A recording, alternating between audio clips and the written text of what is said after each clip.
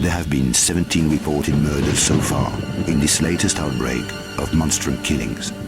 It would appear to be the work of a single, highly psychotic perpetrator. The name of the latest victim was just released. A Professor Werner von Croy. A female, described as Caucasian, brunette and wearing a ponytail, was seen leaving the most recent crime scene. Officers are advised to use extreme caution when apprehending the suspect. At present, nothing appears to link any of the individuals involved. There are no known survivors of these attacks so far.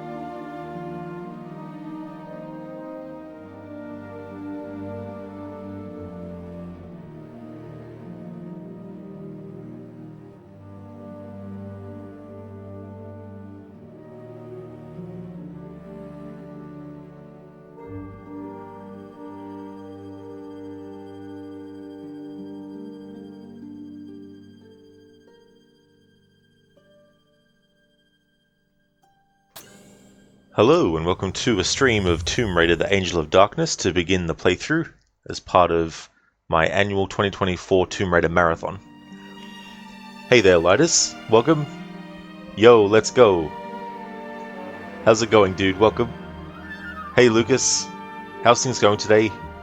First, second, third, fourth and fifth? Hey there Sona, welcome. A wild rod appears out of nowhere, out of thin air. How's things going, Sona? Welcome on in. Yeah, Lucas, it's a reference to Pokemon. When a certain Pokemon appears, I think it just says a wild such and such appears. Hey there, AC. How's things going for you today? It's so funny with this game because there's so many any key on the keyboard will actually skip a cutscene and things like that. So I have to be very careful with when I'm actually going to be muting myself and all that kind of stuff, because I've got shortcut keys to mute and unmute myself, and so I want to make sure that I'm not skipping a cutscene when I'm pressing the button to mute myself as well. So we'll see how that goes, but there's nothing that can be done about it because you can't go into the controls for that stuff, because the controls in this game only cover the actual literal game playing controls. They don't cover the fact that any button on your keyboard will actually activate the skip the cutscene button or press any key button, of course, you know, things like that as well. Hey there, Spicy Chicken, welcome. How's your day going? That rendition of Lara Croft's theme is just so good. As far as I'm aware, at least in terms of the main entries of the series, this is the last game to actually have her classic theme actually playing. They came up with a new one for... Oh no, hang on, Tomb Raider Anniversary. Yeah, Tomb Raider Anniversary would have had the main... Yeah, so Tomb Raider Anniversary, sorry, is the last Tomb Raider game, the main entries that has the original Tomb Raider theme as well. Spicy Chicken, no, it's alright, you can't really sleep. Oh, sorry to hear about that, Spicy Chicken, that you can't get to rest. I really hope that when you can sleep, that you get a good sleep. So you're rewatching one of your favourite anime. Oh, very nice. So what is it? Hey there, Godfather Al, welcome. Game completer, the gamer of Rodness. Nice one there, Godfather Al. How's it going today? So for this playthrough, I'm not doing anything special, not getting all the secrets, and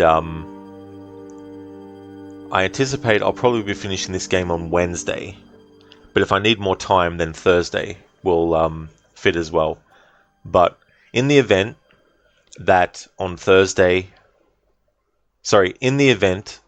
Wednesday I actually finish this game, I won't be jumping into Tomb Raider Anniversary on Thursday, because what I want to do then, if I finish this on Wednesday, I want to use that Thursday as a Watch Dogs day. And then that way I can have 2 Watch Dogs days this week. And then Assassin's Creed 2 on the weekend. And then the following week I can re-shift around what days the Tomb Raider streams will be on. So there might be a little bit of a hiatus between Tomb Raider streams. But we'll just have to wait and see. But we'll take it as a day-by-day thing. So this is the current Monday to Thursday game, but I might end up finishing it on Wednesday, and then I'll go from there. What happens?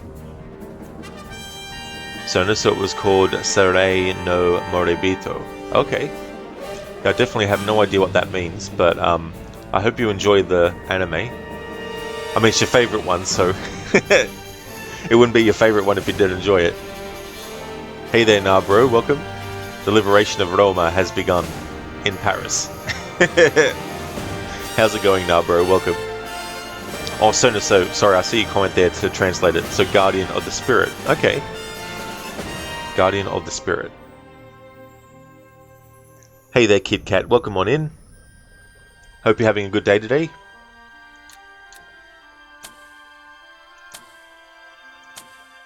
Okay, so I've put music as 95%, speech 100%, and effects 75%, because usually the effects are way higher. Might turn the music down a little bit, just to 90%.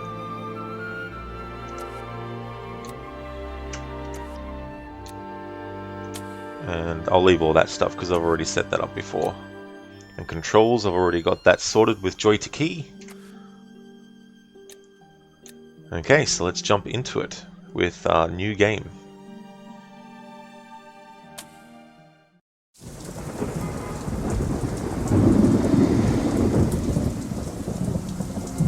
Help me, Lara. I need you to get something for me. Go on.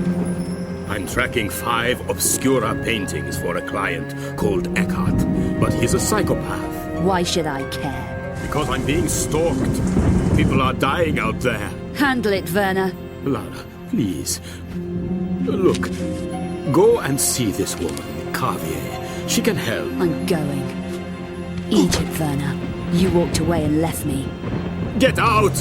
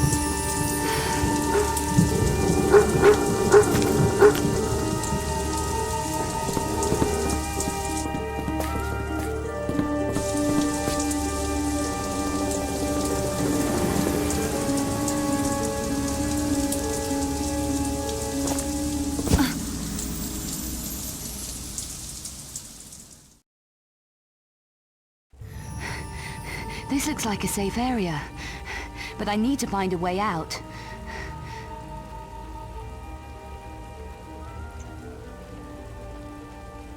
Spicy Chicken, you were able to build a Lego figure of Menasor from Transformers a couple of hours ago. So, how was that as a thing? Was it like a very large scale thing that you had to do?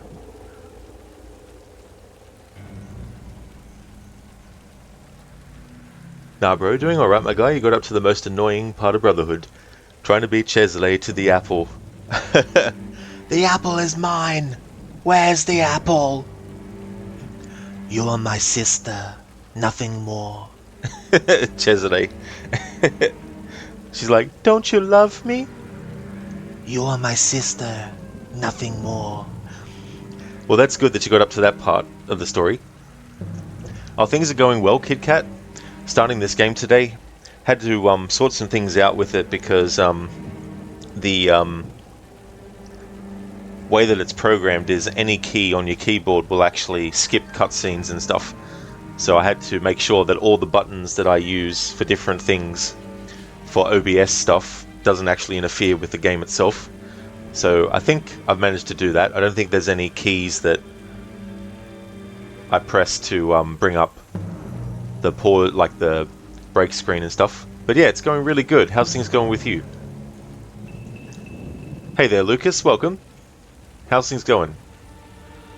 Spicy Chicken, small scale, maybe as big as a Funko Pop box, but still needs work. Oh, that's cool.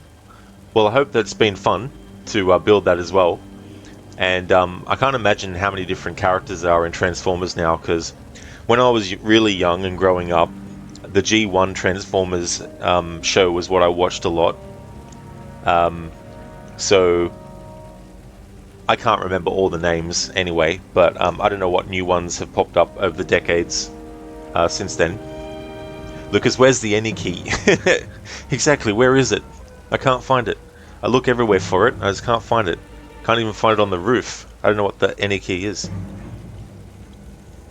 Kit Kat, you're good, thank you. Oh, that's great. That's really good to hear. To move around, use the cursor keys. You can also use the mouse to steer me left or right.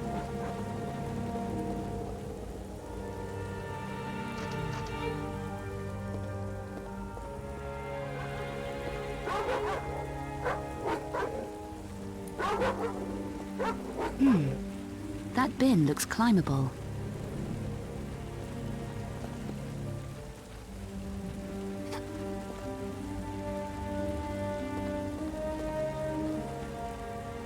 To climb onto the bin, stand next to it and press the up cursor key. To grab the balcony, walk to the edge of the bin and press the jump key. Then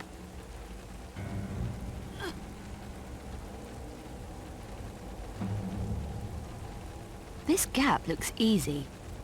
To jump it, walk to the edge. Now press the jump button and the up cursor key at the same time.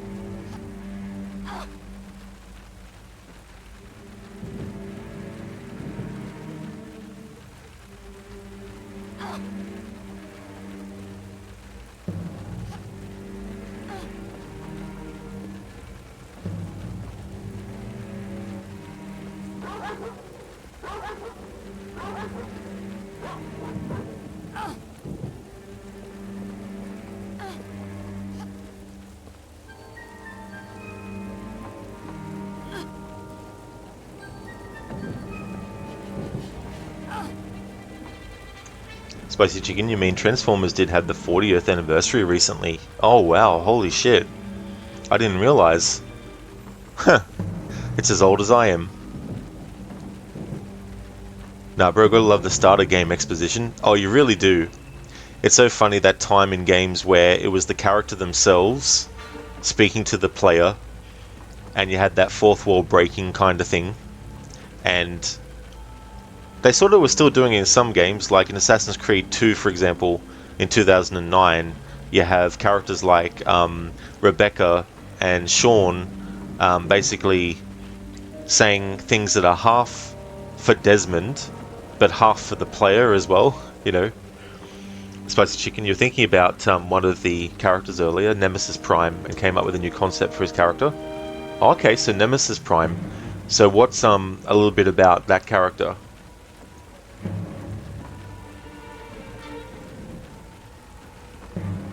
To climb the ladder, stand facing it and press the up cursor key.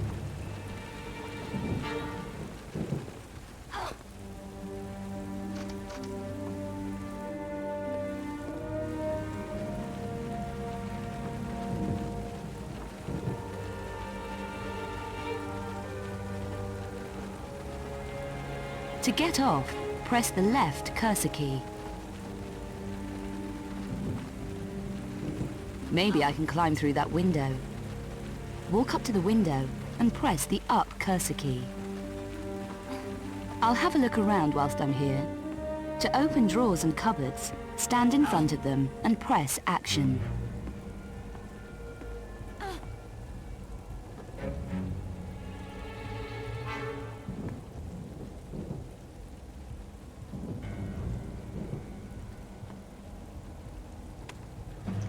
There's a little bit of this kind of gameplay in the previous game to this, Chronicles, as well, which was being worked on at the same time as this game was. Having Lara actually open up things and search inside them to collect items and stuff. This game would introduce the ability to talk to people, and you have dialogue choices. Some can actually end in Lara getting killed if you choose the wrong choices with the dialogue, but other ones you can get kind of different outcomes a little bit as well with different things. Spicy Chicken, Nemesis Prime would be a manifestation of Optimus's repressed dark emotions. He's traditionally like an evil version of Optimus. There hasn't been an exact personality or story on him. It's more of a combined topics over the years. Oh, I see. Yeah, I mean, it's interesting when they do that with characters. You know, they either do that by having the character turn in to something else that represents their negative side, or you have another character that is completely separate but is like a mirror image to them. For example, in Raiders of the Lost Ark, there's a villain named Belloc, and Indiana Jones and him are both archaeologists. They both go to these dangerous locations. But the thing about Belloc is he's willing to fuck anyone over and use any advantage he can to actually get what he wants. Whereas Indy isn't exactly like that, you know. But there's a great scene where Belloc says to Indy, you know, it would only be like I'm paraphrasing, I can't remember every single bit of the dialogue, but he basically says that it would only take a nudge to make you like me. You know, that sort of stuff. And I like villains like that too, in things. But it's also interesting when you have, like, this other version of a character that comes out of some process, like whether it's a cloning or something like that, and they have all the negative stuff that the other character normally represses and suppresses.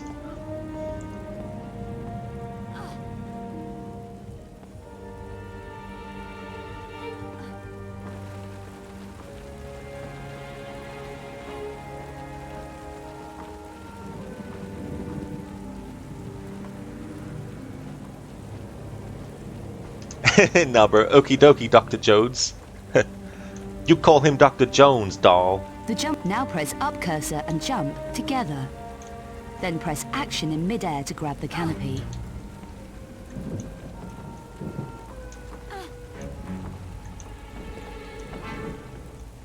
I can hop to the other side. Hold down walk and press jump. To climb the drain pipe, remember that by holding the walk key, I want to climb off the drain pipe at the top. I'm Press sorry, the but up cursor along with the right or left cursor key, depending on the direction. to stop you every want to time go. Lara has dialogue on the tutorial stuff, I'd be here for a lot longer. I obviously Don't won't keep talk. me hanging around. I obviously won't I talk need to reach the over roof before I lose my grip. story stuff. Now I've got my strength back. I can shimmy around that corner.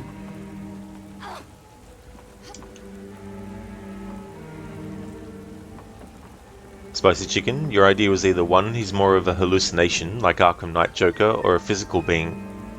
Yeah, I mean, Made it. No time to waste. I need to get to Cartier's apartment. there's so much stuff that you can do that has a really sort of like surreal thing to it as well. Like when it's hallucinations, you can get into more surreal things. Things that don't necessarily make sense. There's some kind of like dream logic to it. Whereas with the physical side of things, it's more like a very real, even though to the person experiencing a hallucination it might seem real, the thing being hallucinated isn't actually there. So objectively, from an outside perspective, what the person's imagining isn't actually there at all. Whereas with a physical thing, it's literally in existence for both the person who is, you know, seeing it, but also the other people who are seeing it too, you know. That was Indiana Jones The Last Crusade, Lucas. Yeah, that was the one where they went on to the Hindenburg, and I don't know if it was the Hindenburg, but it was a similar kind of vehicle, I suppose you would call it, to that. It's such a great scene too, as well. Spicy Chicken, you thought it would be fitting for a story that's about the importance of compassion? Yeah, I mean, absolutely. That's always a good way to delve into topics like that, by having one character who we already know is usually good, or mostly good, but then having a version of them that is, you know, bad or mostly bad, and then showing where the line can be drawn between the middle and, you know, things like even having like compassion for your enemies. It's like with Assassin's Creed 2 and Ezio, where Ezio gets taught by Mario that even though the person you're killing would not give you the same treatment after killing you, you're not them, so don't become like them, so treat them with respect that they would never give you, kind of thing. Spicy Chicken, it's based off the critique that Optimus is way too aggressive in the live action movies. Ah, okay. Yeah, I saw the first 3 of those, and the first one, I was genuinely curious. I wanted to know what it was like. and I thought it was okay, but I think the crude humor was a bit unfitting for that kind of thing, you know what I mean? Like, if it was Duke Nukem, yeah, but not Transformers, you know what I mean?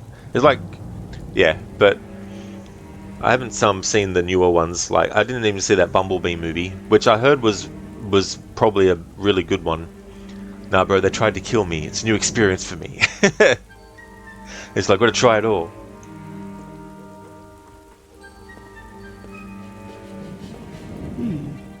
Could be something useful in there. I need a way to prise those doors open.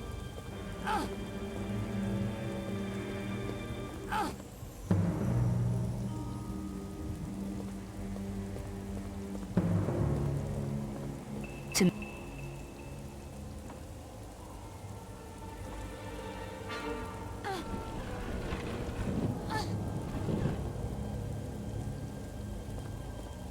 There's a crowbar down there. That'll come in useful.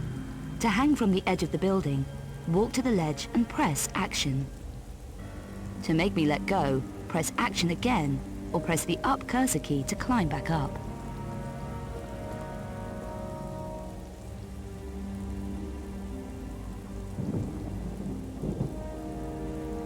I need to shimmy to that walkway, but I don't think I'm strong enough yet.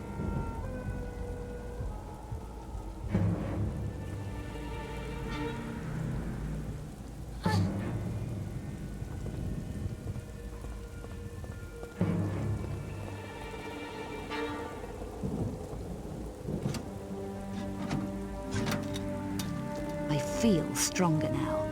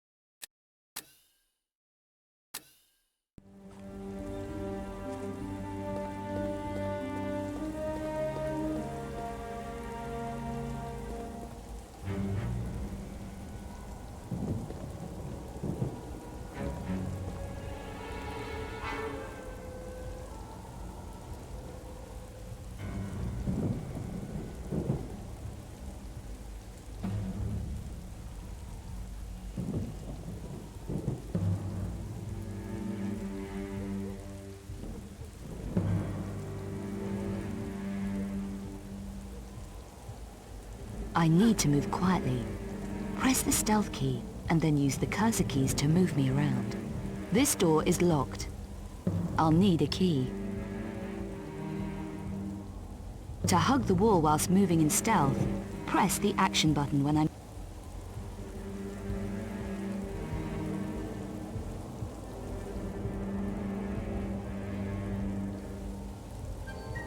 Great!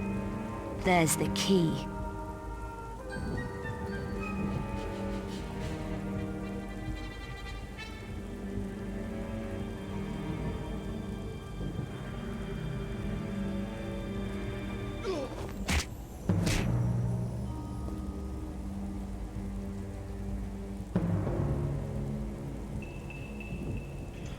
Spicy Chicken, for what starts the story, you're thinking about Optimus losing control and winds up doing something very brutal, and he starts to become scared of himself that he'll do it again.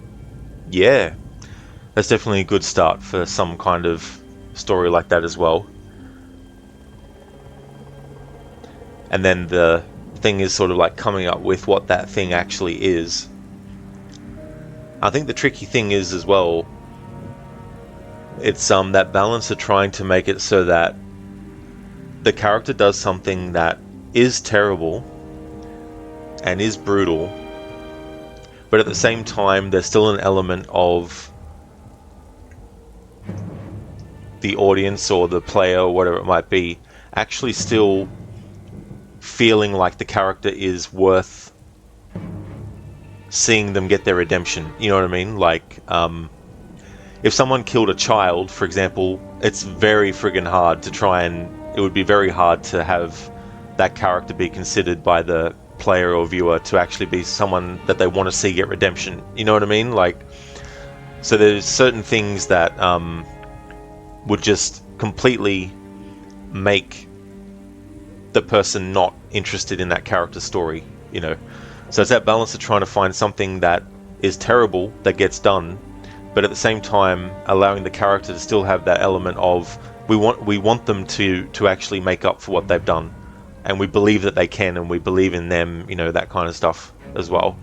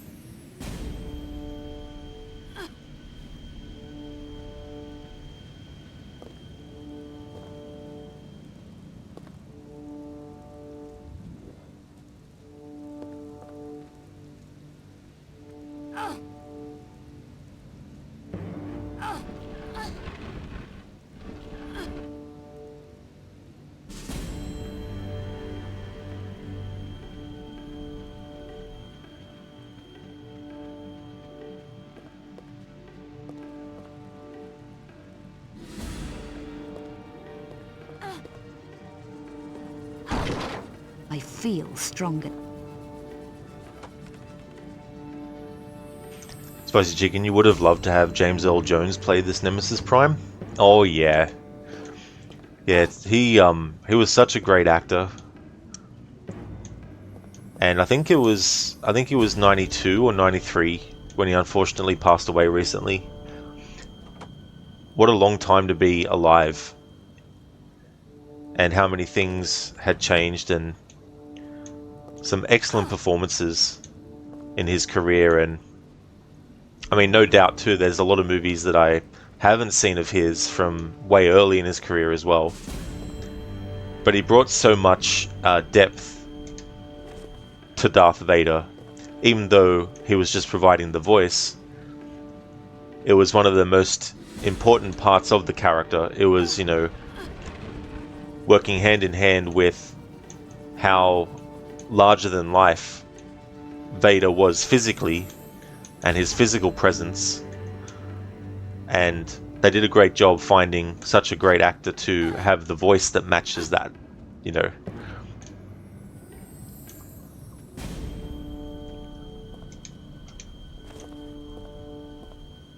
He was also really good as the villain in the first Conan the Barbarian movie, Thulsa Doom. Plus there's heaps of other roles that he was in, of course, and a lot of the Tom Clancy movie adaptations he was in as well. The funny thing is, like, Harrison Ford played Jack Ryan in a couple of those adaptations, Patriot Games and Clear and Present Danger. And of course Han Solo, being the character that he played in Star Wars, doing scenes with the voice actor for Darth Vader, you know.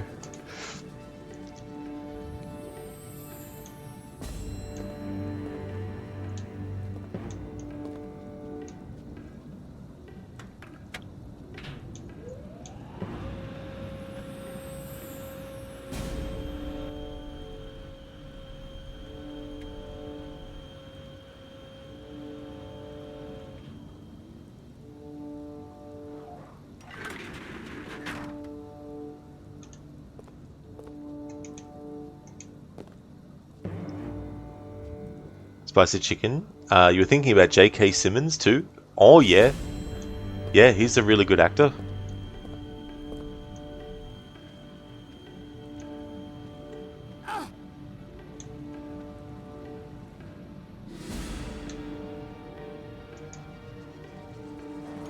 Sona, my kingdom will be saved by a kiss. What's that actually from?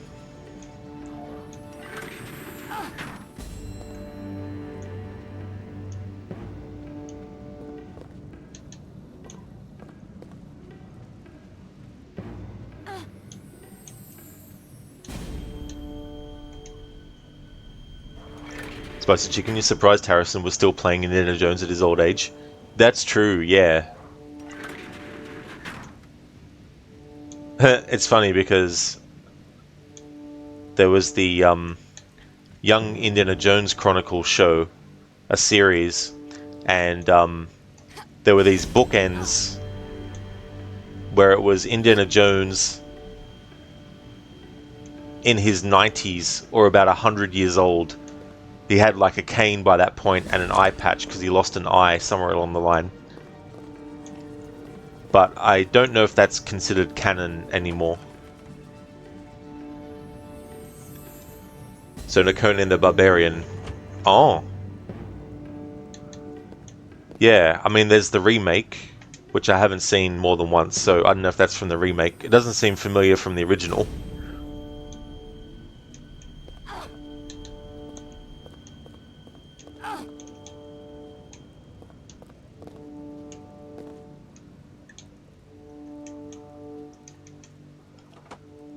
Spicy Chicken, especially in the classic Spider-Man movies, you can tell he's having fun. Oh, absolutely. Yeah, J.K. Simmons. He's a great J. Jonah Jameson.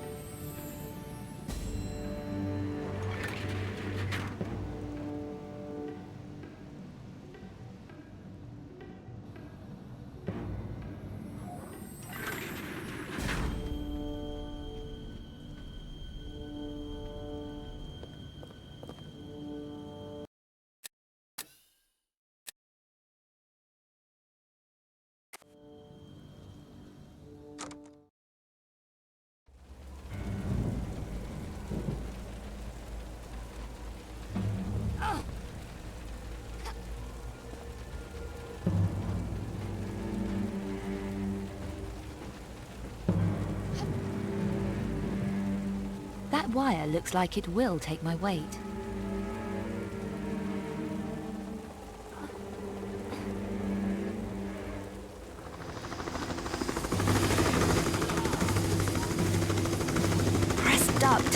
my legs up.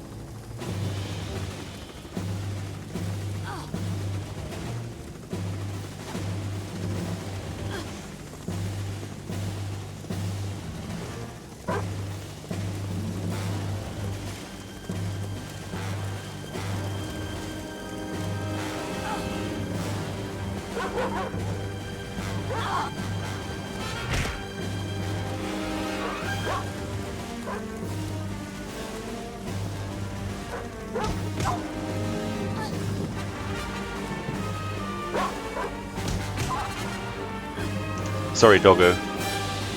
But the dog will live.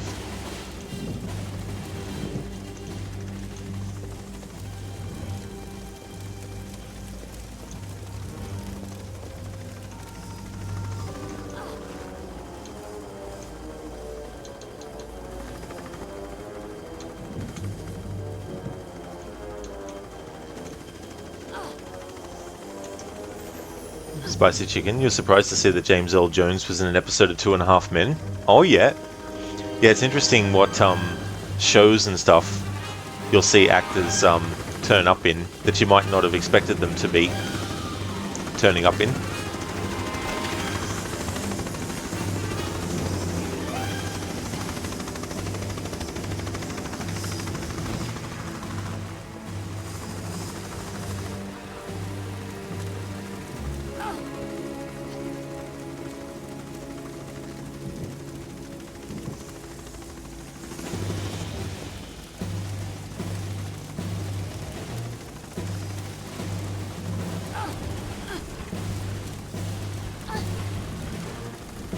My legs feel stronger.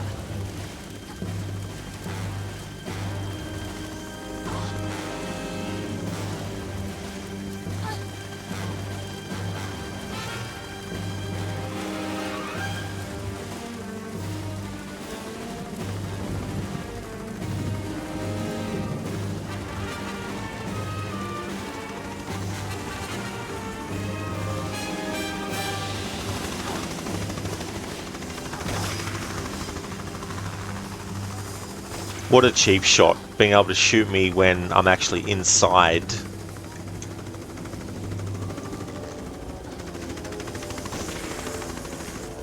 Talk about bullshit.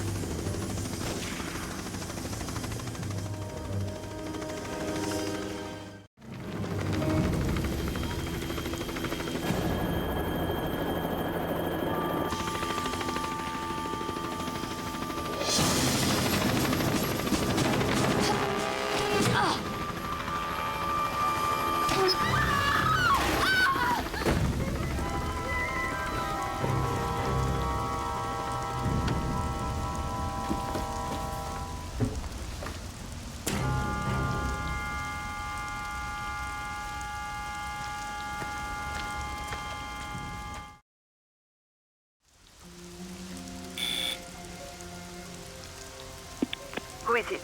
Mademoiselle Carvier, it's Lara Croft. I need your help. Miss Croft, I recognize you from photos and Werner's description. Come in. Thank you. An evil night to be out alone, Miss Croft. Our streets are not safe anymore. Mademoiselle Carvier, I have just come from Werner's apartment. And how is Werner? I'm afraid Werner is dead. Dead? Can I get you anything? How was Werner killed? What happened? It's all a bit vague. I arrived at his apartment today from London. He was babbling with fear. He said he tried to contact you. He did. I never expected that. Not after Egypt. Werner has been fearful for his life. He accepted a commission 5 weeks ago. Since then, he's been acting strangely, jumping at shadows. He even left a package with me for safekeeping. Package? His notebook, addressed to you. Who was the commission from? The client's name was Eckhart. He wanted Werner to research something called the Obscura paintings. Werner approached me at my department at the Louvre. Were you able to help him? A little, I think. Poor Werner was clearly terrified. Werner didn't scare easily. He felt he was being stalked. He could well have been. The monstrum is running around Paris. according to the press. You mentioned Werner's notebook earlier, mademoiselle. His field notebook. He said he wanted you to have it if anything happened to him. If he left his notebook, he was spooked. You still haven't explained what happened. We argued, I can remember that, and gunfire. Gunfire? Werner was shot? Did you kill him? I can't remember. It's all a blur. Miss Croft, I strongly suggest that you talk to the police. Mademoiselle, I was a good friend of Werner's. I didn't kill him. I didn't! If you say so. Do you have the notebook? I do. It's safe for the moment. I really am going to need Werner's notebook. Somebody killed Werner. You say you don't remember clearly what happened. Perhaps the police are right in suspecting you. I never killed Werner! I think you better leave, Miss Croft. The notebook? I'm not sure this is the right thing, but I must respect what Werner wanted. The right choice, mademoiselle. And now you had better go. The police will be here in a minute.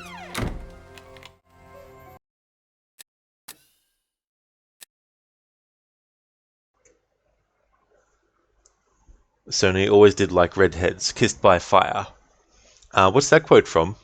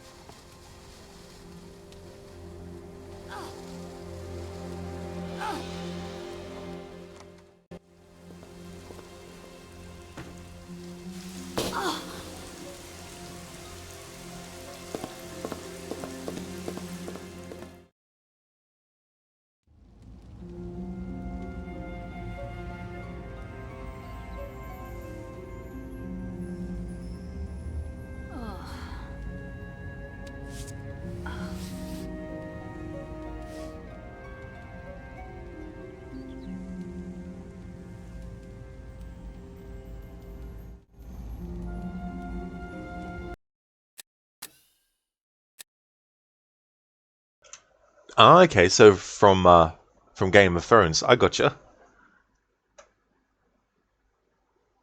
Hey Lizzie, welcome.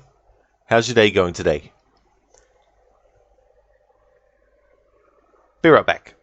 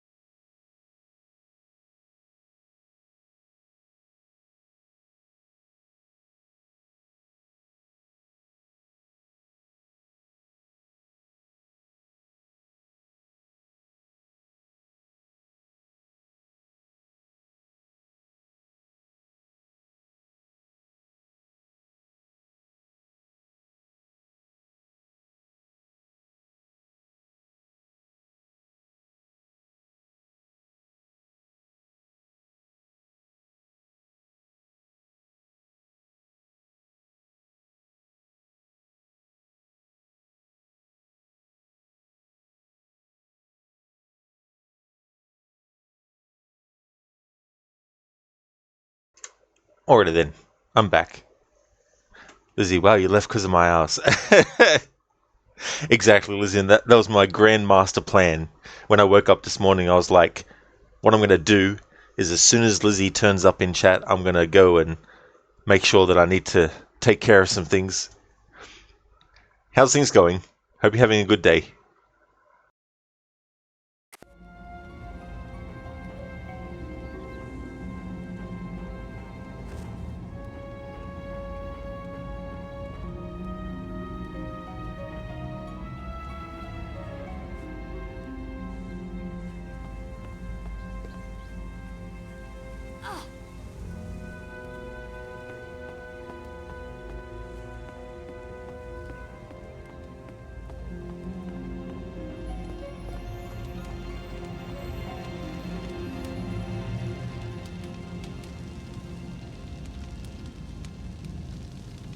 Oh, the dog wants the food. You're gonna give him some, or give her some? Are you just gonna hoard it? No, bro, the betrayal. Soda, you figured it out. Is this your pitch? All Paris is my pitch. Got any spare change? For a coffee? Maybe. I need to find a man. Then look no further, my petite. This is a particular man. Bouchard. Louis Bouchard. Know him? No. Never heard of him. Even for spare change? Go away, I never heard of him. So where could I ask? I could use a coffee. How about you? Try the Café Métro, in the Place d'Arcade. The owner might be able to help you. Knows all kinds of stuff. Sounds like my kind of cafe. What about the spare change, mademoiselle? I didn't say I had any. Welcome to Paris. What about the spare change, mademoiselle? I love how his response is just, welcome to Paris. Hey there, Kesmond. How's things going?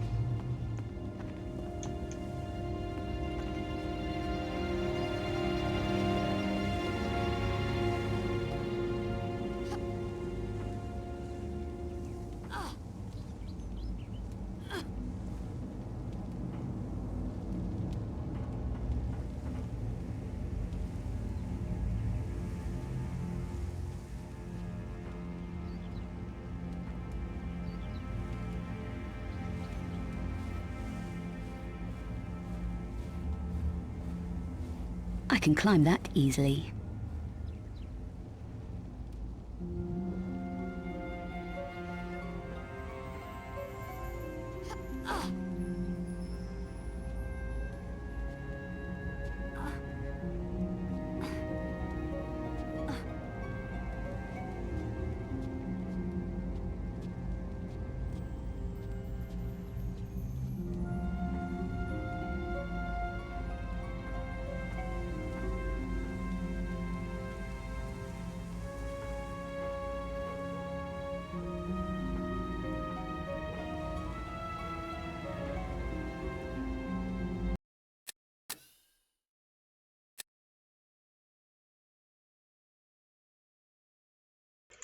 Kesman, you're on the road to recovery from your illness. A couple of days ago, you had excruciating stomach cramps in the last hour of your shift. You had to use a sick day for the first time this year. Oh, damn. I'm sorry to hear about that, Kesmond. That would have been very, very painful, to say the least. Like, having cramps in the stomach. I mean, I've had cramps before, but never in the stomach. I'm glad that you're recovering from it as well. And yeah, you know, if you've got to use a sick day, definitely, you know, especially for something that's very severe as well. Hopefully, you'll be 100% soon. Hey, Lench Mob, how's things today? Welcome. Lizzie, you're doing great, by the way. Still working on Assassin's Creed 2 and still stuck. Oh, well, I'm glad to hear that you're doing great. Shame about what's happening in Assassin's Creed 2. Yeah, that whole assassination on that ship is really, really annoying. The best advice I could probably give is the enemy that's patrolling on the pier, he kind of goes to a spot near the back of the ship. If you can swim your way to the pier and wait for him to get close, and then climb up, and then do a fast walk. You know, if you hold down, I don't know what you're playing it on, but if you hold down, for example, the A button, if it's Xbox, or the X button, if it's PlayStation, you can do a fast walk. That can come in handy as well, because it allows you to get to a target quicker, especially with a shorter distance as well. And you've got those enemies that patrol on the sides of the ship, actually on the deck as well. I tend to sort of like get rid of the enemies that are patrolling on the left side of the deck first. Still being careful though, of course, because the timing has to be right. Otherwise, one of the other enemies will see you. And then what I usually do is, once the enemies that are patrolling on the side of the deck are actually dealt with, I then make my way around to the back of the ship, and there's these two enemies that are... Actually, no, there's an enemy right at the back of the ship, and I usually do a ledge kill on him when it's safe to do so, because you've got the right side of the deck of the ship, you've got people patrolling as well. So I wait until it's safe to assassinate the guy with a ledge kill that's right at the back of the ship. And then there's two guards that are in front of the wheel, and I sort of do a double assassination on them while still keeping an eye on the other enemies that are on the right side of the ship patrolling the deck. And then once that's dealt with, I then do a air assassination on the main target. Now the thing about it is, the main target, as the hidden blade is being put through them, will actually detect you, but the game won't desynchronize you as well. So it's kind of like about making sure that the guy patrolling on the pier is taken care of, and then make sure that the enemies on the left side of the ship on the deck are actually taken care of, and then the one at the back of the ship, and then the two that are in front of the wheel, and then the main target, while still keeping an eye on the enemies that are patrolling on the right side of the deck as well. But it can be very tricky, because so many things can go wrong as well. But yeah, that part of Assassin's Creed 2 is just very, very time consuming, and can easily go the wrong way. Kesman, the diarrhea has stopped, it's just the headaches. Well, that is good that stopped. You know, at the very least, it's good that something like that has stopped, because that kind of thing, you know, can come on suddenly as well, you know, so it's good to know that that has stopped, so you don't have to worry about, oh my god, you know, is it going to happen now, or when I'm in the middle of doing something, you know. So you had a bad cold that turned into gastroenteritis, and you do not wish that on anyone. Ooh. That would have been rough, to say the least, Sona. Lenchmob, currently waiting for 2 games you ordered, like Scott Pilgrim vs. the World. Oh yeah. I think I remember seeing that one. Is that like a side-scrolling beat-em-up? Lizzie, couldn't you just kill him hanging off of the pier? The thing about that, Lizzie, especially, I think it's from all sides of him, he doesn't go close enough to the edge for you to be able to do, at the very least, to do a quiet assassination. Like, you can do the high-profile assassination from the distance that he is away, but if you want to take care of him silently, he doesn't actually go close enough to the edge to be able to do a silent, low-profile kill on him as well. So yeah, you were sick an entire week. Oh, yeah. Things like that definitely seem like they would take a while to get through.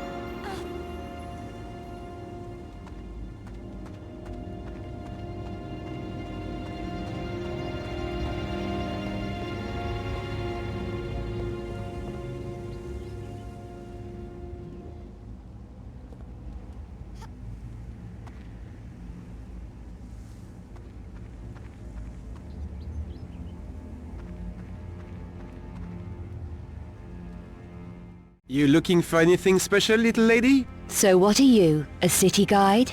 That's right, I'm a city guide, all tastes and interests catered for. Good. I need directions. I'm trying to find a man called Bouchard. Do you know him? That's not a healthy kind of question to be asking. Don't tell me Paris is dangerous. Oh, we got all kinds of rough stuff here in Paris, including our own serial killer. You heard of the Monstrum, huh? You heard of him? The Monstrum is a him? How do you know that? I don't know what it is, but I'd watch my rear on the streets if I didn't know my way around. Which you obviously do. So how do I find this Bouchard? He won't have time for casual callers. Been having staff problems at his club, I hear. Bouchard runs a club? Yeah, Le Serpent Rouge, flashy joint. Why should losing staff be such a big deal? Because these staff are dying on the job, messily, no one knows why or how. You don't think Bouchard's up to handling it? Keep your voice down. Bouchard can handle all he needs to, but this is something different, something creepy. These people didn't die pretty. It's got him really shaken. Is it the Monstrum? Who knows for sure?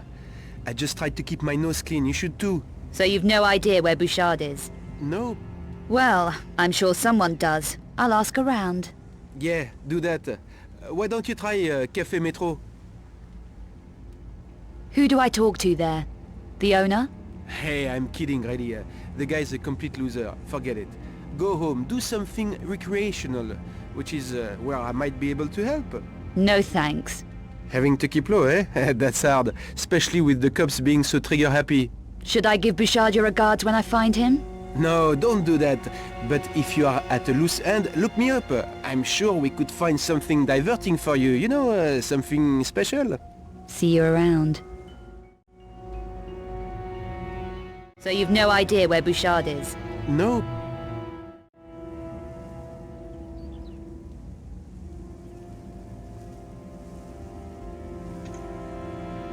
Kesman, this illness knocked out your appetite. Apples help stop the diarrhea and you just had a banana for breakfast.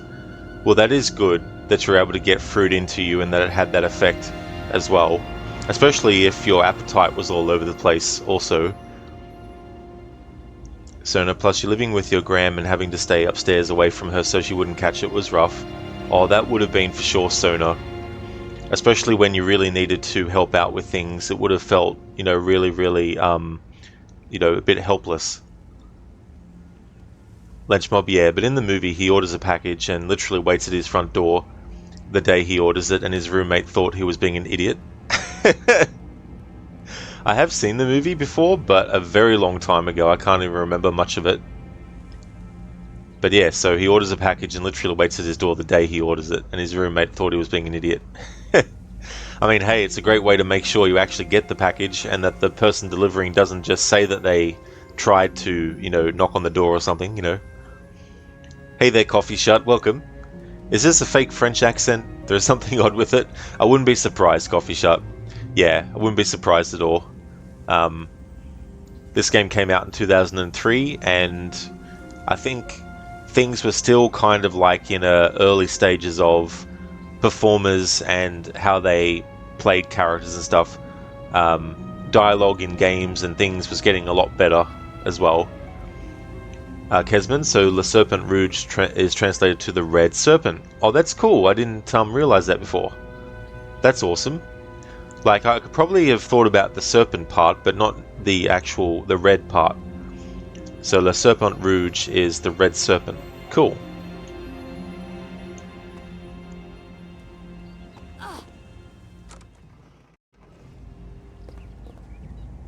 Not a lot of passing trade at this hour.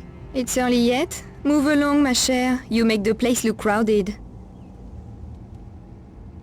Have you worked in this neighborhood for long? What can I do for you, chérie? I'm looking for someone you might know. Name of Bouchard. You won't find him here, ma chère. He did run the club across the road, Le Serpent Rouge, but had to move premises. There was a lot of trouble, I heard. Things needed to lie quiet for a while. Oh? Trouble? Lost some of his best people. Very messy business. Made him nervous. And that's saying something. Do you know where he moved to? No idea. There are people who know, but if your mind wants to lie low, he won't be easy to contact. I'd have guessed as much. Everyone's in hiding. Not everyone, chérie. What do you want him for? I'm trying to track down a friend's movements. Lost, is he? Dead. But he made contact with Bouchard before he checked out. Tell you what, there's 2 guys who used to work at Le Serpent Rouge. So Bouchard didn't lose everybody? No. These 2 left before the troubles closed the place down. One's a miserable old devil called Bernard who was the janitor there. He hangs about in the park sometimes. And the other one? The other one, Pierre, worked as a barman. Makes bad deals that backfire on him. He runs the cafe at the Place d'Arcade now. Café Métro. You never know. Might be worth a shot. Better than anything I have so far. Thanks. I didn't catch your name. Janice. Everyone knows me around here. Look, be careful, chérie. Bouchard's a mean operator, and he's been targeted hard recently. Does anyone know who's causing Bouchard all this grief, or why? No, or they're not saying. The monstrum has got everyone too scared to talk. I'd have thought Bouchard would be geared up for trouble. He can handle it all right. No one better. But the way his people has been dying, so ugly. And that poor woman. What woman? Someone called Carvier. She worked at the Louvre, it says on the radio. I don't want to talk about it. Carvier? No, you watch out, my chère. There is a lot of sickos loose on the streets. Yeah. That's okay. Some of us like it that way. It's early yet? Move along, ma chère. You make the place look crowded. The place looked crowded.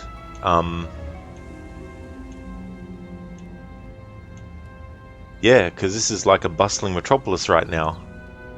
Look at all the people that are hanging around. That Lara being here with this one other person makes it look like the place is crowded.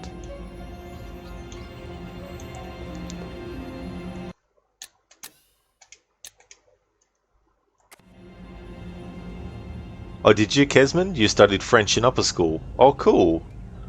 It seems like a complex language, although maybe that's from someone who hasn't learnt the language but only tries to speak it when reading certain words. Because when I play Assassin's Creed Unity, there's certain times where I'll read text and it's in French. I don't know if I'm pronouncing it right or not. I find it pretty difficult. Sona, in 2003, you were either a sophomore or junior, depending on the date. Oh yes, Sona. Yeah, I don't know when. I want to say this game was released in June of 2003, but I could be wrong though. But it was released either before, straight after, or during the release of the second Tomb Raider movie, called Tomb Raider: The Cradle of Life. Well, I mean, the full title is Lara Croft Tomb Raider: The Cradle of Life. But they released this game around the time of that movie coming out. Lenchmob, your favourite part of the movie is when the girl he was avoiding shows up at his apartment and his roommate answers the door. He jumps out the window in front of them and the roommate says, "I think he just left." You gotta love that kind of comedy and that humour. I know that the director of that movie was Edgar Wright, and I haven't seen all of his stuff, but I really like Shaun of the Dead and Hot Fuzz. I thought that they were really good movies, and I'd like to see more of his stuff as well. Because I do think that he's got a really good visual style, and the way that his movies are edited with the sort of like quick cuts and the quick zoom in close-ups and, you know, all that kind of stuff, it just is such a great style. He does it really well. Hey there, Babs. Welcome. Long pants on Lara. What is the world coming to? I know, right, Babs? It's like, what? Lara wearing long pants? Huh? Good evening to you, Babs. Welcome on in. How's your day going today? She will actually wear the shorts later on. But yeah, they have her wearing the jeans and the jean jacket at the moment. Lara's on the run. She's been framed for a murder of Werner von Croy, who was a mentor of hers.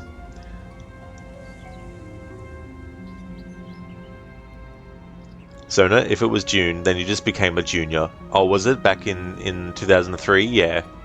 Yeah, it's crazy to think too how much time passes. Like, I celebrated this game's 20th anniversary last year doing a playthrough where I covered all the different outcomes for dialogue in conversations and stuff like that. Kit Kat, yeah. It's like, Lara wearing shorts? When? I mean, Lara not wearing shorts? When? Babs, pretty good so far, apart from your tiny baby who has turned into a toddler overnight. Oh no. It would happen very quick. Wouldn't take long. Starting to, like, open cupboards and open doors and take things off shelves that are very low and, you know, all that fun stuff. Kesman, you feel old now. You just turned 36 11 days ago. Oh, did you? Well, if it's any consolation, I'm 40 and I'll be turning 41 this year, so, you know, you've still got a way yet before you're old.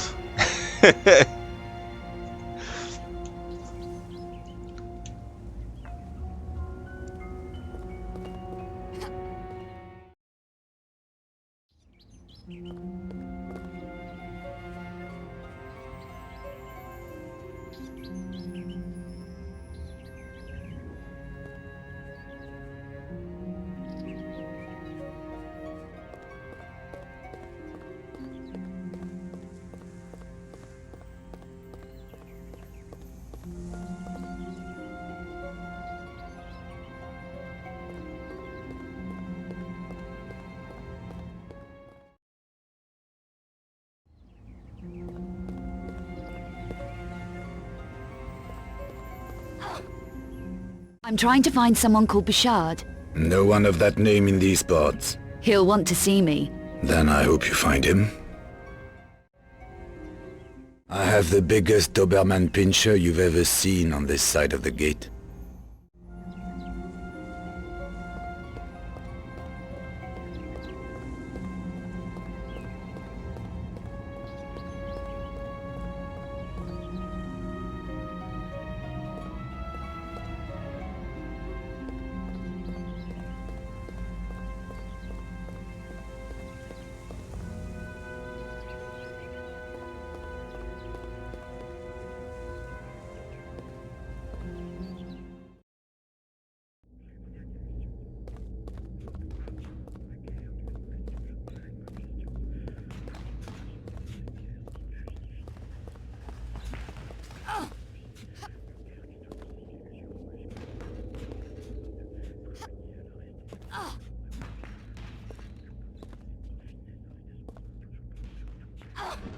My legs feel stronger.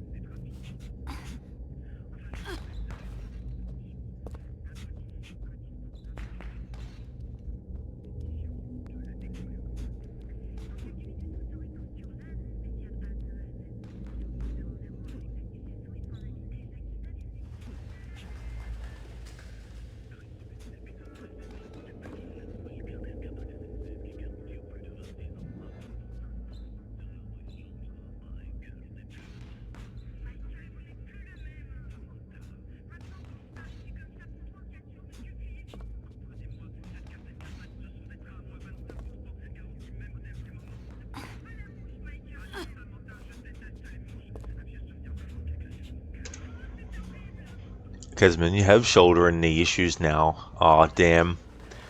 That'd be frustrating too on a level of not just the pain, obviously, that it would cause, but wanting to get things done and try and do certain things and not being able to do them without that pain or not even able to do them at all, you know. Babs, you turned 35 in August. We're all old here, apart from Ave. Ave is immortal. We're all old here, exactly. So no, very unhappy birthday to you. Very unbirthday. Kit-Kat, you're 32. Oh yeah. Yeah, well, you've definitely got quite a few years until you hit the 40 mark. That's true, Babs. Yeah, Lara has an inner monologue in this game, yep. Some of it too is talking to the player in terms of like, if you want me to jump, press this button. Press the action button. Babs, thanks for redeeming the Rest in Peace Lara. Thank you very much.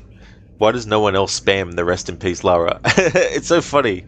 You know, it'll go in sort of like groupings. Like, sometimes it'll get redeemed quite a bit, but sometimes not. Thanks for redeeming that, Babs. I'll think of somewhere where I can do a dive. I should be able to do it here. Let's see if we can do like a dive into the boxing ring.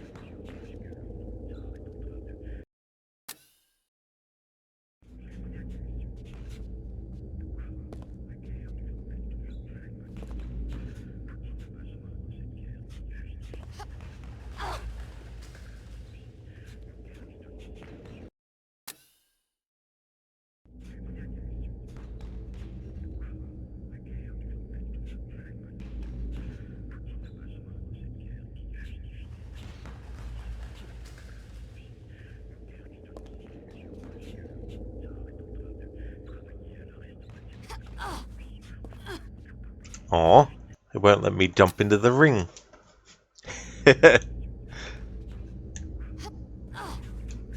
Yeah, put an invisible wall there. Oh, that's no fun.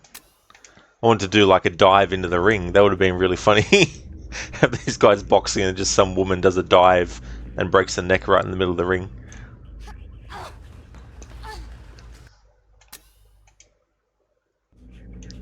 Alright, so let's just do it from this height if I can.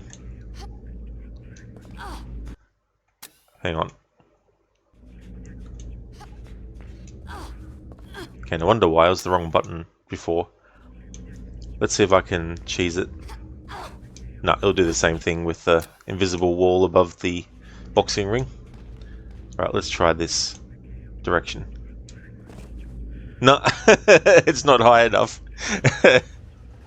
It's not high enough for Lara to die from the height. Interesting.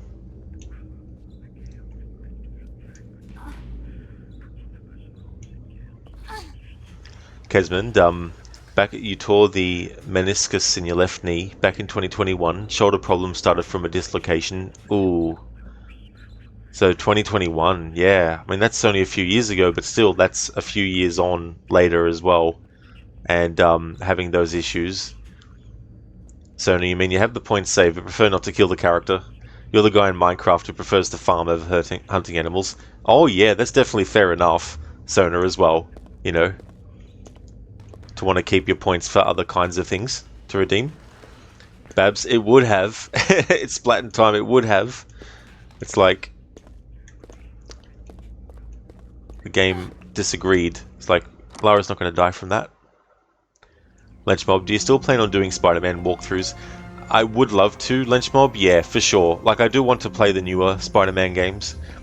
I want to do like a marathon of some old school Spider-Man games as well.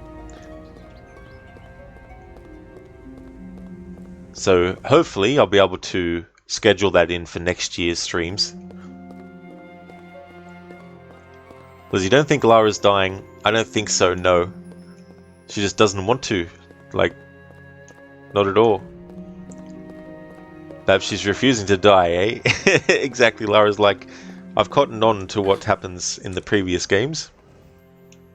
Making me do a dive and then die from the fall.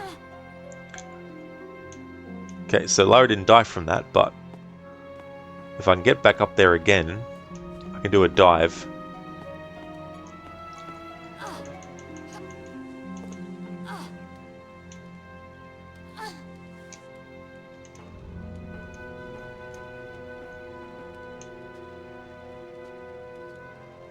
Kesman, 3 years ago today, had knee arthroscopy on the torn meniscus. Yes, so 3 years ago. So, do you have to do any sort of like follow-up, you know, checkups and stuff after so long? Liz, is she stubborn like that? This is so true. Alright, let's have Lara do a dive.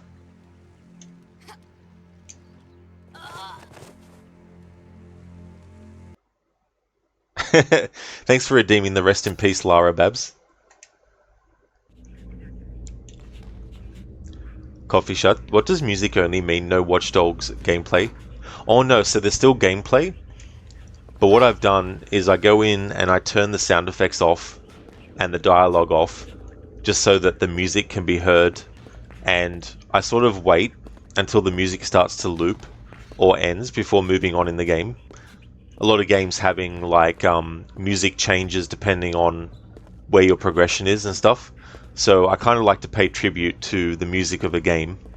The unfortunate thing is though, there's some cutscenes that in that game, even if you have the dialogue and sound effects turned off and just the music on, the music won't play in certain cutscenes, which is very weird. You would think that with only music on with the volume that all music in every instance would only play. But there's still a lot of gameplay stuff and a lot of moments where there still will be the music and stuff. So there will be another playthrough of Watch Dogs though before the year is out. I wanted to do the music only one first because it's kind of a bit of a niche kind of approach to the game. And then in my annual playthrough, I'll be able to do a more normal playthrough. But because I haven't played it on the hardest mode before, I'm going to do it on the hardest mode for my annual playthrough, because I'll do Watch Dogs 2 and Watch Dogs Legion as well. But at the moment, it's just that music only one for Watch Dogs. Babs, Lara's like, I'm onto you. Babs shows up and I die. It has to be connected somehow. Because when they wanted you to walk on it immediately after the procedure, you were on crutches for 2 weeks. Oh, I guess maybe something with wanting to make sure that something didn't sort of like solidify, I guess, and make things worse and stuff.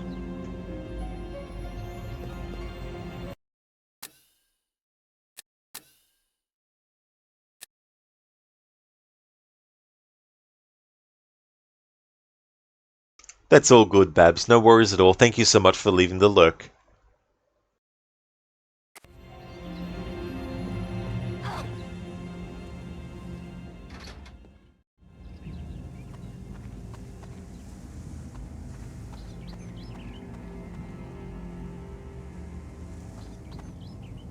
Excuse me? You're not from round here? No. Then leave me alone. I'm busy. Leave me alone. I'm busy. I love how he says that. Oh yeah, Babs, there's no trouble at all either for doing the rest in peace Lara. Always makes you laugh. Nice, that's good. Yeah, sometimes it can be funny, you know, the circumstances of Lara getting killed and stuff in certain moments.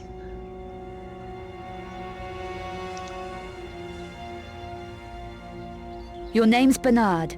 Janice said I might find you here. She shouldn't be giving my name out like that. What do you want? I'm busy. Hey! Take it easy. Janice. Janice? What did she speak to you for? Why did she tell you about me? I'm trying to find someone. Can't help you. Never heard of them. Whoever it is. That's odd. Janice said you worked for him. You mean Bouchard? He may know what happened to a friend of mine. Forget it. Bouchard doesn't like time wasters. Neither do I. So where is he? Undercover. But 160 euro might jog my memory. Here. Now how do I find Bouchard? It's not going to be easy, you know? Let me be the judge of that. Bouchard has had big trouble lately. And he owes me. Big time. Perhaps I can help you. What does Bouchard owe you? A box. My box. And I want it back. It was hidden at his old club, Le Serpent Rouge. But things got nasty. I had to leave it behind. What if I were to retrieve it for you from this club? I know a password that gets you past Bouchard's door guard at his new hideout. Okay. So do we have a deal? Your box for the password? Deal. This will get you into the garage next to Le Serpent Rouge. From there, a passage leads you into the main building. What am I looking for? A small box, hidden in a broken lighting rig. Good. Now we're beginning to feel like old buddies, aren't we? Where will you be in an hour? In an hour? Here. But after that, who knows? Make sure you are. I don't like wasting my time, remember? What am I looking for? A small box, hidden in a broken lighting rig.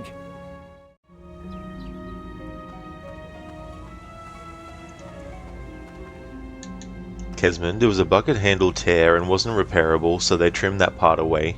It has now sped up the risk of osteoarthritis developing in the knee. Ooh.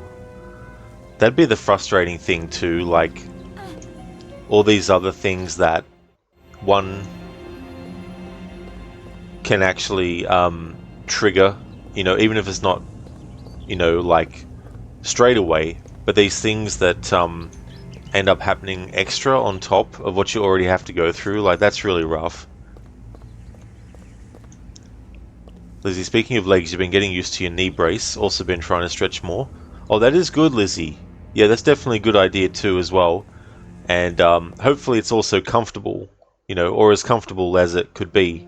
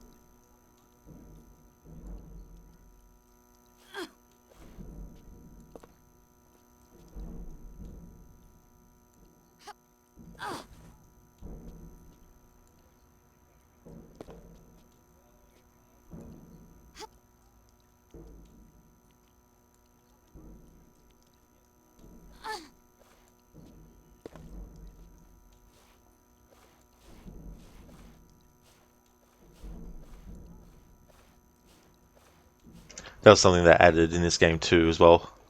Letting Lara actually go prone on the ground like that. Lizzie, your friend thinks it's your weight, but you don't think so.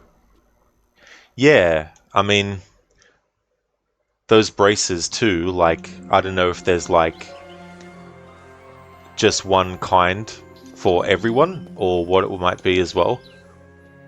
Kesman, when they trim the torn part of meniscus away, it leaves more bone exposed, which causes friction and the said osteoarthritis. Ah, so yeah, it's leaving that open for that, and over time, as that friction keeps on happening, that ends up being what really messes with you.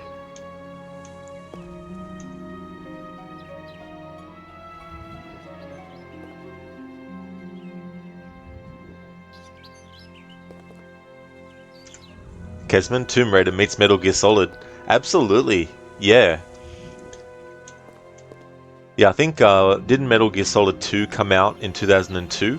Was it? I want to say 2002, I might be wrong though. Might have been 2001. Because you had Metal Gear Solid 1, which was 1998, and in the Tomb Raider series, they were up to the third game by that point. It wasn't until Chronicles, the fifth game, that they added some kind of stealth stuff. So that was 2000. So I wouldn't be surprised if that was what made them want to start putting stealth in, being inspired by Metal Gear Solid 1, and then Metal Gear Solid 2, and then this game, you know, going more stealth and added and stuff. It's funny because you've got, I think there's some moments where you can sneak up on an enemy in Tomb Raider Legend, for example, but true actual sneaking around stealth didn't come back until the 2013 game. But even then, it's not 100% stealth either. Kesman, you got your first fat PS2 in 2004. Oh, did you? Back then? Oh, cool. Yeah, I used to have that kind of PS2. Lynchmob, thank you for redeeming the Arnie movie scene impression.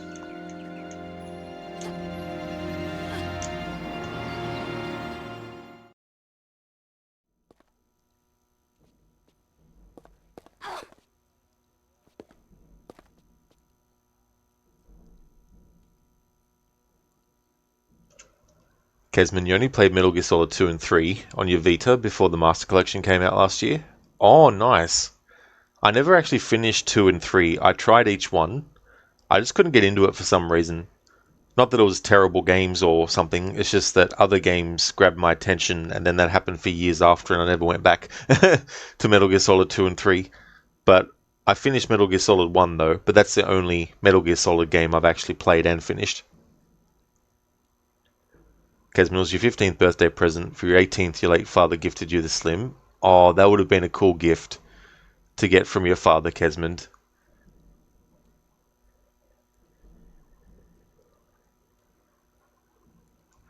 Lunchmob, got to get your daily dose of Get to the Chopper. I don't blame you one bit at all.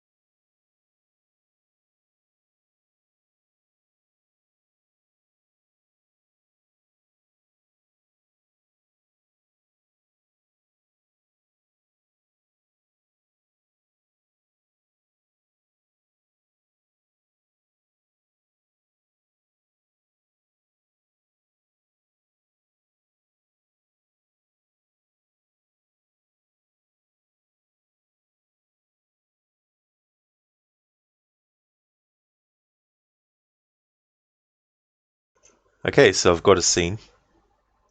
Howdy, stranger. This is Hauser. If things have gone wrong, I'm talking to myself, and you don't have a wet towel around your head. Now, whatever your name is, get ready for the big surprise. You are not you. You're me. No shit. All my life, I worked for Mars Intelligence. I did Cohagen's dirty work. But then I met someone, a woman. She taught me a few things, like I was playing for the wrong team. All I can do now is make up for it. You see, there's enough shit in here to fuck Cohagen good. But if you're hearing this, it means he got to me first. Now, here comes the hard part, old buddy. Now, it is all up to you. Great. Now, let's start by getting that bug out of your head. Take this out of the case and stick it up your nose. Don't worry, it's self-guiding. Just shove real hard. When you hear a crunch, you're there. Now, pull it out. Be careful, that's my head too. This is the plan. Get your ass to Mars and go to the Hilton Hotel and flash the fake Brubaker ID at the front desk. That's all there is to it. Just do as I tell you. You can nail that son of a bitch that fucked you and me. I'm counting on you, old buddy. Don't let me down. Thanks for redeeming that, Lynch Mob. That's from Total Recall, and the scene is a version of Arnold's character recording a message for himself later, after everything's gone to shit, telling his own self what he needs to do to get rid of the tracking bug that's actually inside his head. So that's why it was just Arnie saying stuff. There was no other characters speaking, because it's literally he's talking to himself. Thank you for redeeming that, Lynch Bob. Kesman, 2 is good for the dog tags and the guards saying mo. What does he say? Mo or mo? I don't think I ever got that far, actually. I think I might have got past the, I don't know if you would call it a prologue, but I did the whole part with Solid Snake, and I think after that point I just didn't do any more.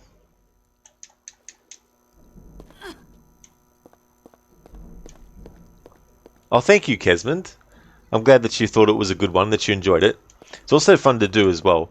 Some words are harder than others to actually pull off with it, and sometimes it's difficult to pronounce certain words the way that he says certain things at the tail end as well.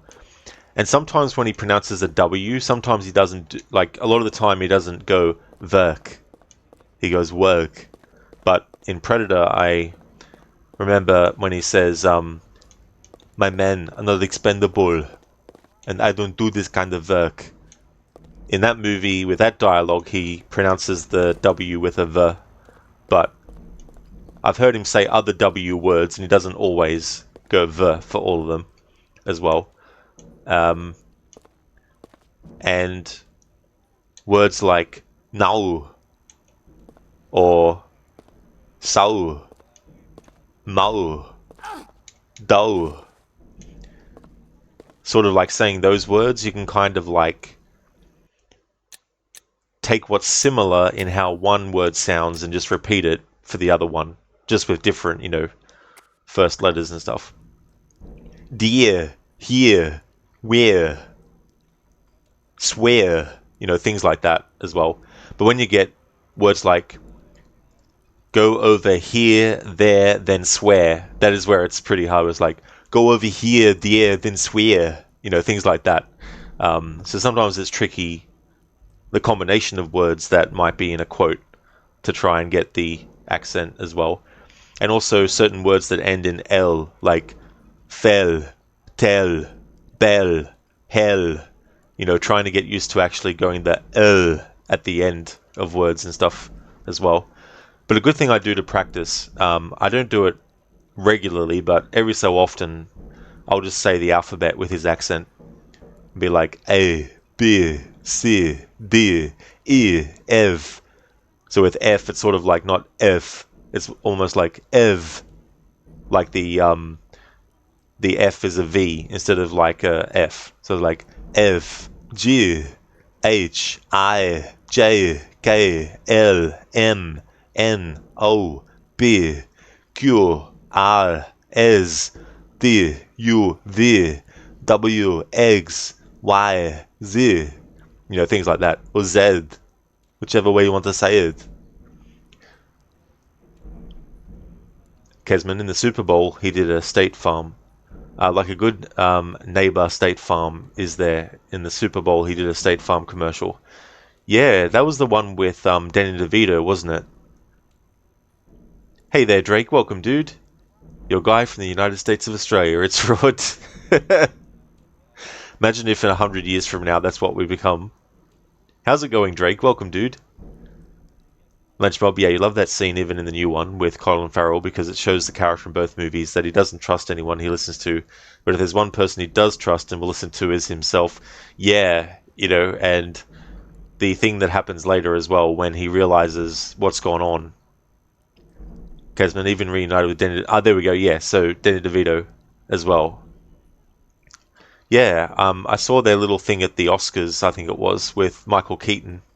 Both of them being Batman villains, even though Arnie was in a Batman movie where George Clooney was the actor playing Batman. But that whole little bit was quite funny. Drake, holy shit, 3 days left. The anticipation is killing you. And you also have the download, the game. God damn it. That's true, Drake. Yep, 3 days left before that game comes out. Coffee, if you say you're a native Austrian, you'd believe. Oh, thank you. Yeah. I mean, no doubt, and I've never thought myself being like an expert at doing his accent. But I'm sure there's a lot of stuff that I could do to improve, to make it a lot different as well. But there's also like the humorous version of Arnie's accent that people do, where it's sort of like, I went down to the store, you know, that kind of thing. Which when I'm actually quoting him, you know, trying to do like if someone said just speak normally, but with an Arnie accent, I wouldn't be going like, hello, my name is Rod. I'd just be like, hello there, my name's Rod. I'm streaming Tomb Raider, the Angel of Darkness today. How's everyone doing? It's a good day today. Maybe it's nighttime where you are now. Maybe it's not. But I hope everyone's having a good time, whatever it is you're doing. You know, like if I was talking just normally with his accent, that's how I would go. I wouldn't be like, hello, what are you doing? You know what I mean? Like, it's okay doing that for, like, comedic purposes if you're trying to be funny with the accent, but yeah. Lizzie, what game? Oh, Dead Rising. The remake. They don't call it that, but it's essentially a remake of the first Dead Rising. Hello, Biko. Welcome. That's true, yeah. Angel of Darkness?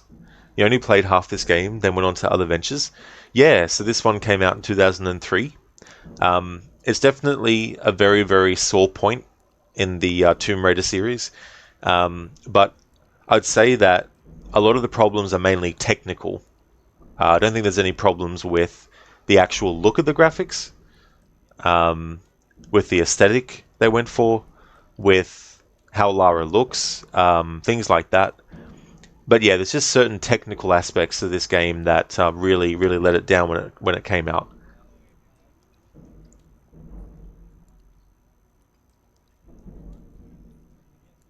Hello, ladies. Look at your man. Now back to me. Now back at your man. Now back to me. Sadly, he isn't me. But if he stopped using lady-scented body wash and switched to Old Spice, he could smell like he's me. Thanks for redeeming that as a Bane impression, Drake. Best impersonation of all time. Bane from Dark Knight Rises. Thanks for redeeming that.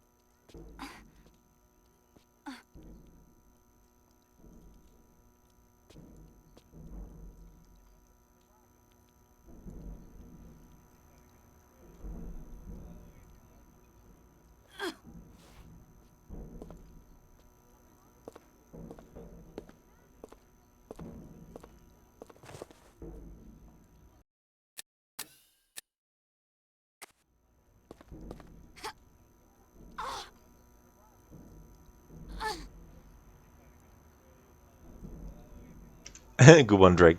The message is sponsored by Old Spice. Lizzie, imagine smelling like Bane. And coming out with your own, like, line of, body products as well. At, back-breaking prices. Casman Arnold's grunts are hilarious. They definitely are, you know. Watching movies where his character is getting hit or in pain or something like that, it's just funny.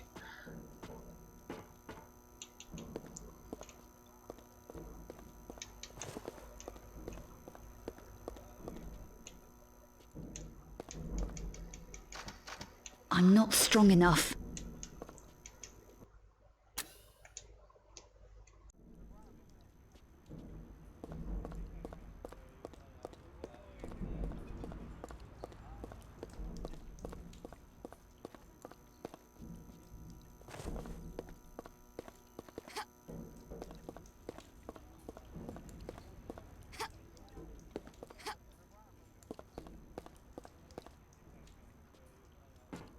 Yeah, Lizzie. Oh my god, backbreaking. Bane who broke the bat's back.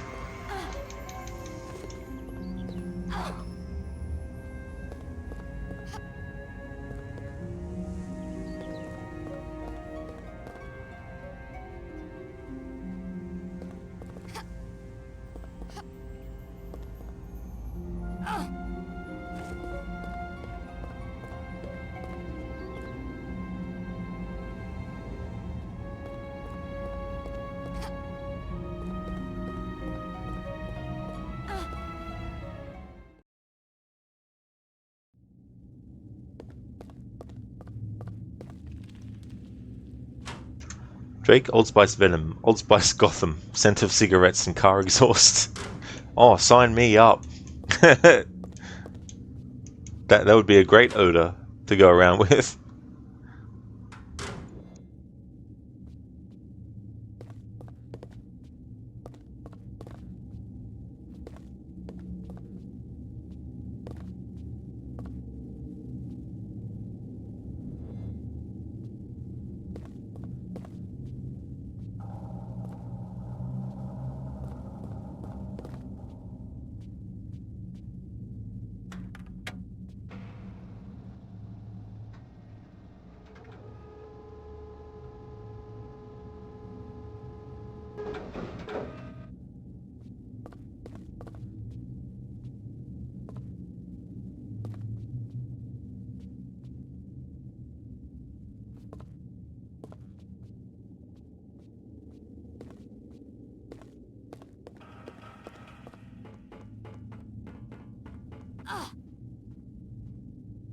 I'm not strong enough.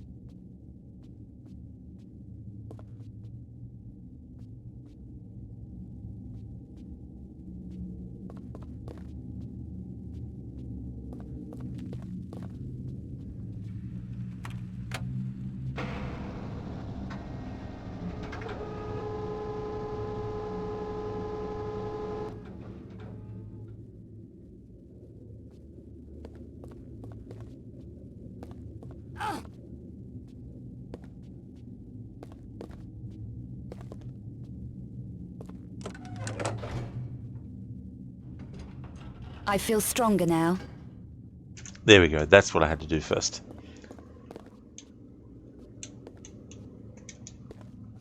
Hey there, Senny. Welcome, dude. This place looks like Alan Wake is about to visit 3 times in a row. Well, not necessarily in a row, but 3 separate occasions. How's things going, dude? Welcome on in.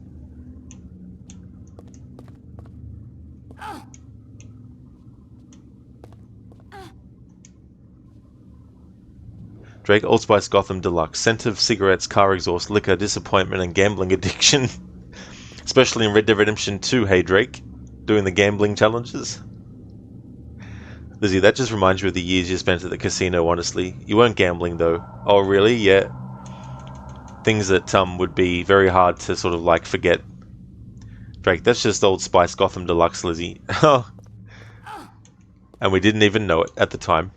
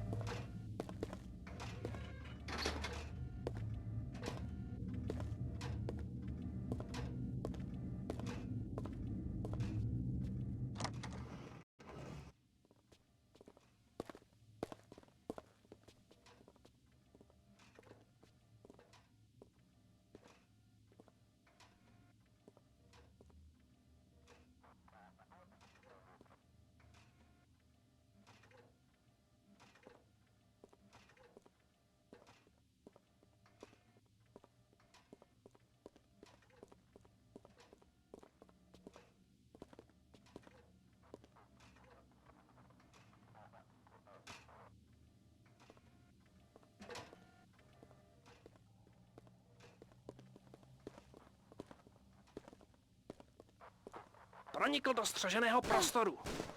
Unfortunately, he has to be stopped still. You can't do a takedown when the enemy's moving.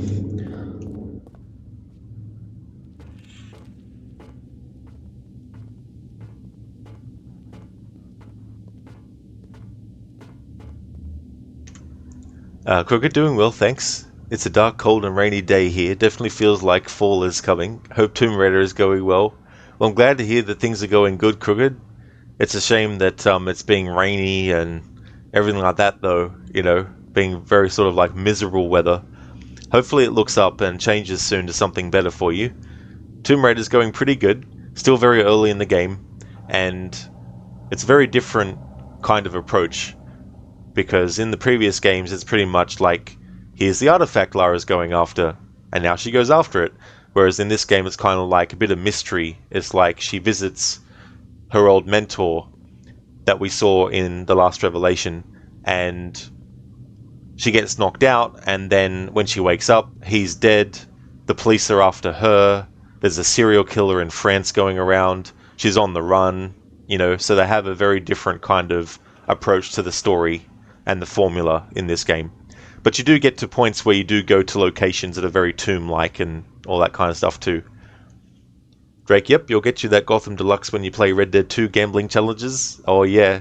And then the best thing is, Drake, if you lose in those gambling challenges and you've made a save before you started the game, just throw a stick of dynamite under their table as a thank you for playing.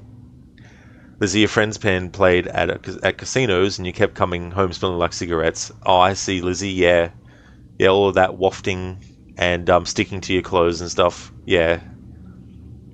Drake, Gotham Premium has the same smell of Deluxe with a hint of freshly printed cash and cheap perfume. Nice. Hey there, Percenter, welcome. Hope it's going well. Kesman, those guards have real funny voices. They do. They really do. Some of the voice acting is quite funny. Percenter, it's amazing when you see how Tomb Raider graphics have improved over the years. By now, Lara's actually starting to move and look like a real person. That's true, yeah. That was the thing about this game. Like, it's a shame that they didn't get more time to actually iron out all the technical side of things, because visually, like, there's a lot of really good things that they did with this game. Some things that they were trying to advance with the controls and all that kind of stuff. But yeah, it's just unfortunate that they didn't get enough extra time to work on ironing out all the technical things, like certain gameplay mechanic kind of stuff and all that kind of thing, you know. So it's unfortunate. But, you know, there's been a fan remake in development for years now and stuff, doing different things, and they've got demos. If you go to YouTube, you'll be able to find them and stuff. So it's cool that the game hasn't been abandoned by fans and stuff. But officially, though, there's been no announcement for a remake of this. There might be a remaster of this down the line by the same people, Aspyr, who have been doing the other remasters, but I don't know how things will go with this. Hey there, cool man. It's going really good, thank you. Things are going well. How about yourself?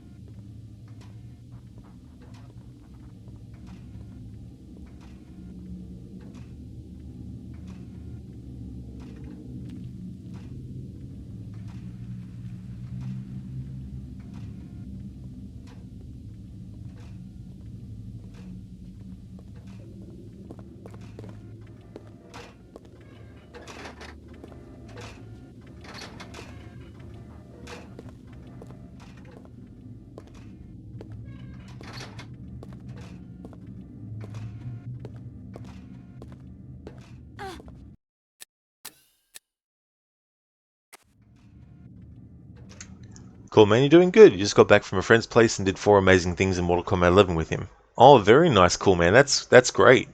Glad to hear that you're doing good. Sounds like you had a great time as well with that game. I've seen bits of it, but I haven't actually played that one yet myself.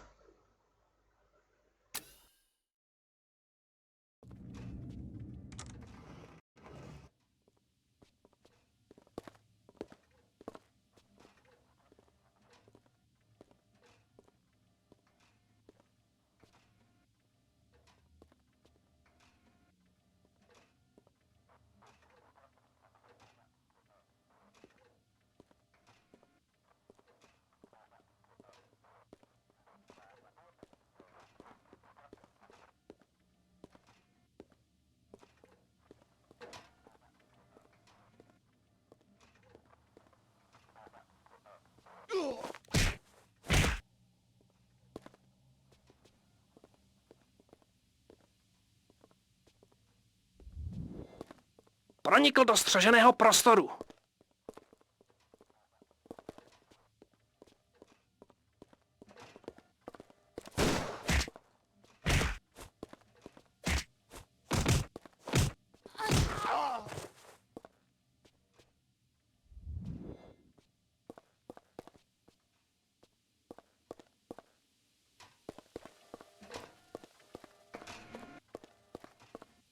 This door is locked. I'll need a key.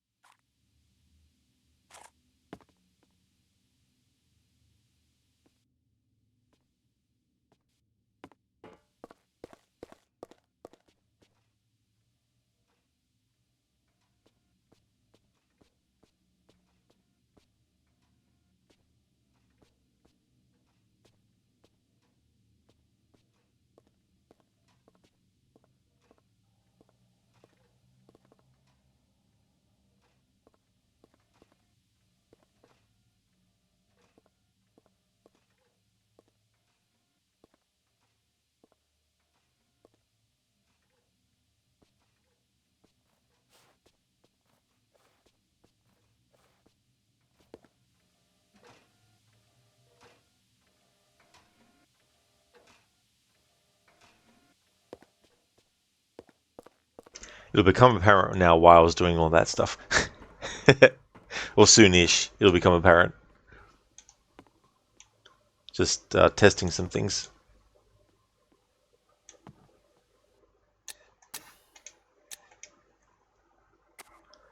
Cool, man. Yeah, you successfully did 2 different brutalities on him. A stage fatality in the Deadpool, got a Scorpion friendship, and was able to do a full crushing blow with Scorpion on him. Also, you like how the enemies disappear after their death, like it's GTA 3. Oh, that sounds really cool, doing those brutalities and a stage fatality and the friendship and stuff. Oh, man.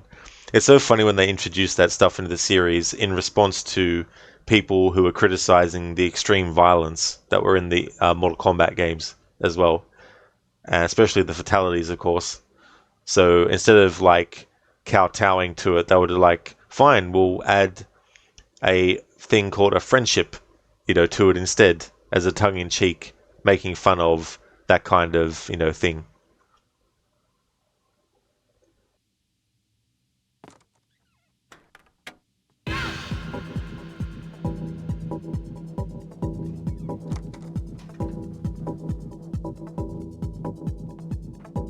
Pronikl do střeženého prostoru.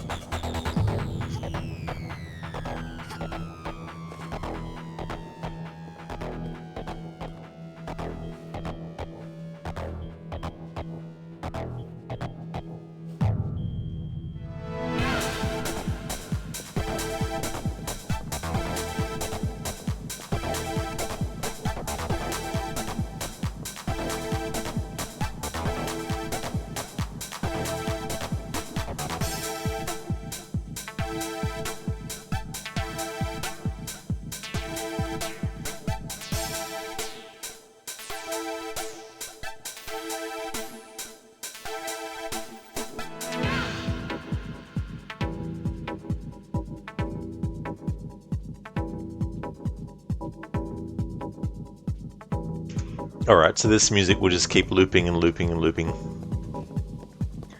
It's kind of hard to try and find, because you've also got the restrictions of how quickly you can make Lara do certain movements. And in terms of like doing the sidestep, this is the fastest I can have her sort of do it. So it's kind of hard to try and find a way to make it go into the timing of any piece of the music. And same with this sort of thing as well, or back and forward step, you know, things like that.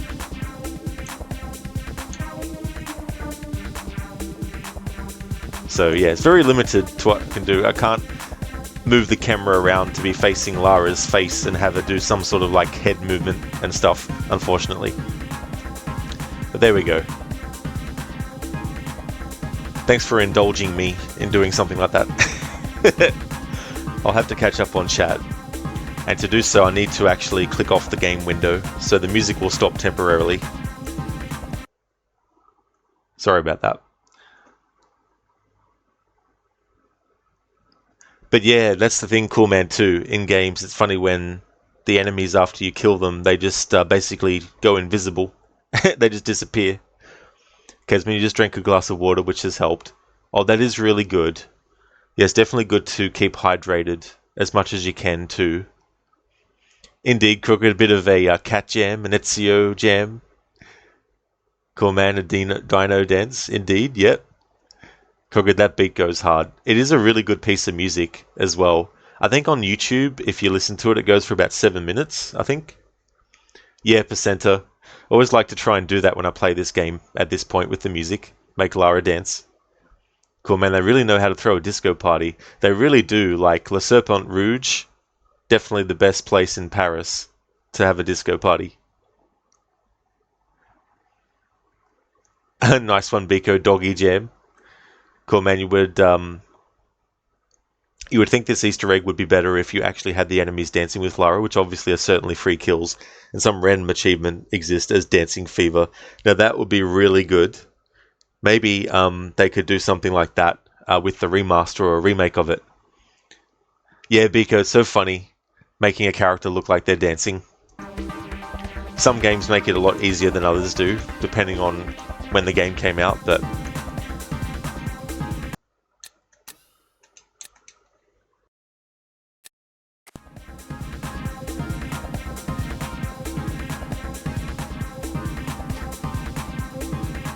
Pronikl do střeženého prostoru.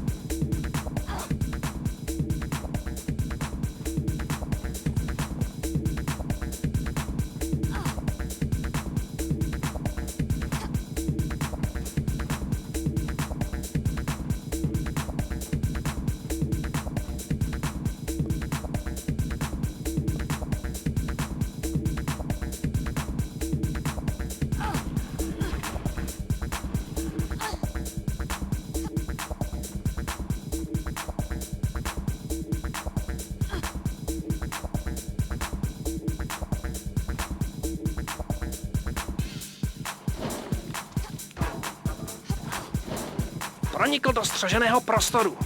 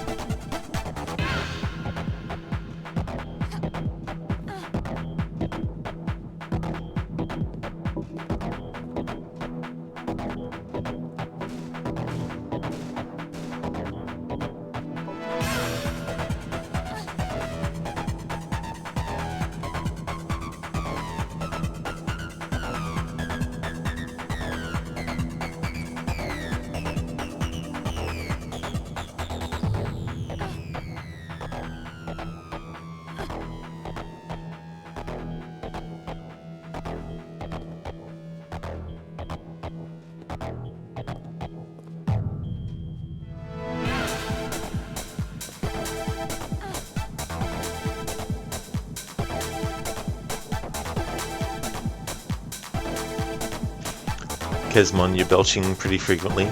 Didn't Bernard say that he hit a box in the lightning rig? He did, Kesmon, yeah. I'm getting to that soon. Dr. Darling, remember this from last year's playthrough? Time flies. Just came back home after 6 hours. Oh, very nice. Yeah, time does fly. You're not wrong there. That's for sure.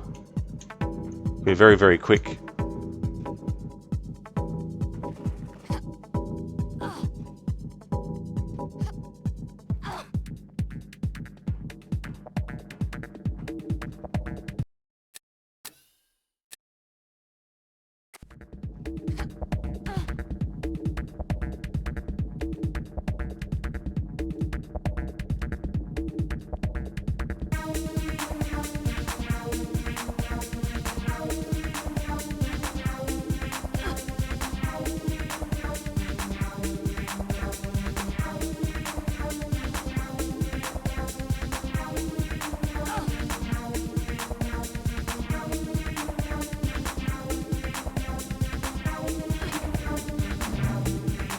I feel stronger now.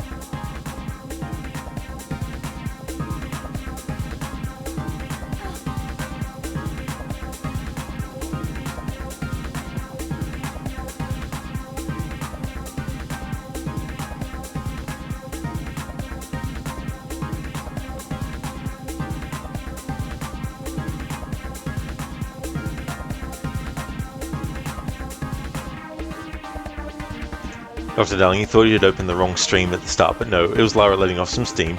This is true, yeah, doing a bit of dancing and stuff to this music. It's a really good piece of music.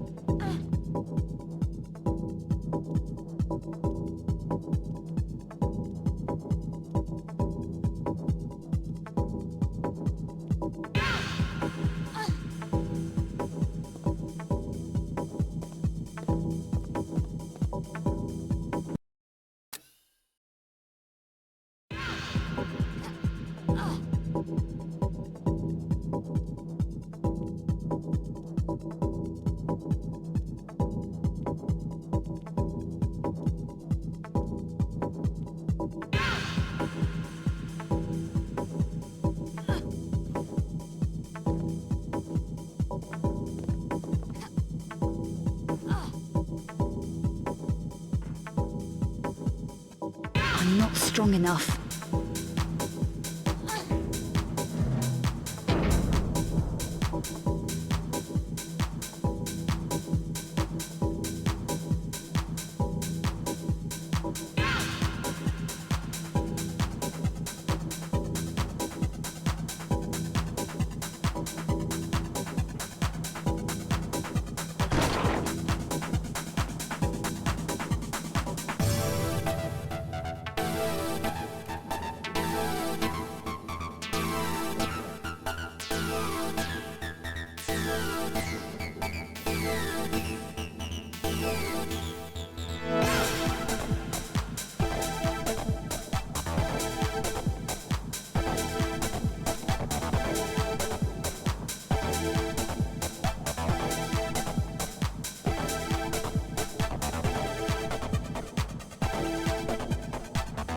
I feel stronger now.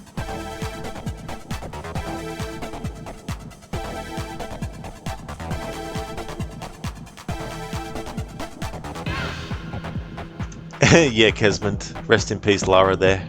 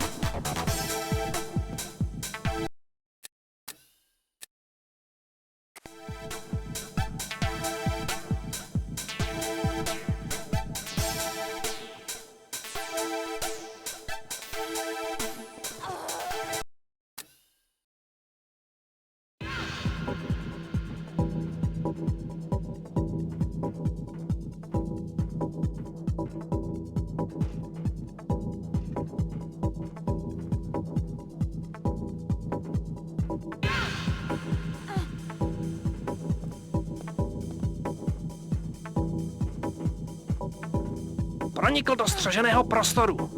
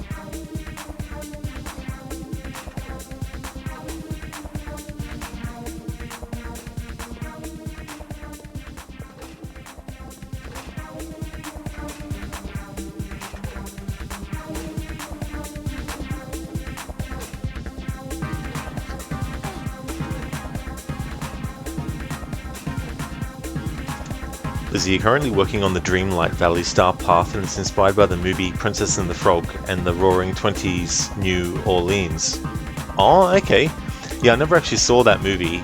Like, I know of it, but I haven't seen that movie as well. But that's cool that you've got something like that to work towards. Kesman, what does that lever do? Oh, sorry, I haven't I forgot which one you were talking about. Biko Doggy Jam, indeed. That's okay, cool man, no worries at all. Thank you for leaving the lurk.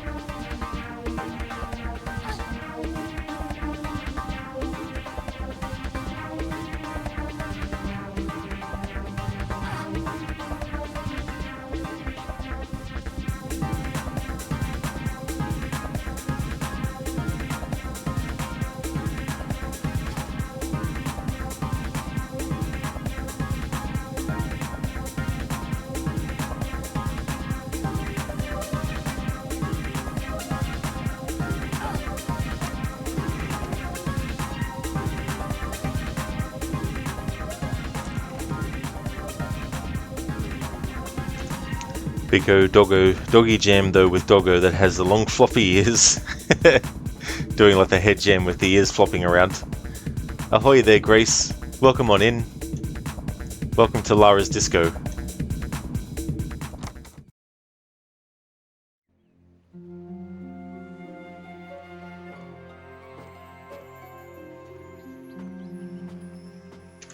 Lara gets her health back once you go through a loading screen, something that you could do in the previous 5 games as well. If you wanted to save on health kits and you knew you were getting to the end of the level, or if you're at a point where there was areas divided by loading screens, then you could just put up with the damage you've taken until you get through the loading screen. That's why I wasn't using any health items.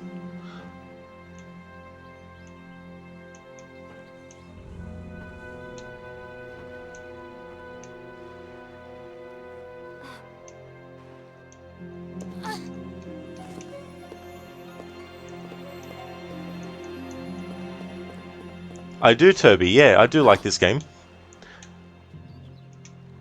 In spite of its flaws, it's a good Tomb Raider game.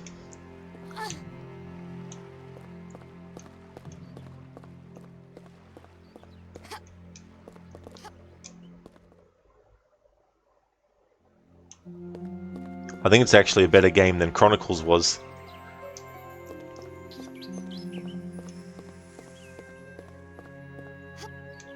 Dr. Darling, health items? Isn't Rod using a mod that replaces all of them with fluffy bunnies? No.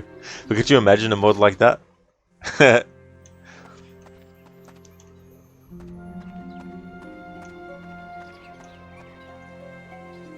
Did you get it? Here it is. No problems? None that actually crippled me? No. So what's the password? Give me the box first. No chance, old man. Password first. Okay. It's Pluie Noire. Talk to Bouchard's doorman. And this is guaranteed to get me to Bouchard, with no hitches. I didn't say anything about no hitches, but it will work. It'd better. Where do I find this doorman? He's at the side of the old church on Rue Dominique. It's run as a gym now. Right. We're done. But if this doesn't work out, Bernard, I know where to find you. Leave me alone, I'm busy. I love this remix. Leave me alone, I'm busy. Leave me alone, I'm busy. Leave me alone, I'm busy. Leave me alone, I'm busy. Leave me alone, I'm busy. Leave me alone, I'm busy. Leave me alone, I'm busy. Leave me alone, I'm busy. Leave me alone, I'm busy. Hey there, Stan, welcome. Is he busy? I don't know. Let's ask him just to double, triple, quadruple, 500,000 check. Leave me alone, I'm busy. Yeah, I think we can say without a shadow of a doubt that he's busy right now. But just to confirm, just to make sure. Leave me alone, I'm busy. There we go. Indeed, Grace, not sure, we better ask him to make sure. Exactly, let's make sure that he makes sure that he's busy. Leave me alone, I'm busy. Stan, you can never be so sure. This is so true.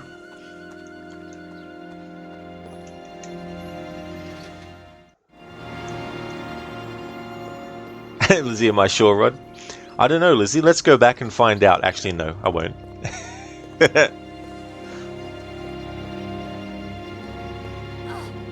Hi, I want to see Bouchard. Nothing doing. I have something for you. What have you got? 2 little words. Pluie Noire. Why didn't you say so?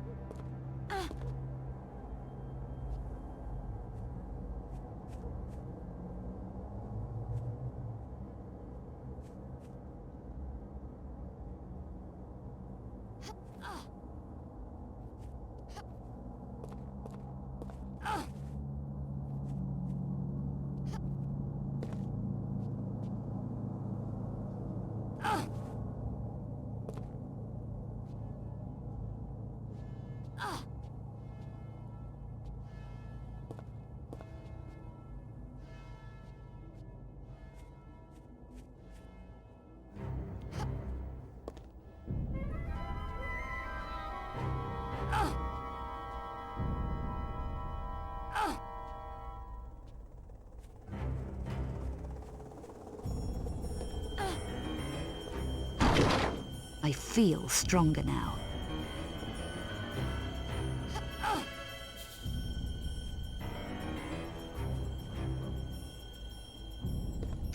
Dr. Darling, leave him alone. He's busy. Leave me alone. I'm busy.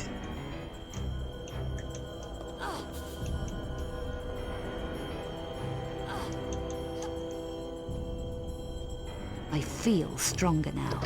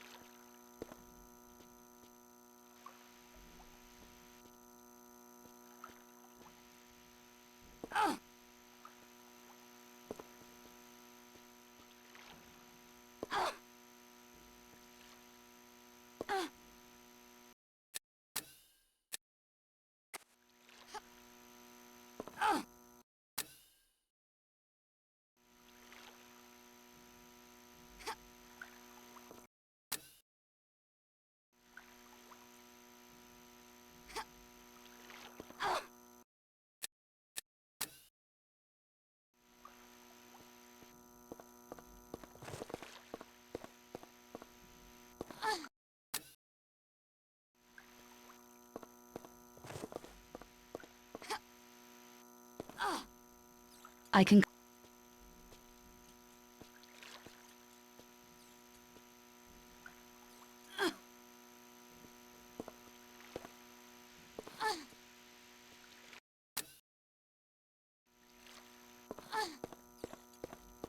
I can...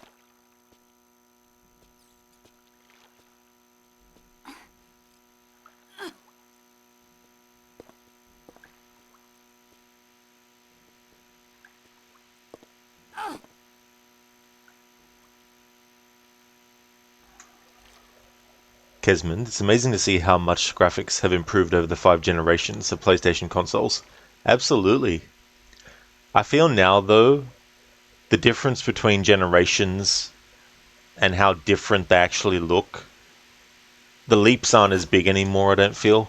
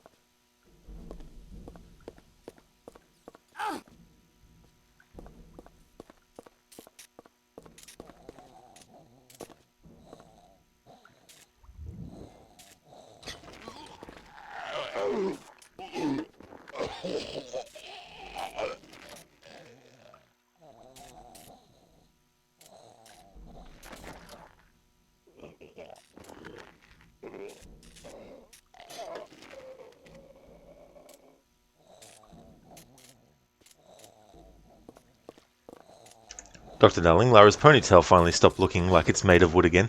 Oh yeah.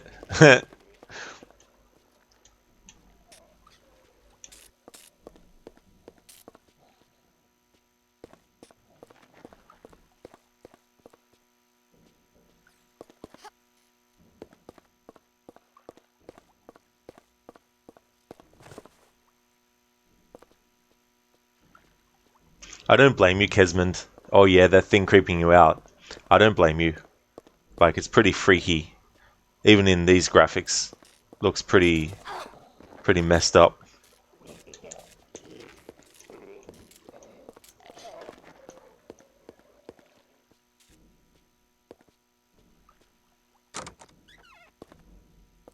What happened to your man in the room out there, Bouchard? To Arno? You've got something to say about that? Maybe. It might be linked to what happened to a friend of mine. I doubt it. Get her out of here. Do you know the name Eckhart? Never heard of him. Okay. You helped a friend of mine a while back. Werner von Croy. Names don't mean a lot here. Even real ones. What did he want? Maps and information on the Louvre. I remember, 4 weeks ago, wanted to take a coachload of Japanese tourists to see the Mona Lisa. Easy, Bouchard. I lost that friend yesterday. Now I'm wanted for his murder. There was a newscast about a monstrum killing earlier. What would you know about that? Nothing that would interest you. You'd be surprised how much the monstrum interests me. My friend? The Louvre? Yes, the academic. Wanted access to recent archaeological diggings inside the Louvre. I gave him contact. You want the same? And more. I need 9mm protection, backpack, plastic explosive, stun packs. Paris isn't safe these days. Who for? You obviously can't take care of yourself. Do you have what I need? I know who does. Daniel Rennes works out of the pawnbrokers on the corner of the Rue Saint-Marc and Cours la Seine. What would you suggest? A trade. I have to get certain things into his hands. Passports. You could deliver them for me. Why not have one of your men deliver your passports? Have no one to spare. What happened to your man in the sick room back there? Was he delivering packages for you too? Poor Arno. One of my toughest. The only survivor of 4 attacks so far. Attacks? By who? An interesting question. We don't know for sure yet. The Paris Monstrum, perhaps. We're looking into that. You should take care. An automatic would help. You sold my friend Von Croy some hardware. I need the same. That was then. We need all the firepower we can get. Rennes is your man. Is it a deal? Okay, deal.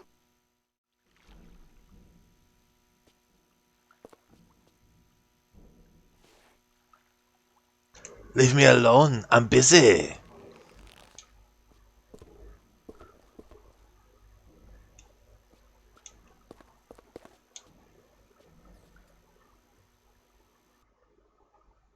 Be right back.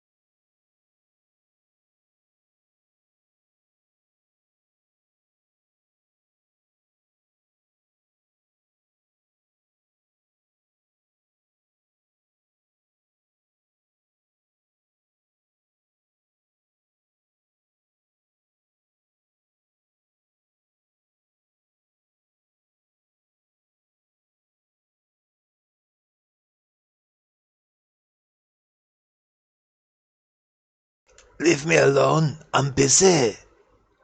Okay, I'm back.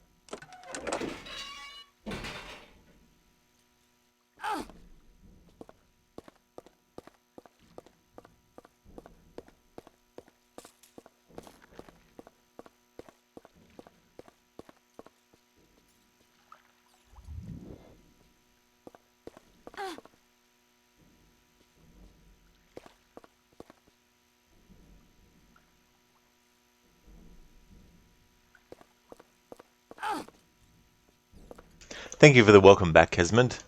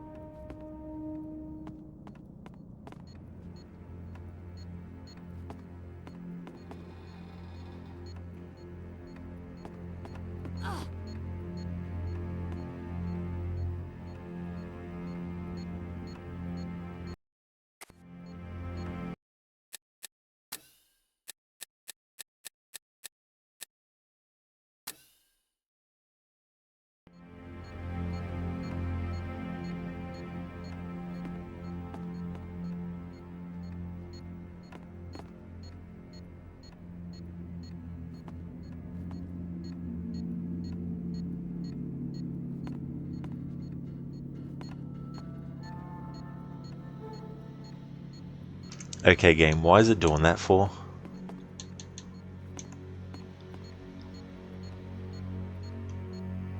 Ah, okay, it wants me to hold it down for some reason.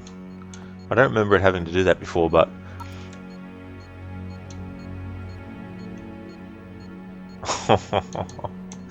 What is this? Maybe it's because of the mod I've got for the controls for some reason that makes it that to have the pad on the screen you need to hold down the button, yet to press the keypad in you need to press the button, which then goes out of it. Ugh.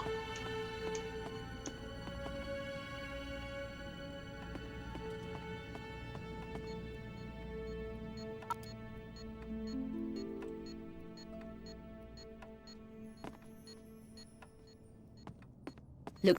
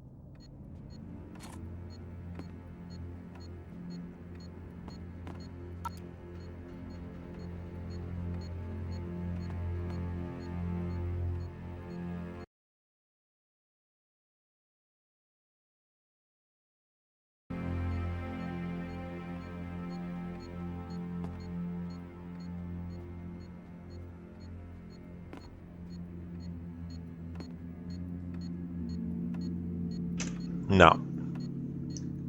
It has to be the mod that I've installed for the controls fucking this up. I can't interact with this without actually holding the button down, and the only way to put a button in is to press the same button, but when I do, it exits out of this fucking screen to press shit on.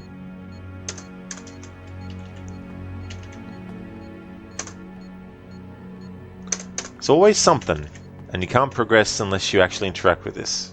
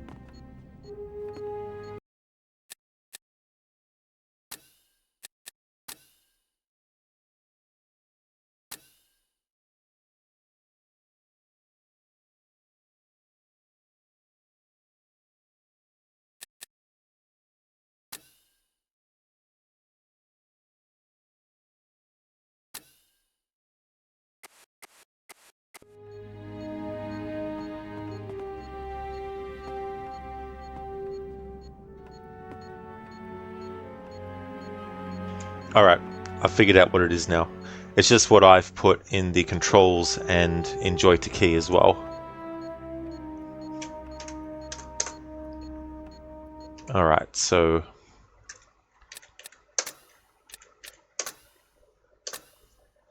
I've made A to be action, and in Joy to Key...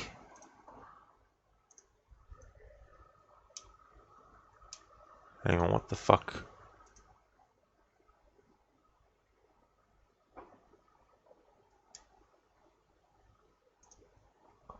Shit game, what the fuck?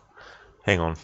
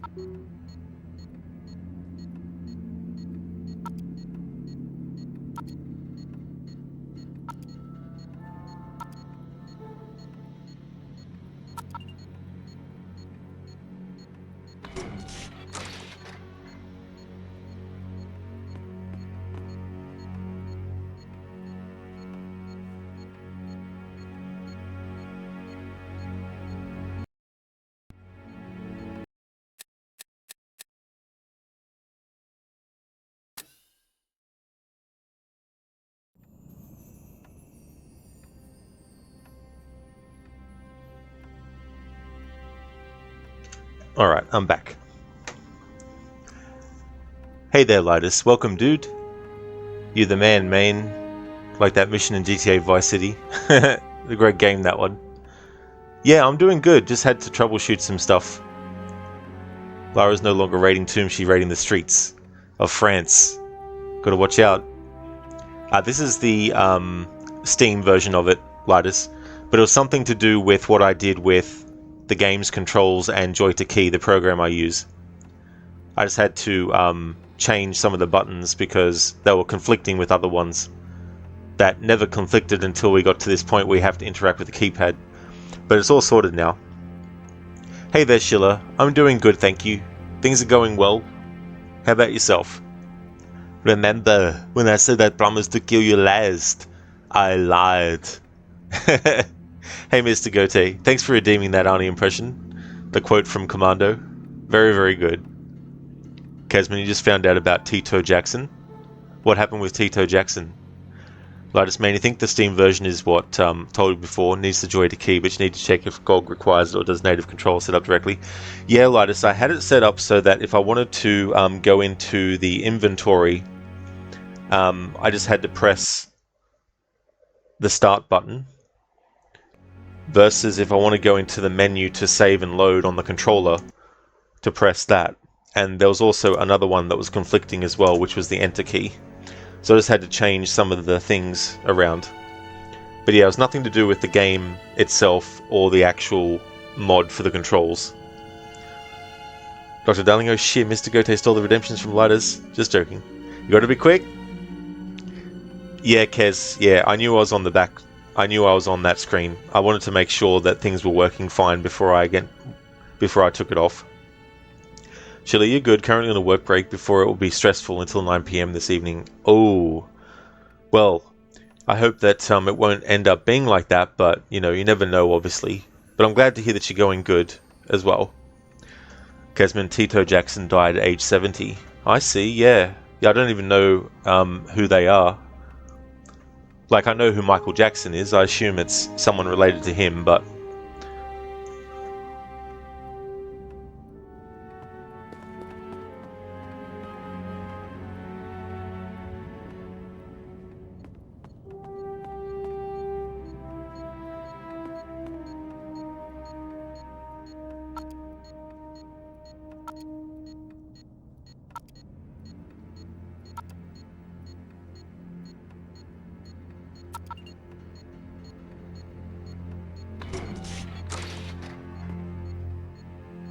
Werner obviously never had chance to collect it.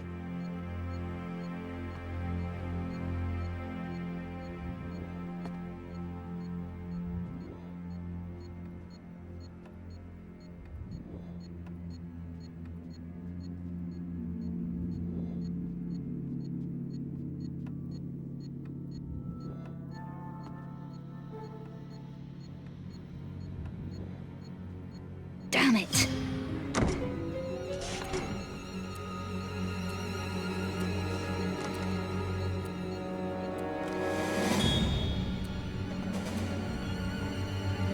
Looks...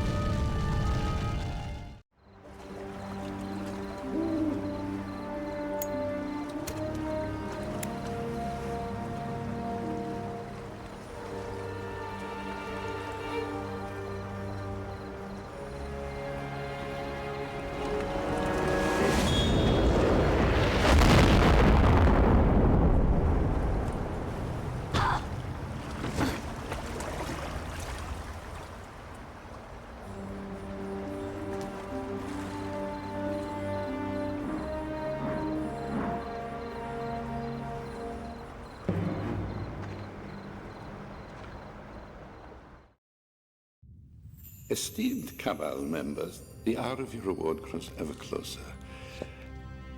As you know, we already possess 3 of the Obscura paintings.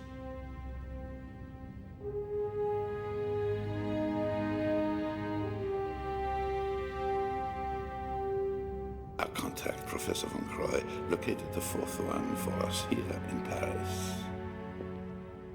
When we have this, we will reassemble in Prague. It is time to awaken the sleeper. Hopefully, we will be more successful this time. We are also closer to the fifth and last Obscura painting in Prague. We will gather at the Strahov. Gunderson? Master Eckhart.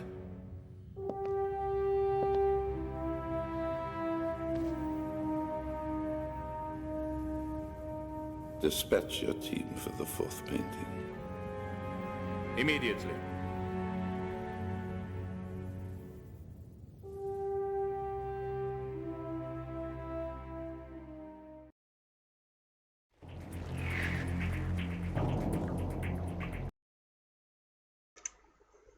Vardis, you're okay, man. You're at work, but you're just having fun watching me play this game. Oh, that is good, dude. I hope that work won't be too stressful for you or anything. Thank you for watching as well when you're at work too. Kesman, he was Michael's brother. Ah, okay. Yeah, no, I don't know all the members of the Jackson family. Like, I only knew of Michael Jackson and his sister Janet Jackson. But that's a fair age to reach as well, like 70, so... But yeah, that's rest in peace to Tito. Lidus, you will need to check if the GOG has the same Kishu keyboard, only or supports controller, because GOG seems to fix a lot of things for retro games, which you wish Steam would do the same. But they're like, you shall not pass. Yeah, I've got a mod for the controls to improve them to the point where Lara doesn't need to rev up, so to speak, in order to actually walk or run. She'll just start to run straight away, which is really, really good, because otherwise it takes a few steps for it to actually get into full speed normally. So I've got that mod installed. And Lidus, you shall not pass. Flame of Odin.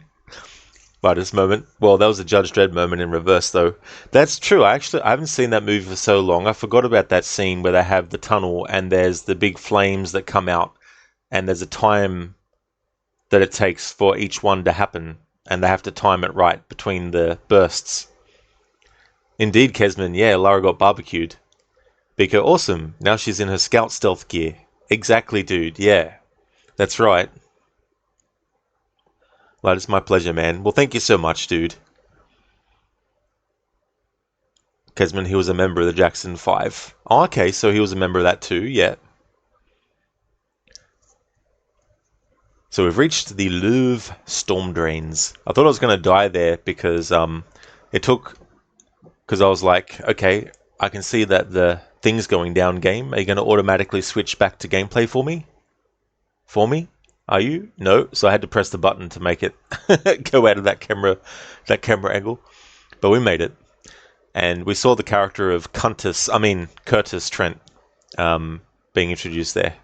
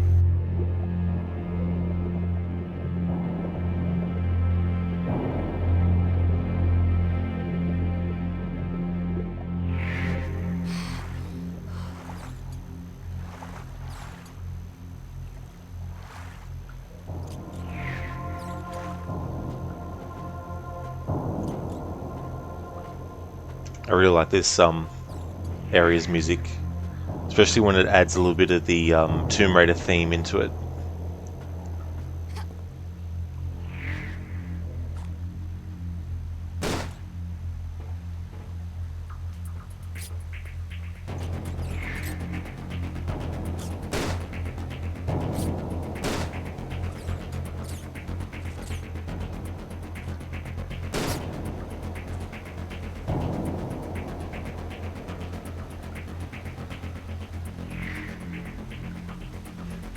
It won't turn. My arms aren't strong enough.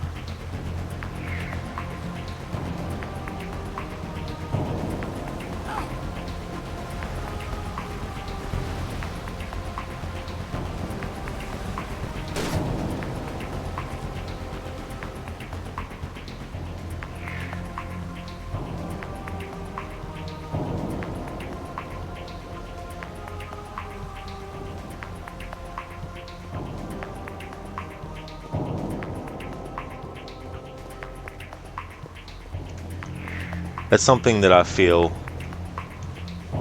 is another thing that's missing from the Tomb Raider series nowadays. It's the classic Tomb Raider theme.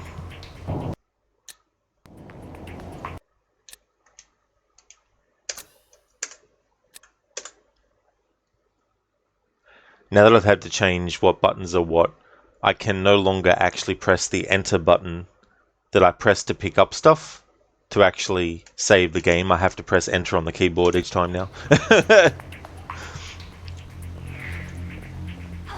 But if I don't do that, then when I get to keypads, the game fucks up.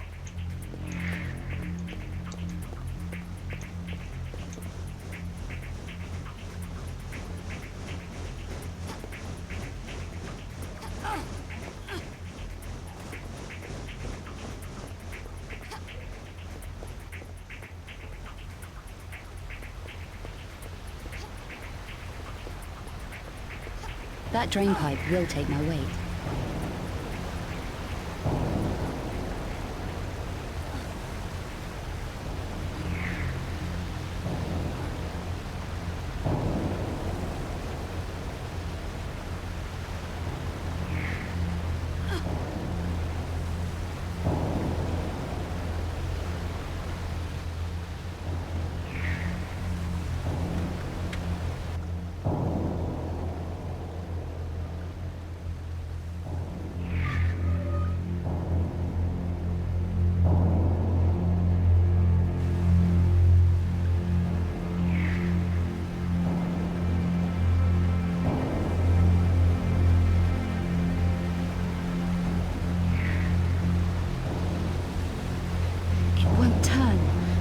Aren't strong enough.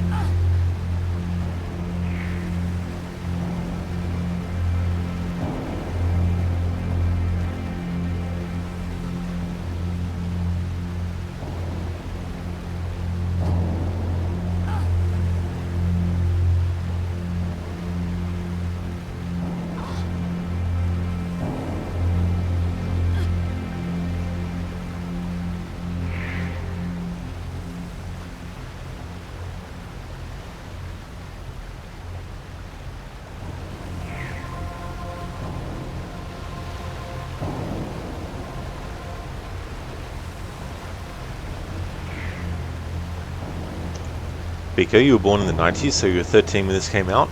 Oh yeah, in 2003. Yeah, I was 20.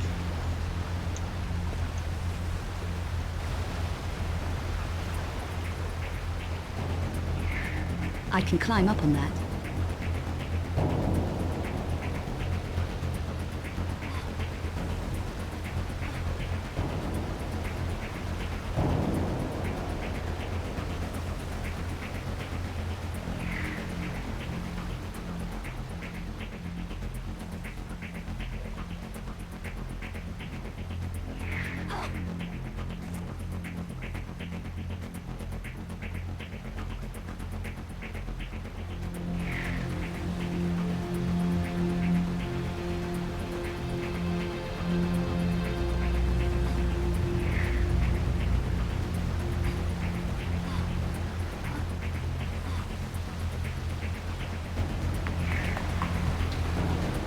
won't turn. My arms aren't strong enough.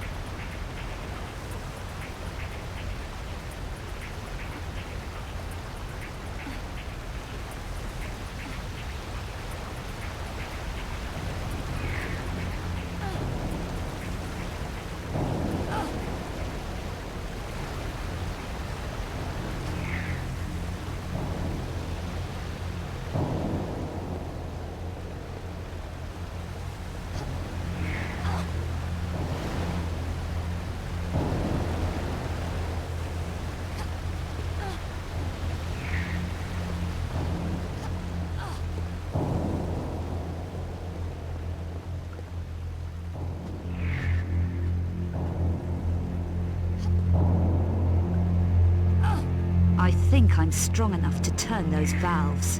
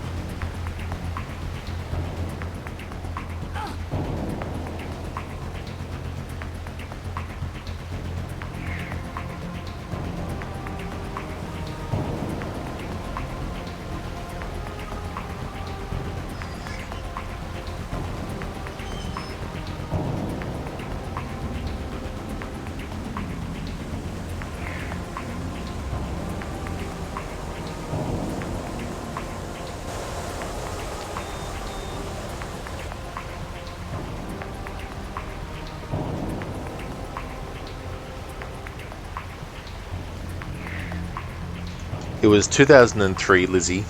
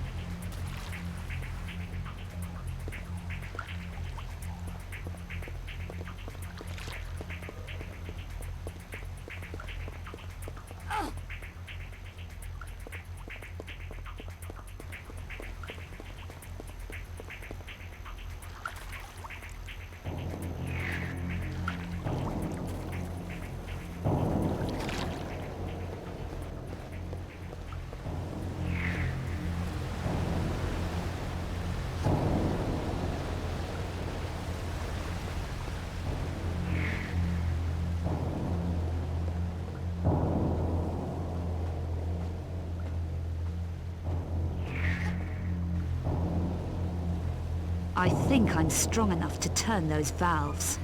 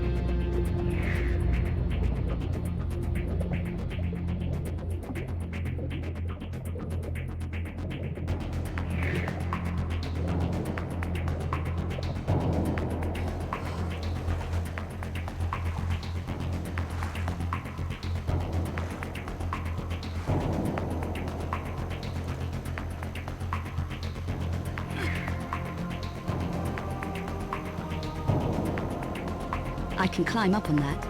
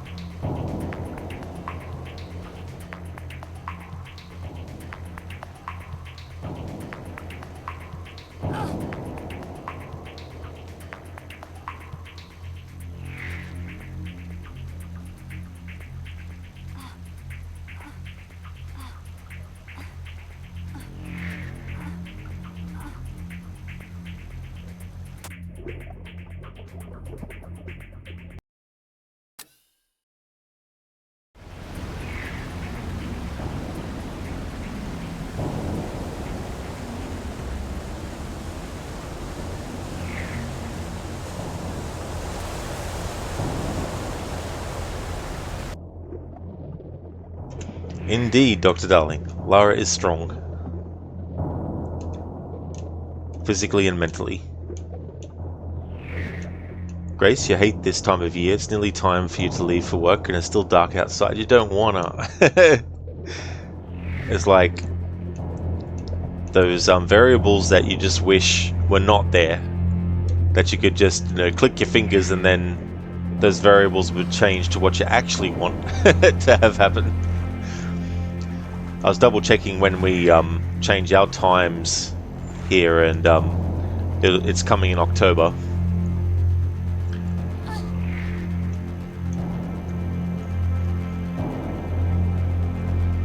I can climb up on that.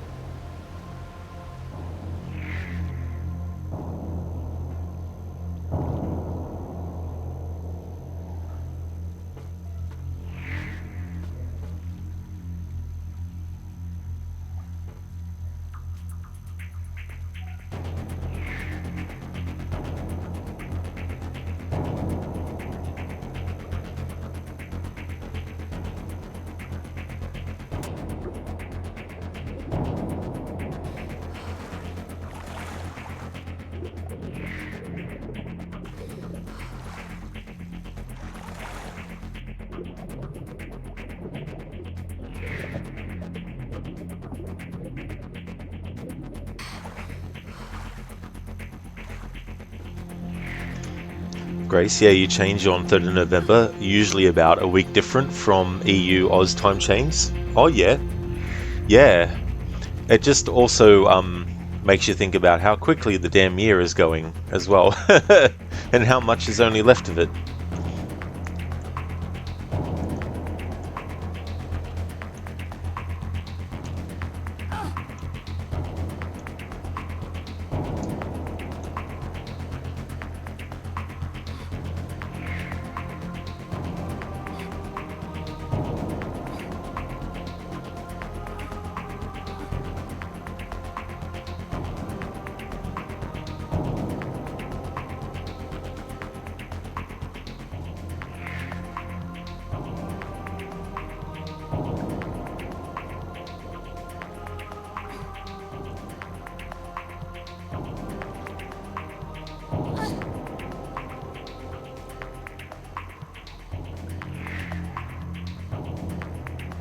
I think I can make that jump.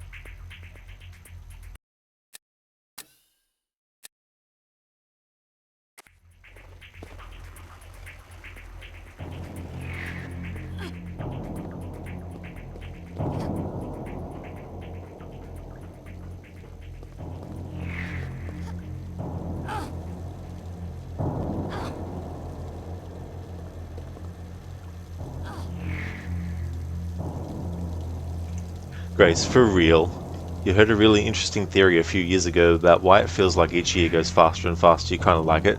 Oh yes, so what is the theory about that? I mean, at times, depending on how old you get, it can feel like days are going quicker than when they were when you were younger. So I don't know if that's part of the theory that there might be, but I feel like time in general, you can manipulate your perception of how fast or slow something is going. Like, for example, think of the thing that you really love to do. Now, if I told you that I wanted you to do that thing you really love to do for 10 minutes and told you never to look at the clock, I betcha by the time the 10 minutes is up and someone says, hey, 10 minutes is up, you'd be like, what? What do you mean 10 minutes? I only just started. Now take something you really, really hate doing, and I told you you have to do this for 10 minutes, and you're allowed to look at the time. If you keep on looking at the time as you do the thing you don't like to do for 10 minutes, I bet your ass it will actually feel like it's longer than 10 minutes. It'll feel like it's 20 or 30 or half an hour, you know. So I feel like when we're doing things that we really enjoy and we're not actually actively keeping an eye on the time, it doesn't take long for time to pass. But if we're doing something we really hate and we're focused on how much time it's taking, it feels like it's actually longer than it actually is.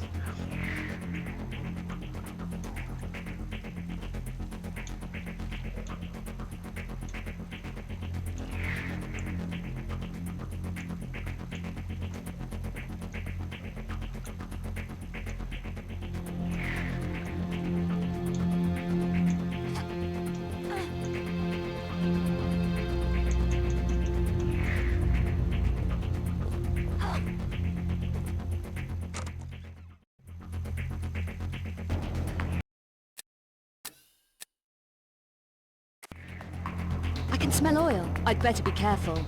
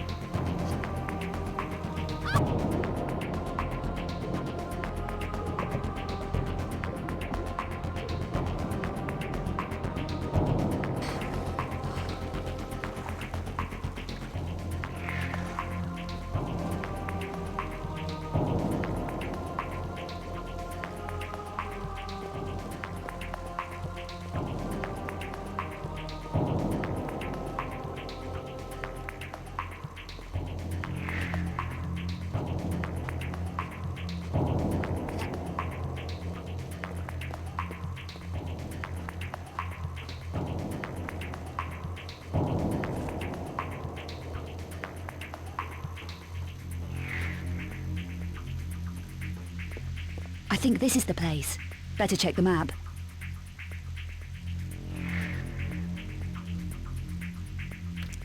Dive, girl. Dive.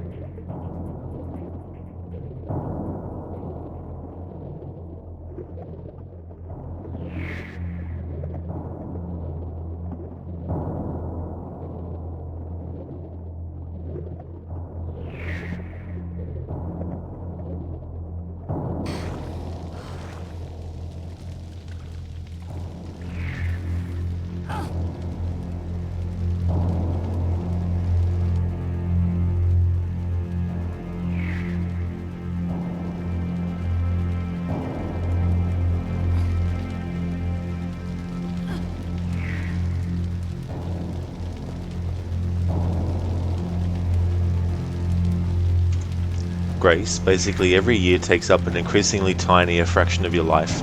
So when you're 1 year old, 1 year is literally your whole life experience. But when you're 40, 1 year is only 1/40th of your life.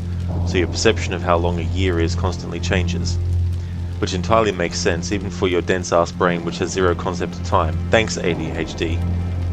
Yeah, that's the thing. Your perception of how long a year is constantly changes. Yeah, like everything's not always remaining constant. Like, you might think things are, but it's also relative to what you're observing too. Like, if you were to literally try to watch paint dry, for your experience, looking at it, waiting for it to dry, so much stuff is constantly in motion around you, but also other people. So while you're actually staring at the wall waiting for the paint to dry, someone else is actually doing skydiving or something out of an airplane. Someone is, learning how to ride a bike for the first time. Someone is learning how to fly a plane, Someone is celebrating a birthday, while you're just sitting there looking at paint dry, So everything else that's happening around you can still be in motion. Like if you have some kind of like pet, like a pet running around, or whether it's a fish in a fish tank just swimming around, there's always something happening and in motion as well. And we can get so preoccupied with things that we can also forget other things that are happening around and all that kind of stuff too. But yeah, it's actually very interesting when you think about perception of things and how for some people time just goes so quickly, but for others it goes so slowly, because we're each experiencing things at a different rate as well. Biko, that made you laugh yesterday. Oh, what was that? Sorry, Biko. Was that when... Oh, yes, I see now which your message to Dr. Darling. I see. I just had to look up in chat a little bit. Biko, the music is so 90s. Hasn't lost its shine. Yeah, that's the thing. Like, so much stuff. Doesn't matter how long it came out, how long ago. Just like anything, whether it's new or not, there's going to be things that people remember and things that they don't. And it's going to be different for everyone as well. And it's interesting when you think about video games and graphics, because the things that technology can do changes a lot. The graphics that are possible changes a lot. And when something has been around for a long time, it might not be technologically as advanced as something else can be nowadays, but there's still something about it that actually is quite good graphically, and I feel like that's where it's more about an aesthetic of something compared to an actual advancement of quality point of thing as well. Like these graphics, Like if you put these up against a game from like 2015, obviously that game is going to have better graphics than this. But that same game might have terrible looking color palettes, just a whole different weird looking kind of like set of sort of like lighting, and which makes it look crap, you know what I mean? So it's not always about if something's old graphically then it's inferior compared to something that's new, which is superior by default, you know? So I look at a lot of games where obviously graphically it's not as advanced. Like you look at a game like Super Metroid, for example, it's not highly advanced technologically with graphics anymore, but the aesthetics of it, it's actually really well done, and the graphics are still really, really aesthetically pleasing as well. They may not be graphically as advanced as something that can be done now, but there's still an aesthetic side of them that's really good. I think it's like with artwork as well. That's why some artwork is still considered to be great artwork all these centuries later, because it's not so much about the actual techniques used, but it's just about how does it actually look, what are the aesthetics of it. Because nowadays someone could do a whole pencil drawing without adding any color to it, and people could look at it and go, that is really good. Is it colorful, and is it sort of like using paints and things like something else would be? No, but it could still be aesthetically pleasing even though it's not using colors and it's not being painted, you know, if it's just being hand drawn with pencil and stuff. So you can still have aesthetically pleasing things no matter how old they are.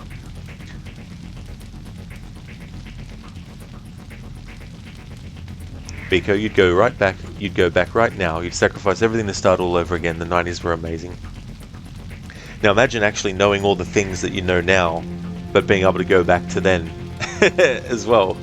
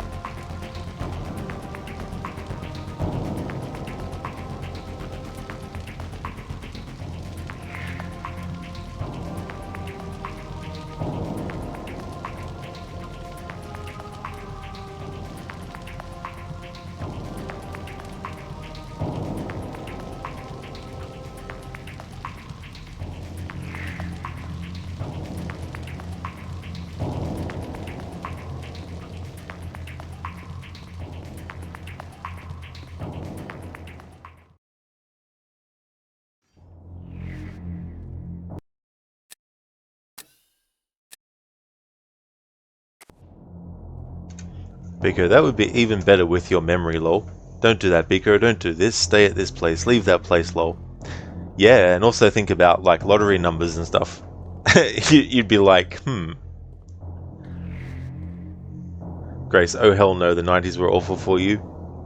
That's the other thing, you know, like depending on what experiences were had, like having to go back and re-experience things all over again in a different time as well, especially if there's things that you also can't take advantage of anymore back then, you know, that you can now, things like that too. Dr. Darling, you missed the 90s when you didn't have obligations. Yeah, it's so funny, like you think back to when you were in school and stuff, and the cares and sort of like responsibilities that you had back then were very, very different, you know, and all that kind of stuff. Not having to worry about, you know, paying taxes and, you know, doing your taxes and all this kind of stuff. Biko, you'd have got a job at 16. You would have protested outside a DIY store, demanded a job. You would not have gone to college. College was horrific. You got bullied by pikeys. That's the thing too, you know, like having like knowledge of how to deal with things, you know, because there might be some things that you didn't know how to deal with when you were younger that could have really helped, but it couldn't be helped because you hadn't had the experiences yet to get that information, because it might not have been something that could just be taught or learned, you know, in like a book or something, you know. Lizzie, you have no memory of the 90s? Oh, you don't? No, that's fair enough, yeah. Grace, okay, time for you to pack your work bag and start that lovely I live in a big city commute. Enjoy your Parisian raiding. Thank you so very much, Grace. I definitely will. I always like to do raid the Louvre. It's always great fun. Thank you so much for stopping by, and I hope that you end up having a great day. I'd like to definitely recommend people check out Grace's channel if you haven't before. Grace is a fan of games like Stardew Valley, is also playing through, or has a Red Dead Redemption 2 playthrough on the back burner at the moment. But they're a great streamer with a really chill vibe, so definitely recommend. Brutus, you don't miss the 90s at all. First part was high school, then the second part was a shitty job that didn't pay worth a crap and you were hungover a lot. No thank you. I don't blame you then, Brutus, you know, for not missing those times and not wanting to, you know, have to go back. Biko, Pikeys ruled your college with an iron fist. Even the teachers were scared and controlled them because they were young. The police couldn't do anything about the Pikeys. Okay, Biko, yeah. I mean, I've never heard of that word before, so it's definitely new to me.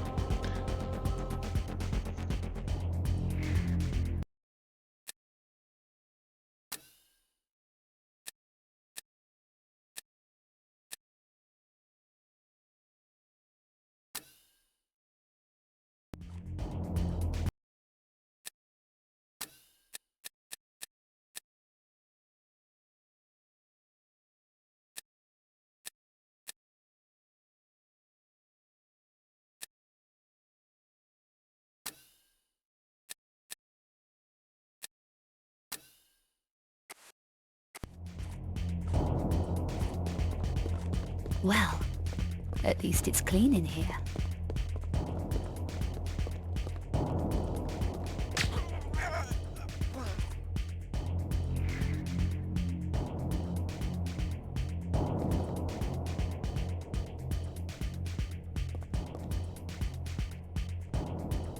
I'm not strong enough. Hé, vous, plus un geste!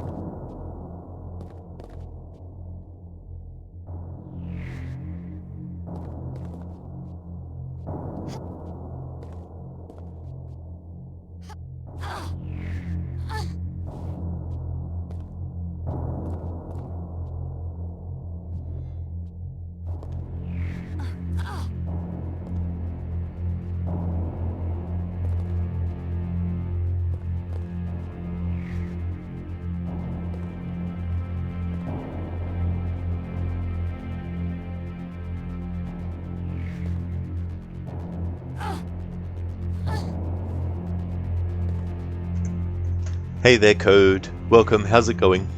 Playing Stardew while drinking Mountain Dew or something? It's like, something doesn't fit this. Something's wrong here, what is this? Brutus, Pikey, plural Pikeys, UK, Ireland, ethnic slur, offensive. An itinerant person, especially one of Romani or Irish traveller heritage, UK, Ireland, derogatory, offensive. A working class, often underclass person with negative connotations of benefit, fraud, theft, and living on rundown estates. You had to Google, never heard of it either. Yeah, me neither as well. Yeah, definitely hadn't heard of that before.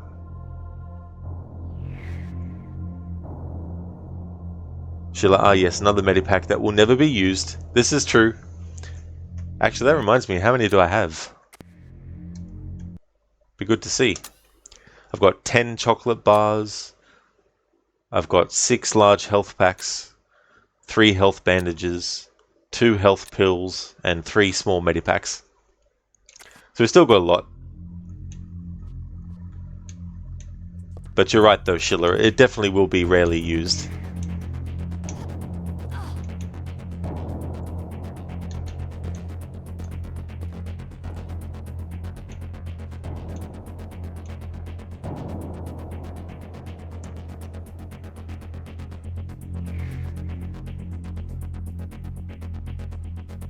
Brutus, but you love picking your own fresh fruit. That would be good, especially if you got like your own garden and stuff. Don't need to worry about going downtown or having to commute and stuff. Biko's difficult to explain, you shouldn't have said anything about the name, lol. Yeah, that's fair enough, Biko. Yeah, I definitely would want to stay away from any sort of like derogatory, offensive, racial slurs and stuff. That's for sure.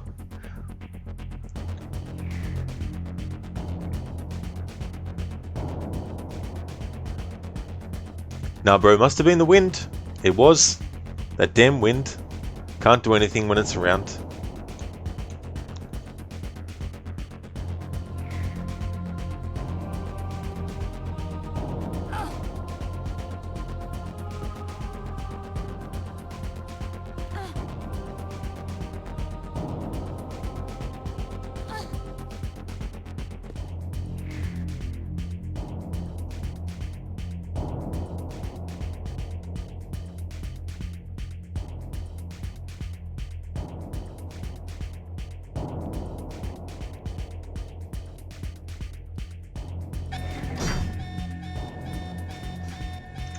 Whoops.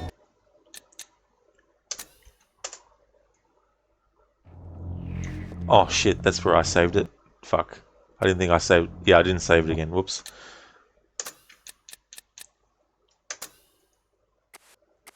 Well, at least it's clean in here.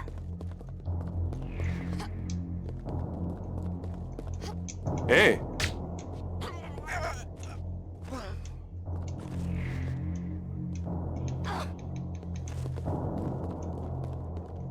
Huh, he dropped something this time.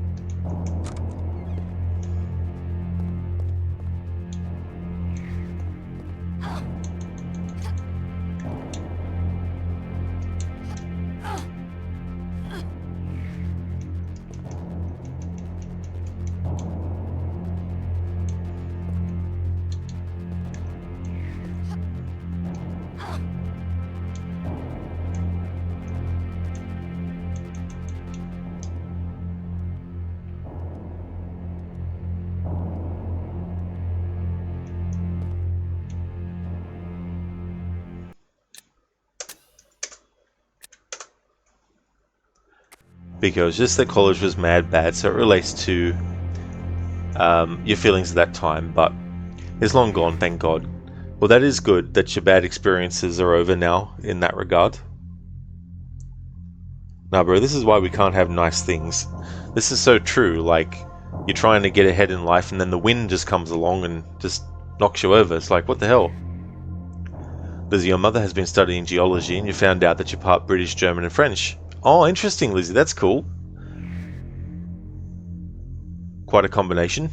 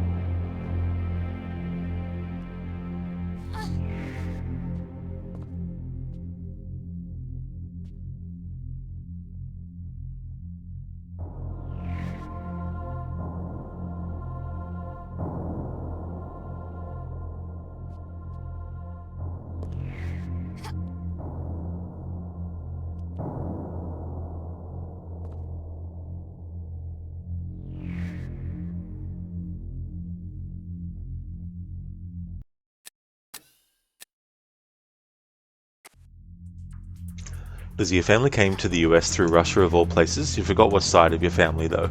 Oh, that's fair enough, yeah.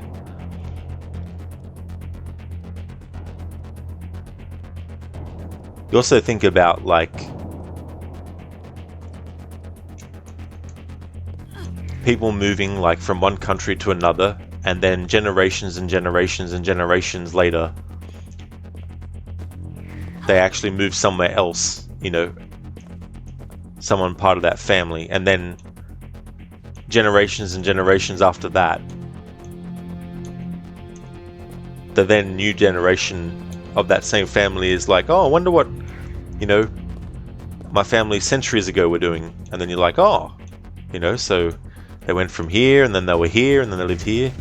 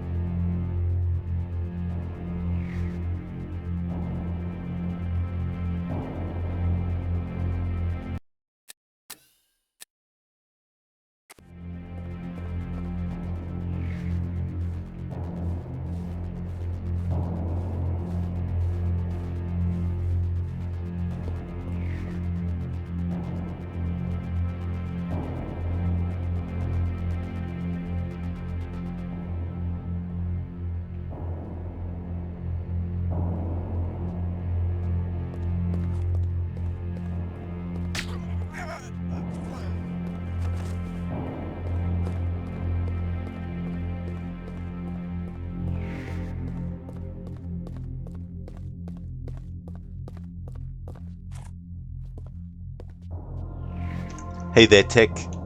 How's things going for you today?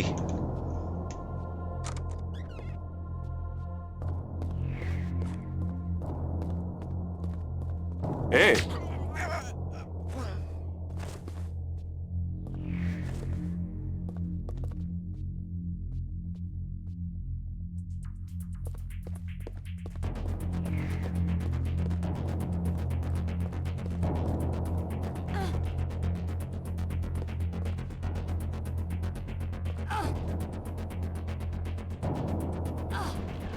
My legs feel stronger.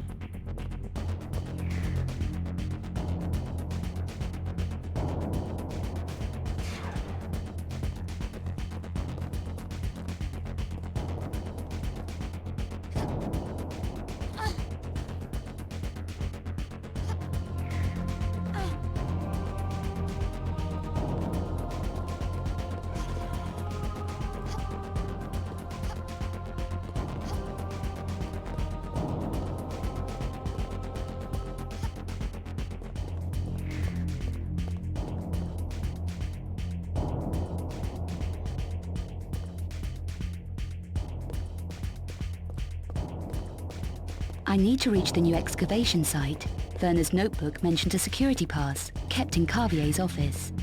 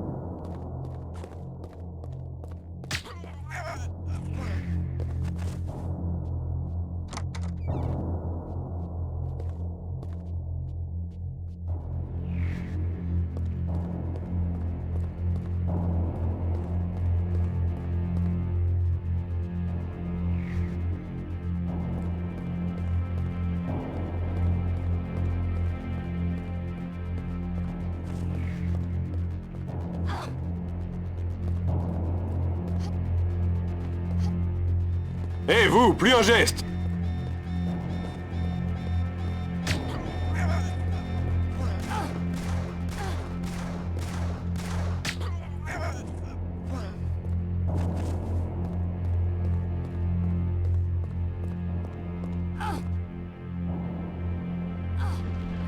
My legs feel stronger.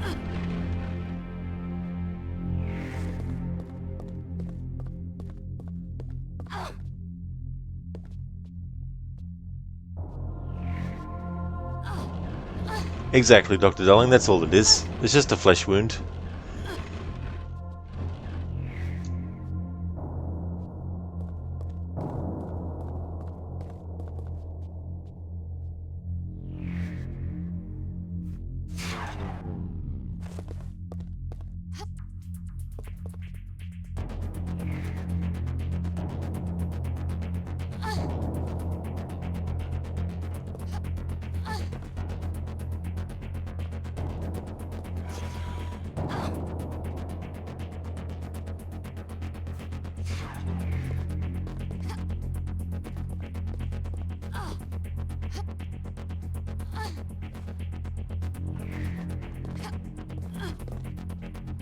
I really hate that kind of shit.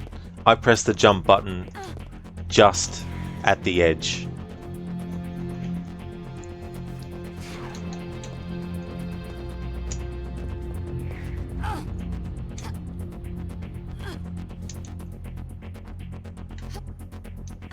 There we go. Had to press it a bit before the edge.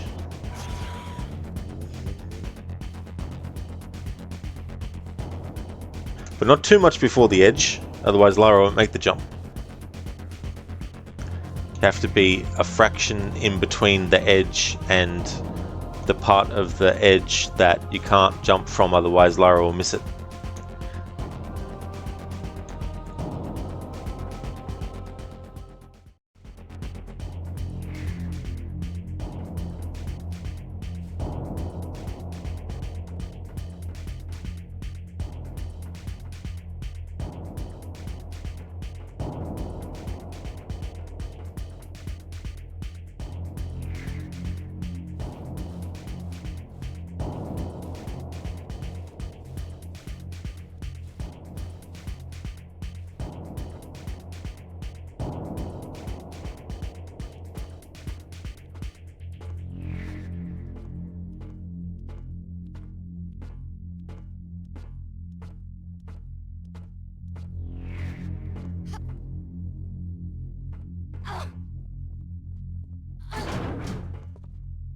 Hé, vous, plus un geste!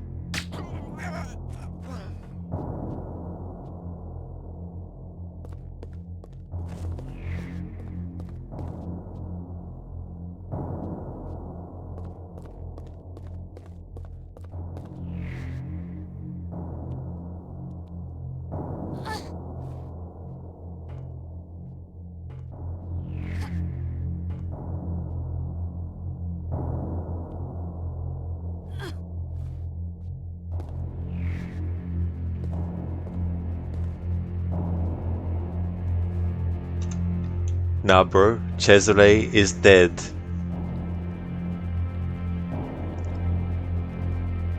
I cannot die by the hand of man. No man can murder me. Except for gravity. GG's on getting rid of Cesare, nah, bro.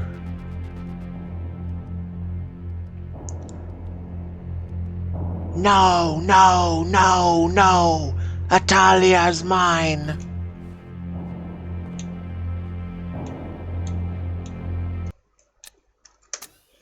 Nah, bro, throws him off the tower.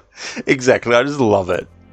Like, it's such a great thing. It's like you would expect out of a action movie where the hero is, like, you know, giving like a bit of a quip before killing the enemy.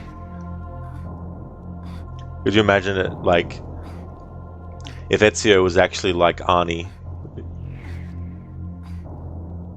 I feel stronger now.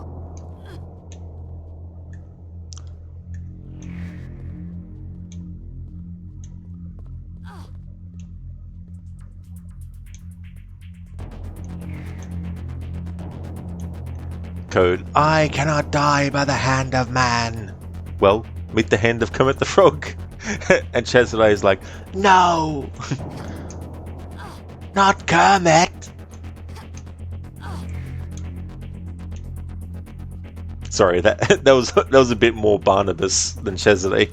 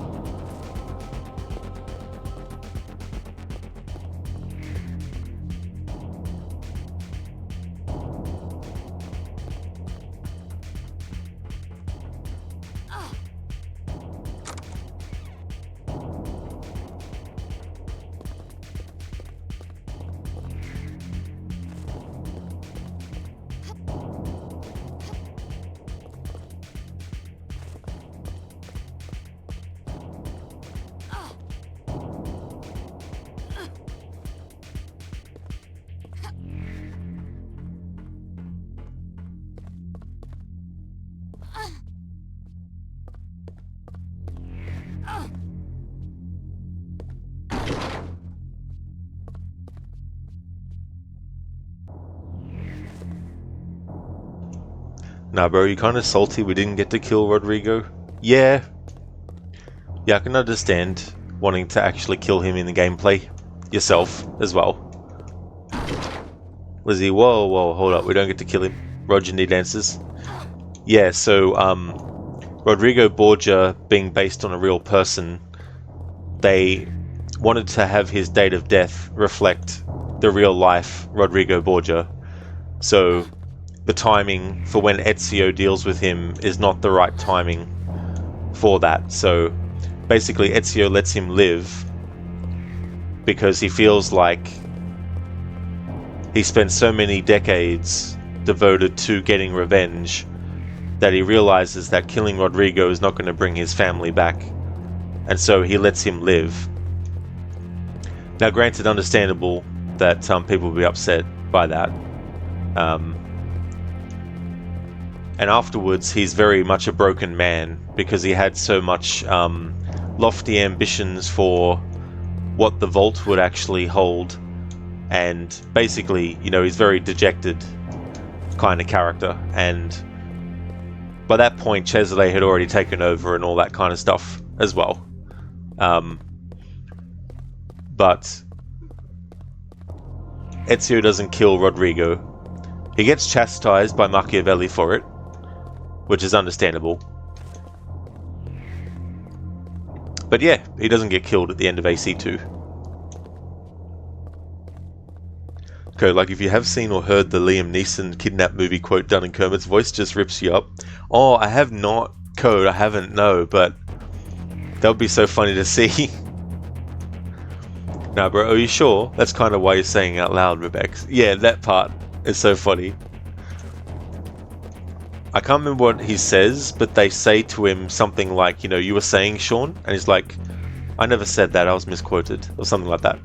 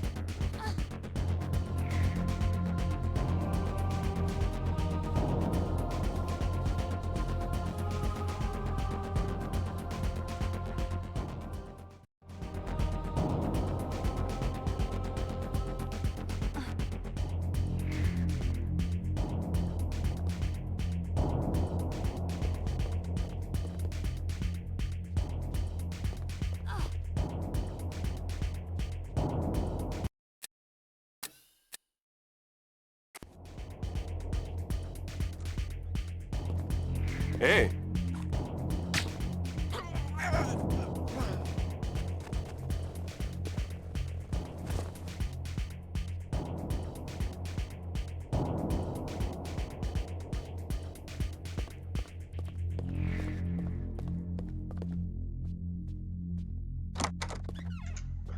Lizzie, and what of the guy you're dealing with now? Is he any connection? Oh, he's just basically one of the lieutenants of the Mad Monk, Savonarola, the guy who got the Piece of Eden off Ezio. He's just one of the 9 lieutenants related to that guy.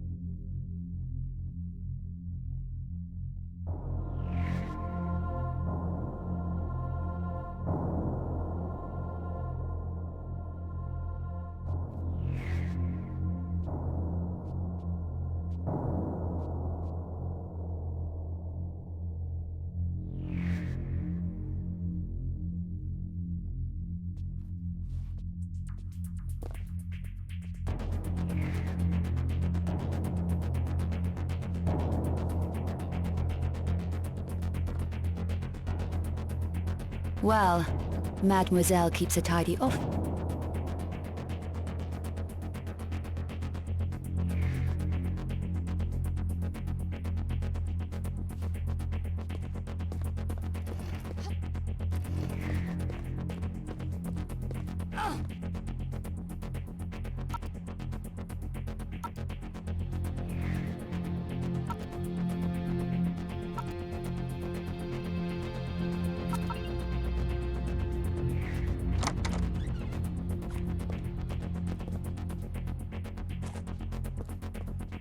The 5 Obscura engravings. Ah, details about the Obscura engravings. It says here that all 5 contain encrypted maps of the painting's secret location. Now that could be useful. Lynch Mob, so Lara not going to be wearing shorts this game? I can't remember now. I think she might, at a certain point. Shilla, getting back to work. Thanks for the stream and hope to catch you next time. That's no trouble at all, Shilla. Thank you so much for being here, dude. I really hope that work goes smoothly and that it doesn't drag for you the time. Would like to highly recommend people check out Shilla Lock's channel. He's been doing streams of Euro Truck Simulator 2, a game that he also likes to play to relax and chill out with. He's also a big fan of the Assassin's Creed series, doing various kinds of playthroughs and challenges. And he's also a fan of the horror series The Dark Pictures Anthology by Supermassive Games. Games like Man of Medan, Little Hope, House of Ashes, and The Devil in Me. And he's also into the Mafia series of games as well. So Shilla's a great streamer, definitely recommend. Lizzie, so the Mad Monk is a totally separate villain. He is, Lizzie, yeah.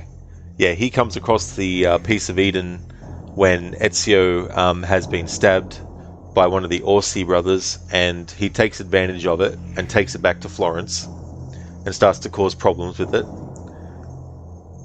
That's okay, Shilla. Absolutely no worries at all. Catch you next time, dude. Dr. Darling, ah yes. You made me buy Little Hope. Curse you to the 13th generation of your blood. Take it easy, I'm just needling you. Yeah, that could be like that though. You know, I've had games like that too, where I see someone playing, I'm like, right, I need to buy this one now.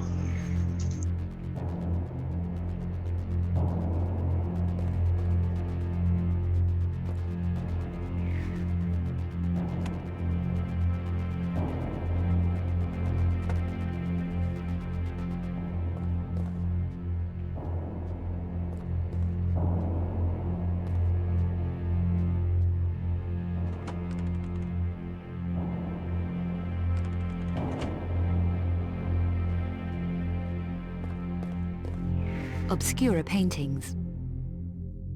There's information here on the Obscura paintings. It says there were 5 images painted on thick wooden bases, like Russian icons, I guess. They were created by the black alchemist Peter van Eckhart in the 13 or 1400s. Together, the 5 paintings hide something called the Sanglyph, or the blood sign. I wonder what that does. The paintings were seized by the Lux Veritatis from Eckhart and painted over with religious imagery. I wonder who the Lux Veritatis were. It says each painting has a metallic symbol of power built into it. So that's why Eckhart wants the paintings.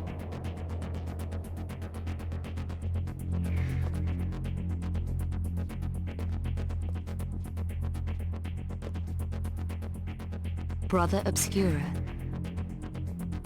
Here's information on the artist who painted over the original images, Brother Obscura. It says he was ordered to disguise the Black Alchemist's paintings with religious imagery. Then the paintings were hidden. He made secret copies of the paintings, sketches, and hid them too. They became known as the Obscura engravings.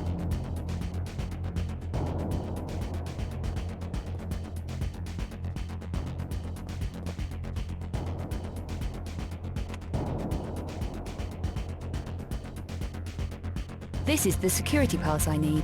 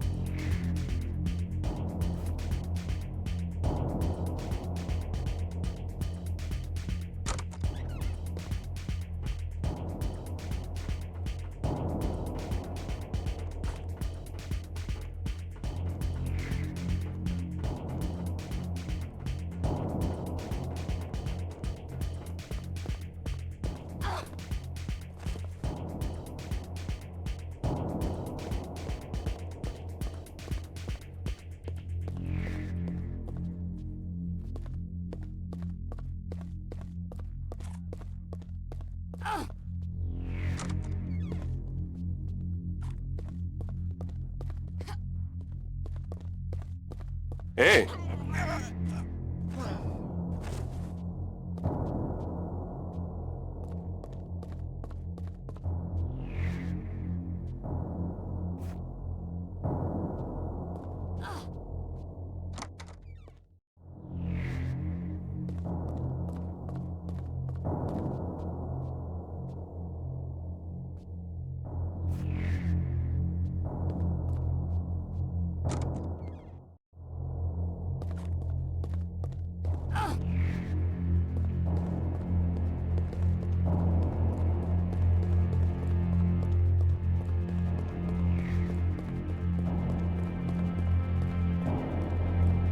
Hé, vous, plus un geste!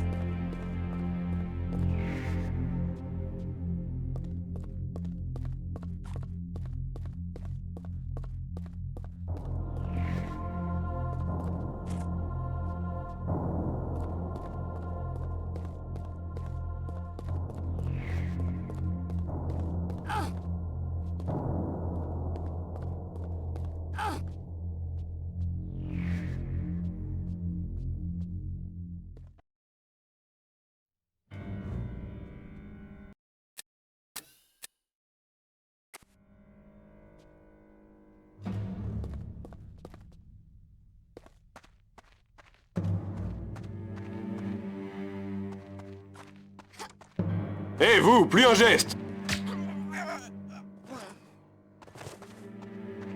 On ne bouge plus!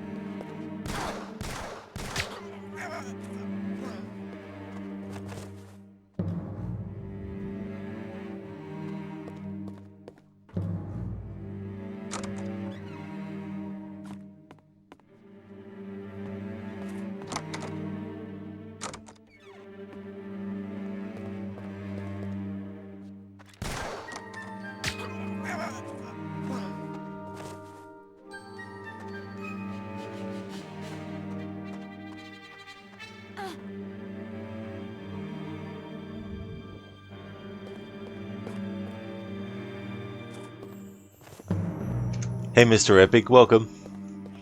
That was a nice painting, wasn't it? Oh, yeah. At the Louvre in Paris.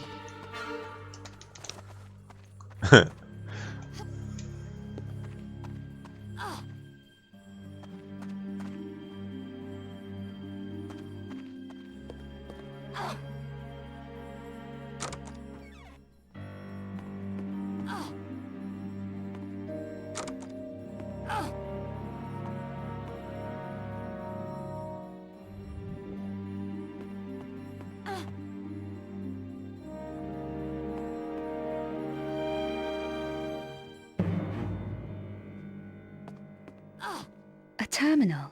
Let's see what we've got here. The Nephilim race. It says here that the Nephilim were the hybrid offspring of angels and humans.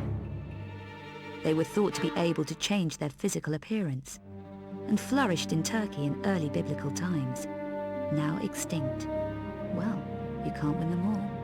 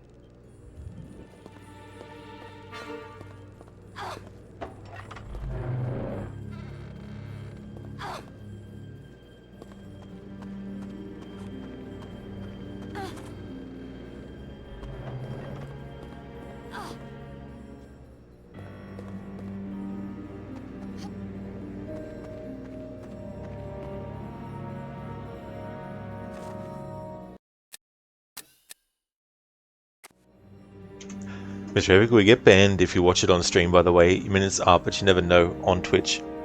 Yeah, I mean, if you were doing a stream where you found like some nude artwork in a game and you went up close to it and zoomed in on it and just kept it there and, you know, started talking vulgar and, you know, all that kind of stuff, then yeah, you might end up getting banned as well.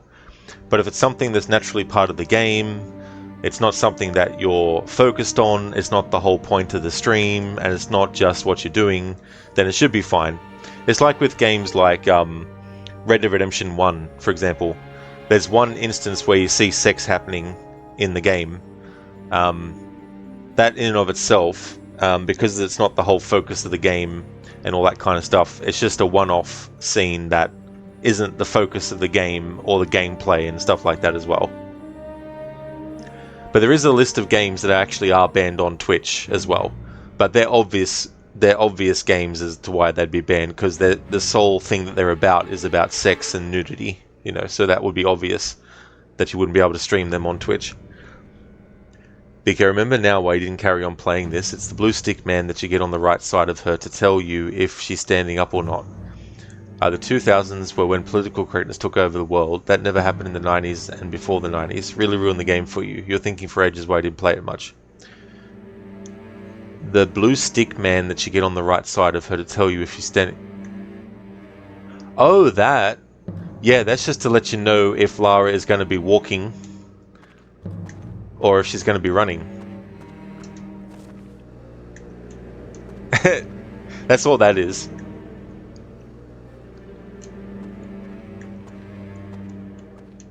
But yeah, I don't know why they did that, because in the previous games that didn't come up on the screen when you were holding down the walk button. But as he, damn it, Lara, quit running into the door. What, this one? Or this one, Lizzie? Take the Mafia 1 and 2 have nude playboys as a collectibles. You wonder how Twitch deals with that? Well, like, I haven't played those games, so I don't know if you can zoom in on it and make it full screen or whatnot, but yeah, if you're doing stuff like that, then the chances are you most likely will get banned. Then again, too, as well, I've seen videos talking about how wishy-washy some of the rules for that are as well. Like, you get women on Twitch just wearing bikinis and doing, you know, stuff as the focus, but they're obviously not getting naked and, you know, doing strip teases or something, you know what I mean?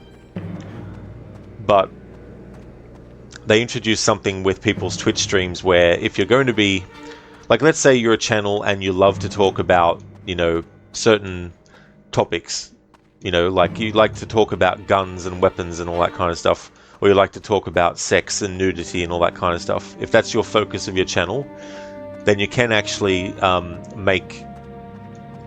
you can choose a classification for your channel, you know.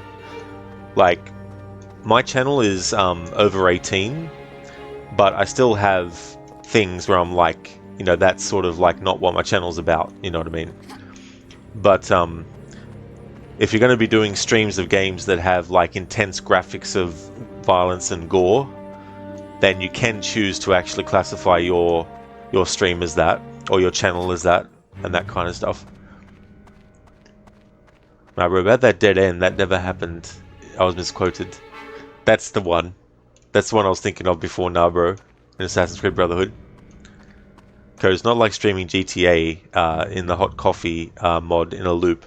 Yeah, well, that's it too, Code. You know, like if you played a GTA game and just stayed in the strip club the whole time and all that, then obviously, you know, that's a different thing.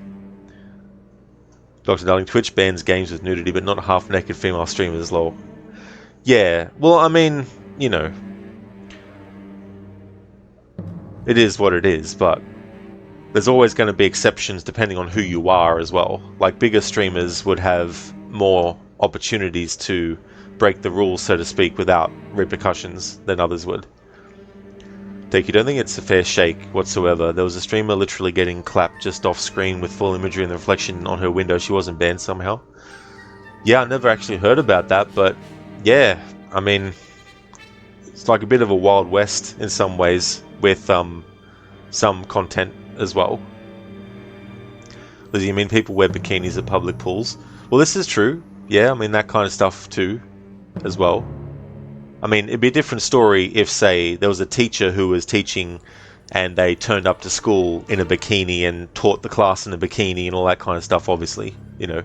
Or if it's a man, you know, just going there in their underwear and standing in front of class and all that kind of stuff, like, you know, obviously that kind of shit is something that you wouldn't accept, you know.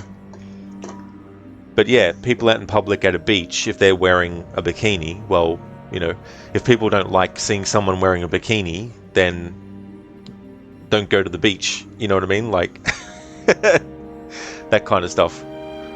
But obviously there's different degrees of what's acceptable and all that kind of stuff, but yeah, with Twitch though, like, just basically err on the side of caution and, you know. Lizzie, oh no, did you drop something? Oh no, I just knocked over a Coke can. I had to think for a moment there. I was thinking, did Lara drop something? Tech, there was just a case here in the US where a teacher was arrested for showing up to work drunk, but was released because teaching drunk isn't against the law. Oh. Yeah, I mean, the thing is too, like, that's a completely inappropriate, you know, place and time to be getting drunk as well. Like, it might not be against the law, but if a teacher's doing that and they expect to get away with it, then they're not going to be with a job for long. Or you would think they wouldn't be.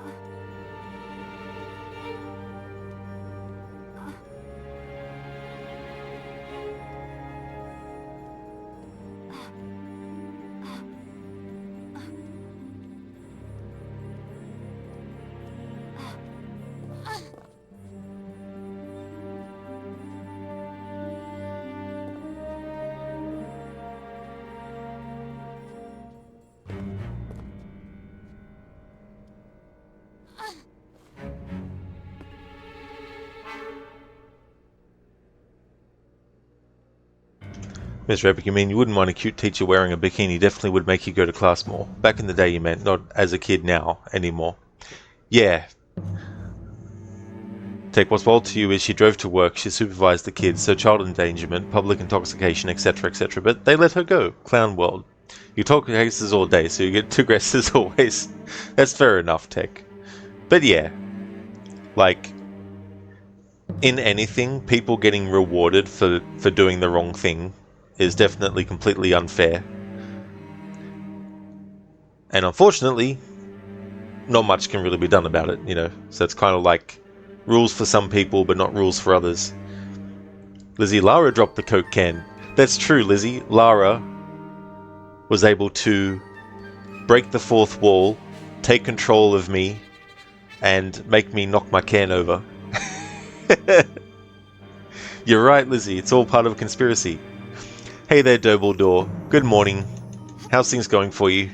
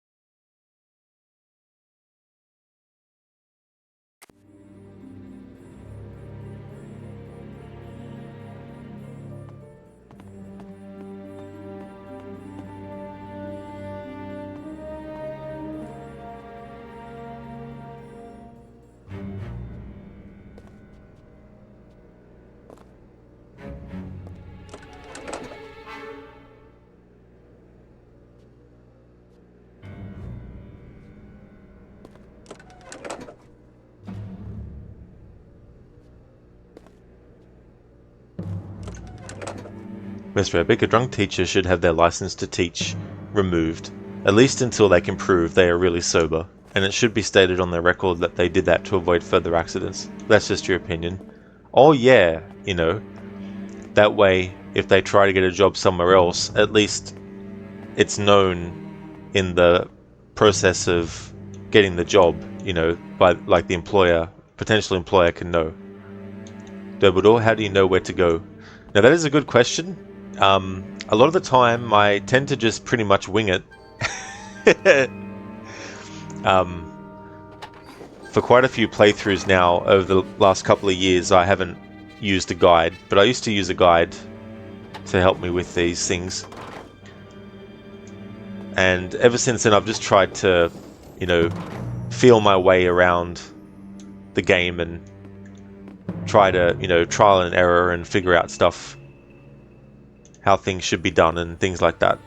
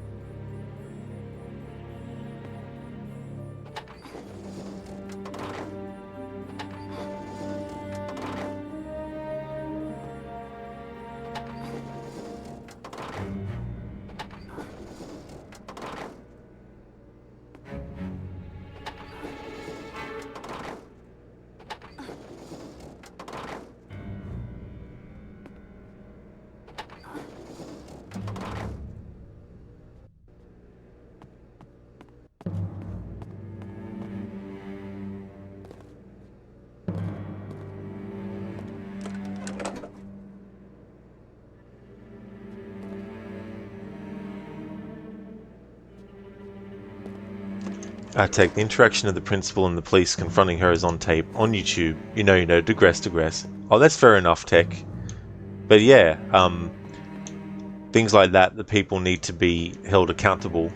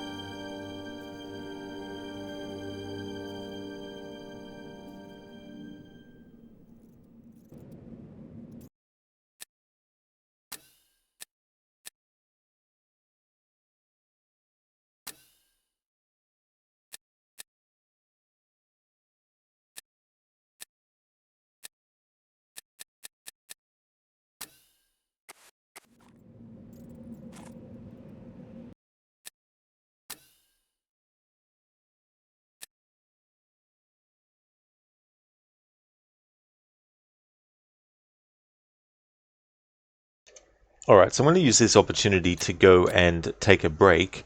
What I'll do is, while I'm on my break, I'm going to go to the main menu just so that the music can play on loop. I'm going to take a 10-minute break. I'll also pop, or pin, sorry, a message to chat up the top about going on a break as well. It'll be a 10-minute one. I'd like to at least do all the stuff related to the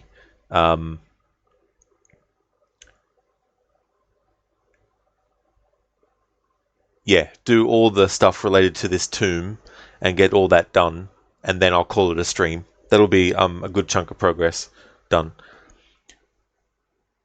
Take when interactions with the police go public record, if the interaction is noteworthy, news and private journalists, anybody, can request and receive that tape of body cams.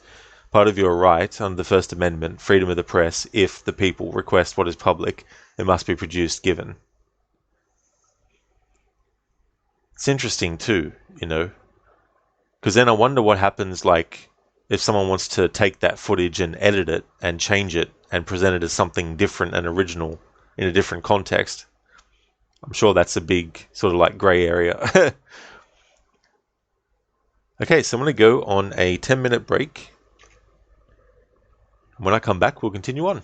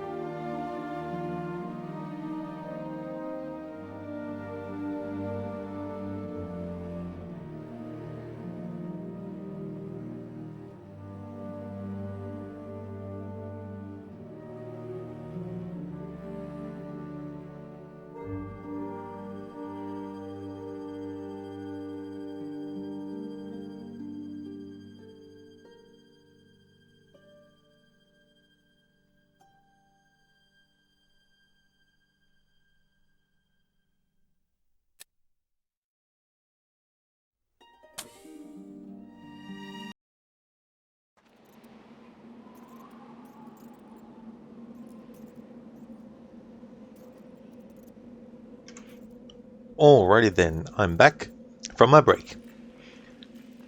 Time to continue on. So the plan is to do the rest of this whole area stuff. And then once that's done, that'll be the end of the stream. Thanks for the welcome back, Dobledore. Thank you. Long break. Well, it's actually a shorter one.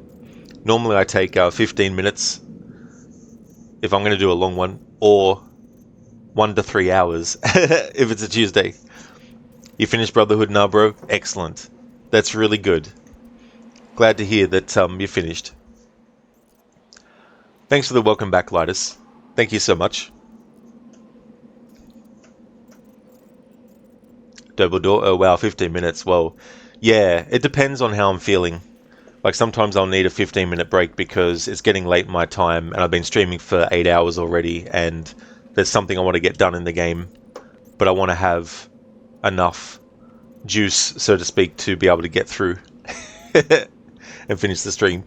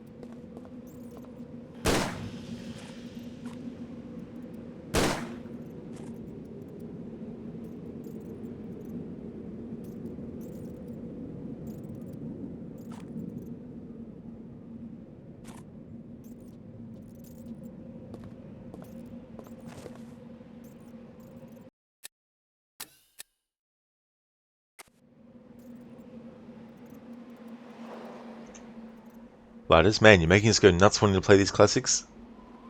That's the plan.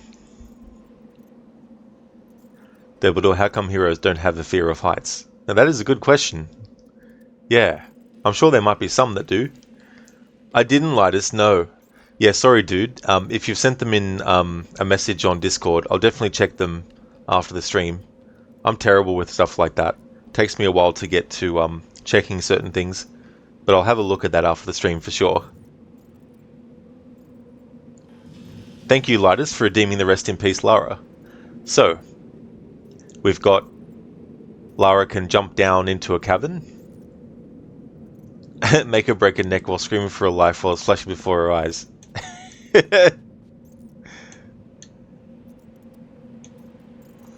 Might be able to do it here. Let's give it a shot.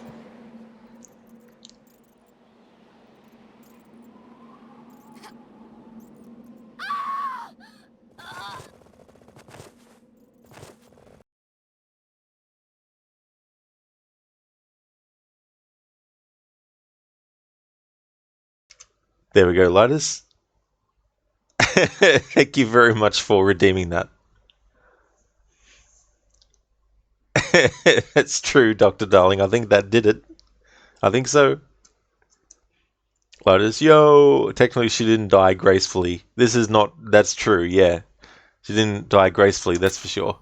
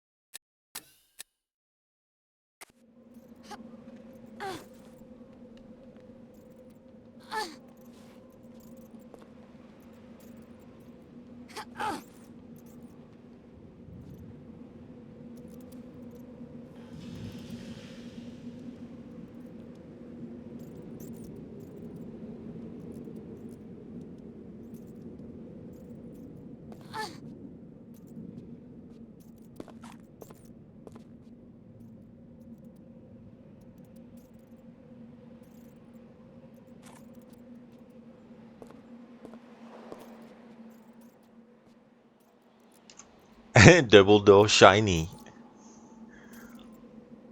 Lotus, that was funny. You thought I was going to go for Rest in Peace Lara round 2. Well, I guess it did. Sorry, this shit is funny. Okay, let's stop. Well, Butterfingers Lara. Okay, how did she slip over those things? That was weird. Yeah. No, I was actually trying to get across there naturally. But that was weird. There's a few times there where I held the button to grab, and Lara did grab for a split second, but then let go automatically. Nah, bro, watching her bend like that hurts your spine. Ouch.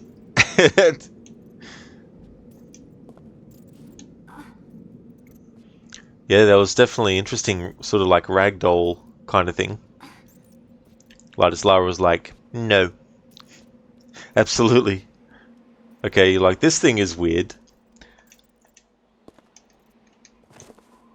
It's funny some of the things that can happen in a lot of old school games that you weren't really expecting.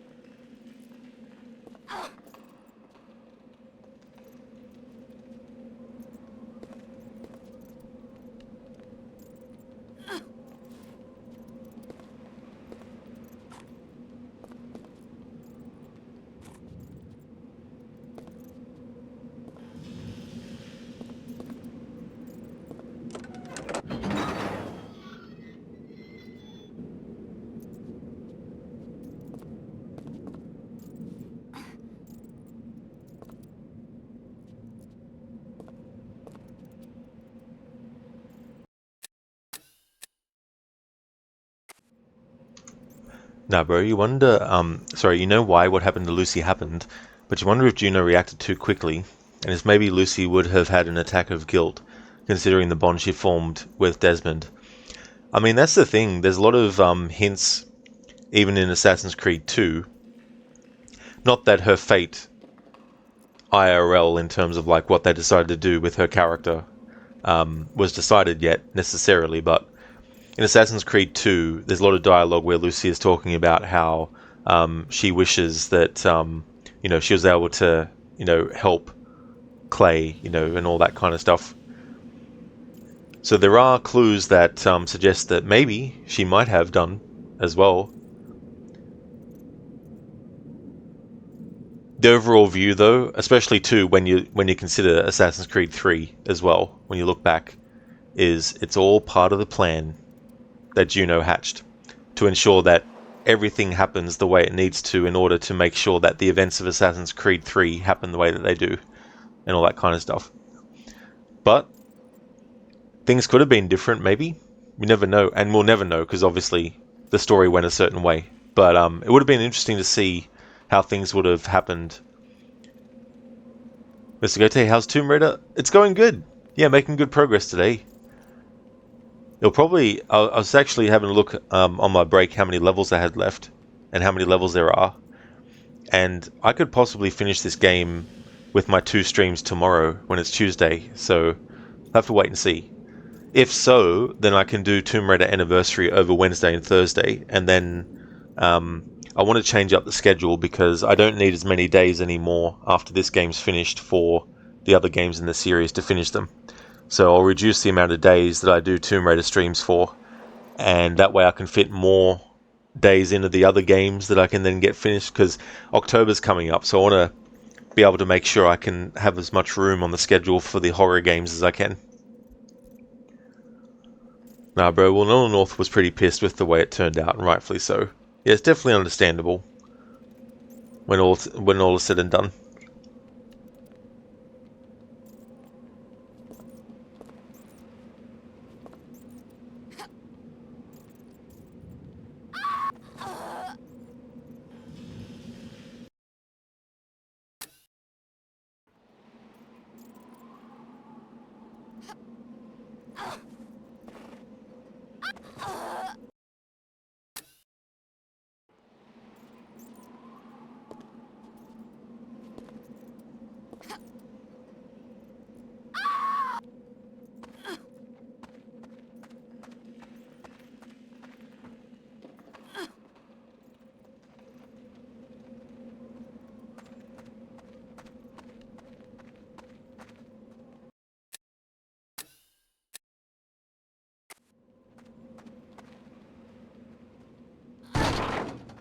My strength is increasing.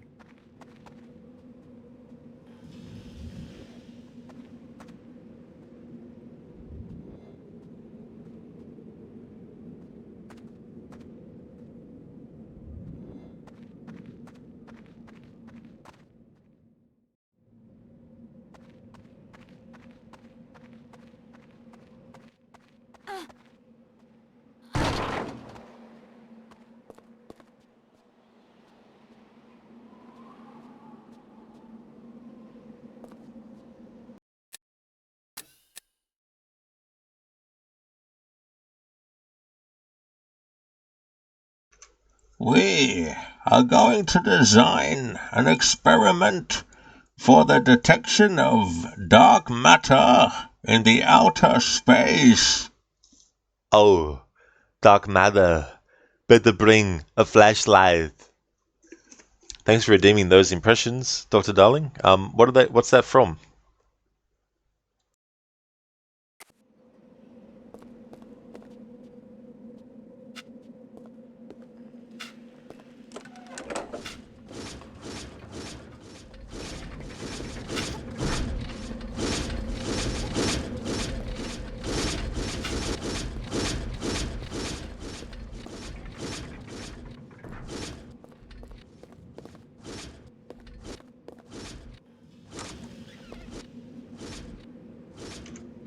Dr. Darling, that's from The Big Bang Theory, a TV show about science nerds. Yeah, definitely aware of the show, but wasn't a fan of it.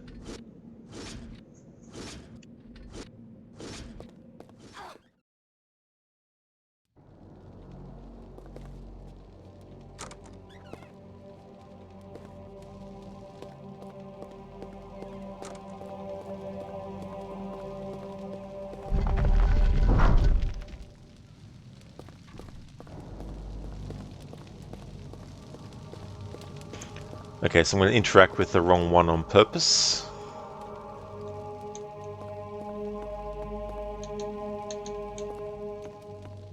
So I'll get these collectibles first.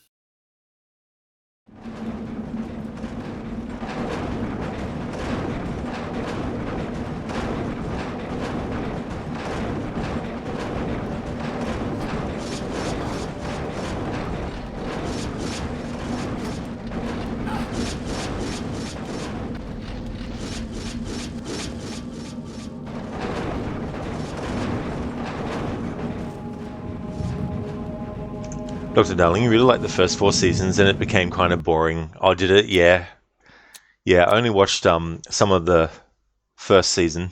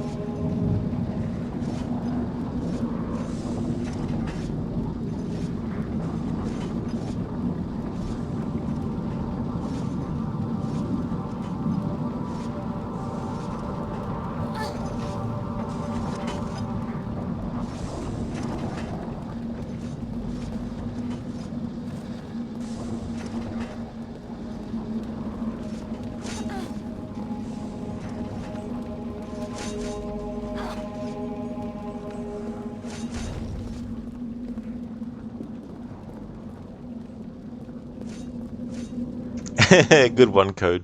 You hope Lara packed some marshmallows or sausages to grill at the same time. Yeah. No, definitely a good way to take advantage of your environment.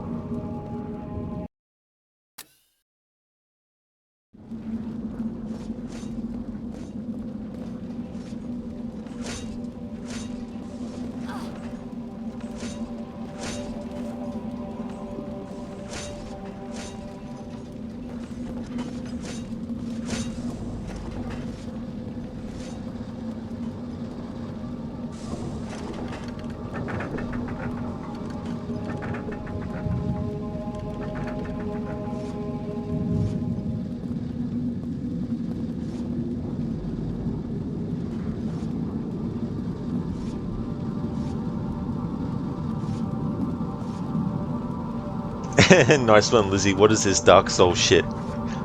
Welcome to old school Tomb Raider games.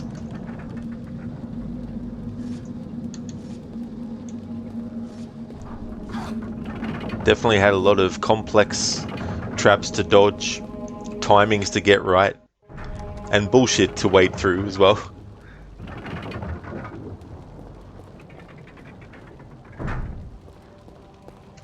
Okay, so I'll explain what the actual go is with this stuff. So you have these doors, right? Actually, I better save it because there's a skeleton there running around like an idiot.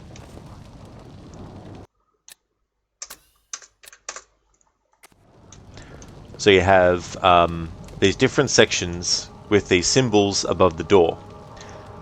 And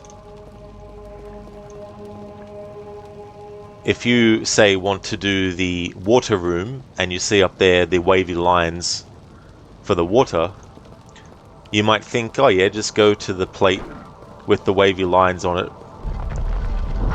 for the water. Well, that door's not a good example, but if we look at the first symbol on the door, see how the water one is on the far right? You might think, oh yeah, that's the right one you need to go through, and you'll just go through here and go through here and then run through here, and then you pull this lever and uh-oh, wrong lever. Why? Because it's not the first ones that you need to worry about. So I'll step on the water one again. You don't pay attention to the first symbol, you pay attention to the second symbol further back. And so the right one for the water would be this one. I'm not going to do this one first, but just to show as an example. And then this opens this way. Now it's not like you can't get back up here if you go down the wrong one. I already showed what happens if you go down the wrong one. You can actually find items to collect and stuff, health items and things. That's how you get the right door, is by ignoring the first logos that you see on the first archway, but look at the one on the second archway further inside.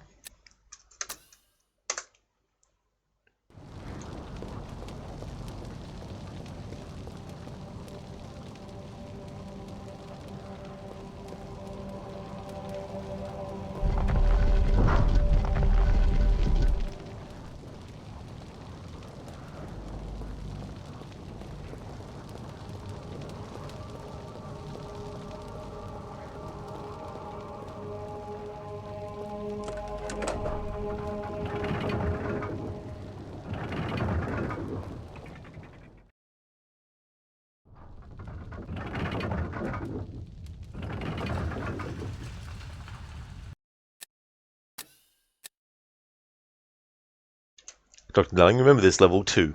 were you doing a challenge last year, 20-year anniversary, so many games watched that you forgot. Oh, that's understandable for sure. The amount of games that I go through and how many different ones I play over and over again.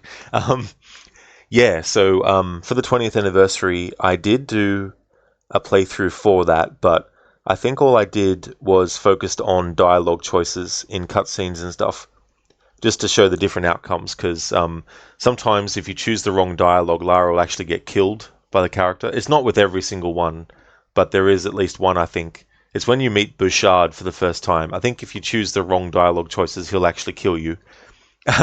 But all the other ones just have a bit of a different sort of like outcome and different responses and stuff. So I pretty much just covered that kind of thing, I think. I don't think I did anything like music only or anything like that. But certainly haven't done a challenge with this this game yet.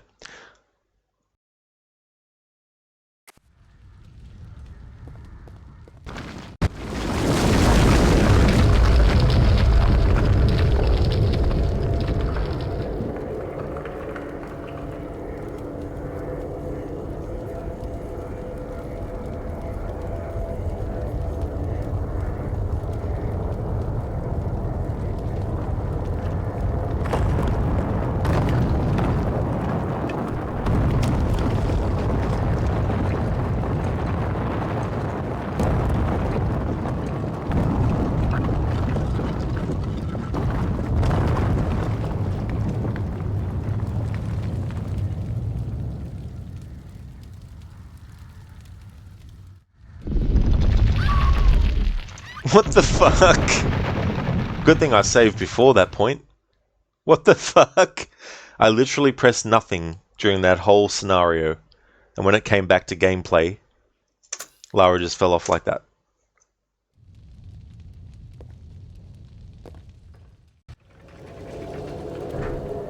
Indeed, Dr. Darling. Requiescat in pace, Lara Croft. Alright, so now it's right.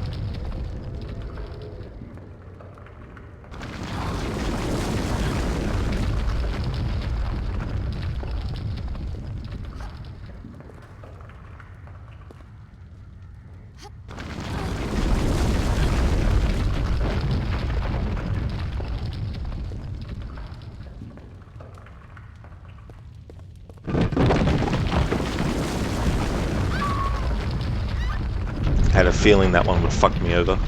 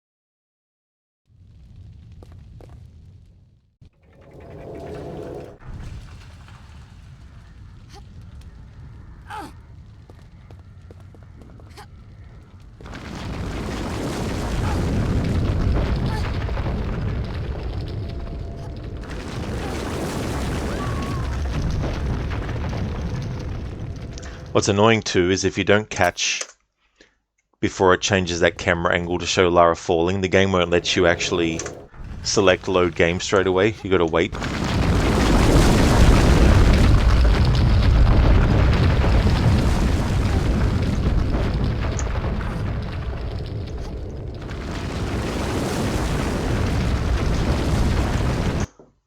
Great, the game's crashed now. You piece of shit. Oh dear, you gotta love when that happens. Game just crashed. The game had enough.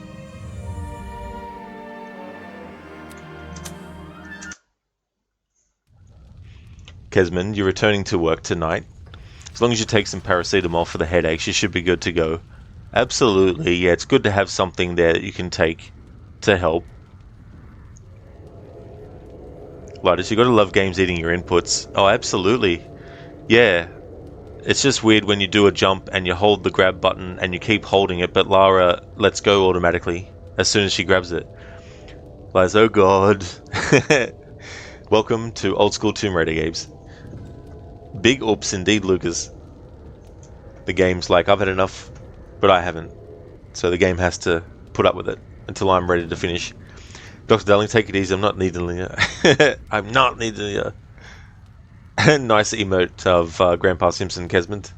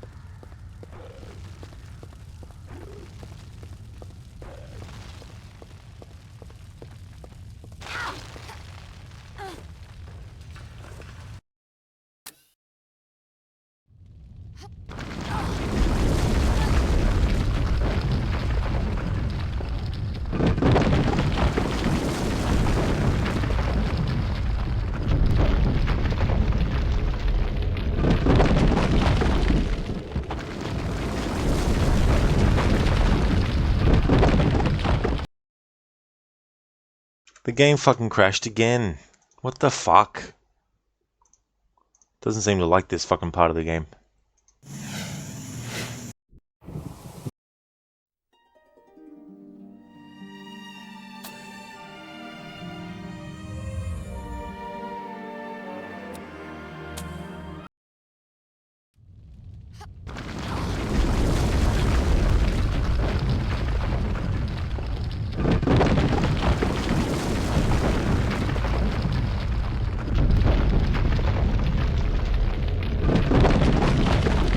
Yeah, Kesman. Dole! Curd, boiled, mashed, put it in a stew. The Lara Croft cooking travels.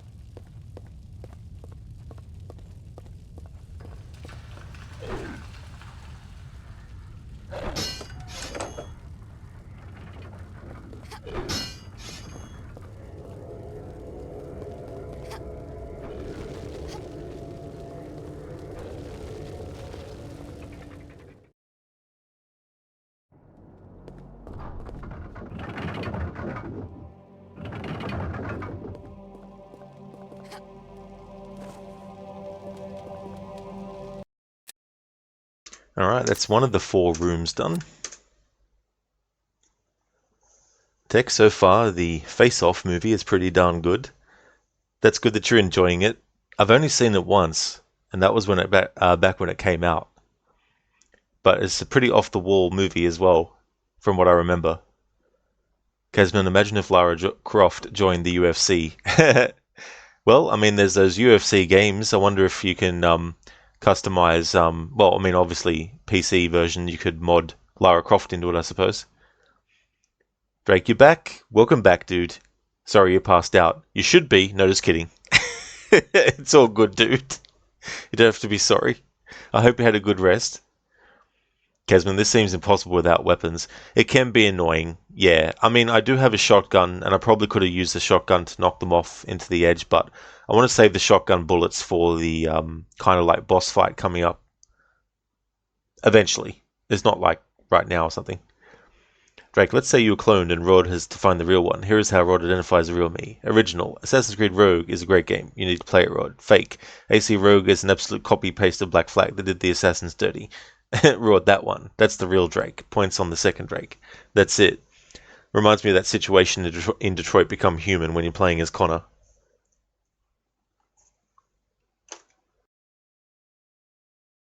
Indeed, Lucas. Good old reliable shotgun. I do like using that in a lot of games. It can be very, very effective. Or, even if it's not effective, I just like using it and the sound of it.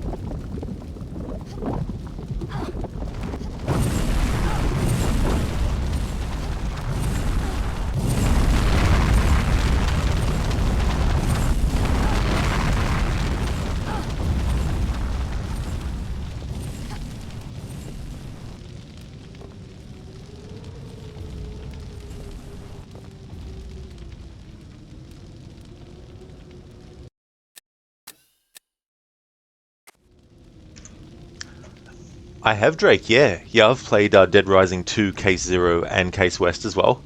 Yeah.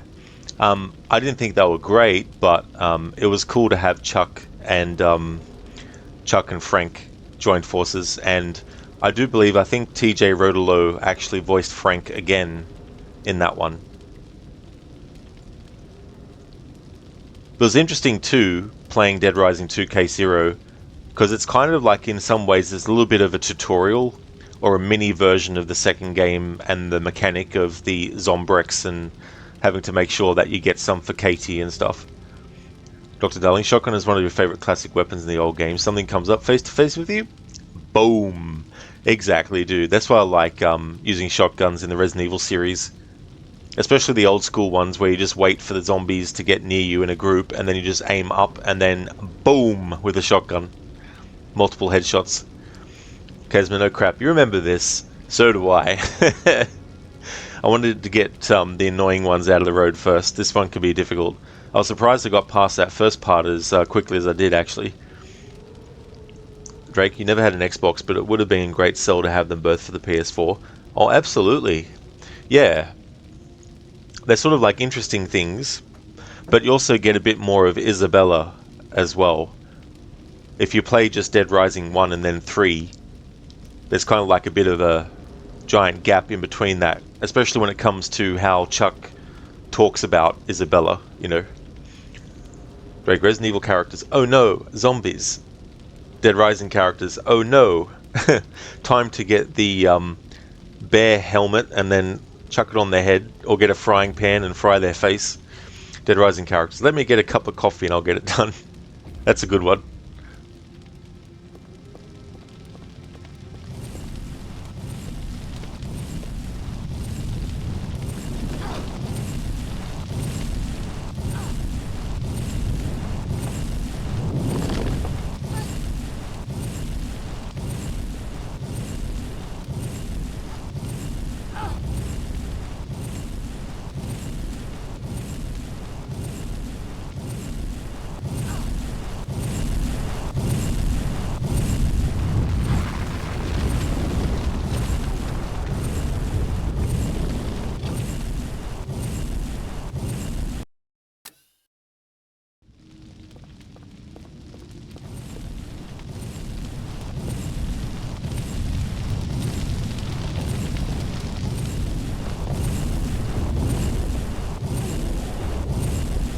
Drake, also Dead Rising characters. Someone play me some elevator music.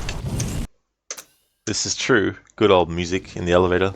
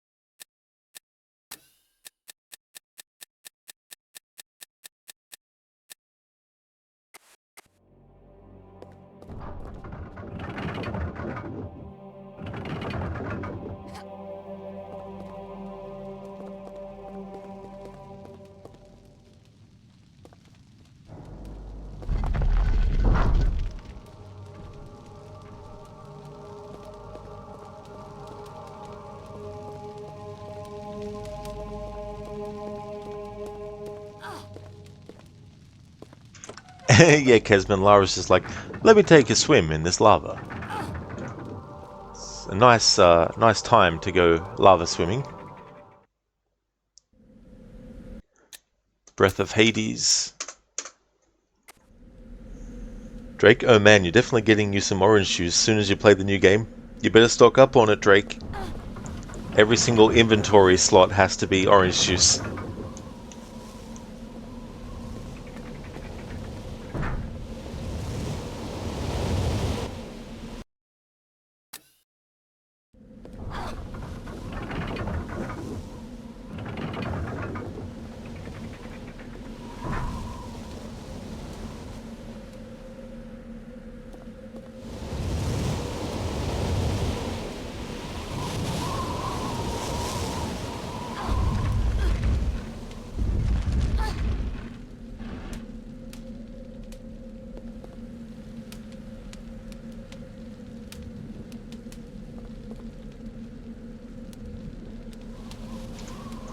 Drake, you mean nectar? That's true, yeah. Dr. Darling, you just had orange juice for real? You did? Oh, cool. Yeah, I like orange juice too. Drake, speaking of nectar, what's your favorite drink to mix in Dead Rising 1 and 2? You know what, Drake, it's been a long time since in Dead Rising 1 I even did any of the mixing of the drinks to get like the special effects and stuff from it. So yeah, I can't even remember. The last time I played it, I just basically played for the story. For 1, it would be Nectar. For 2, Painkiller. Lots of booze in Vegas. What a lethal combination it could be.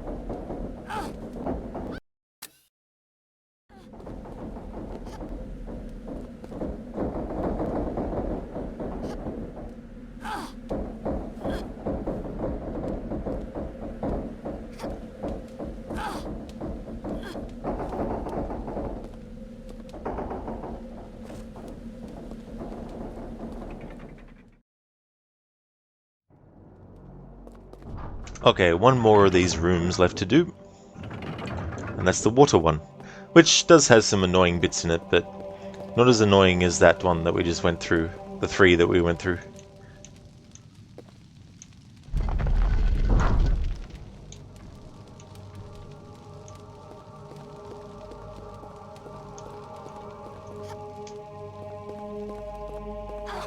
Kesman, your favorite orange juice is with bits? Oh yeah.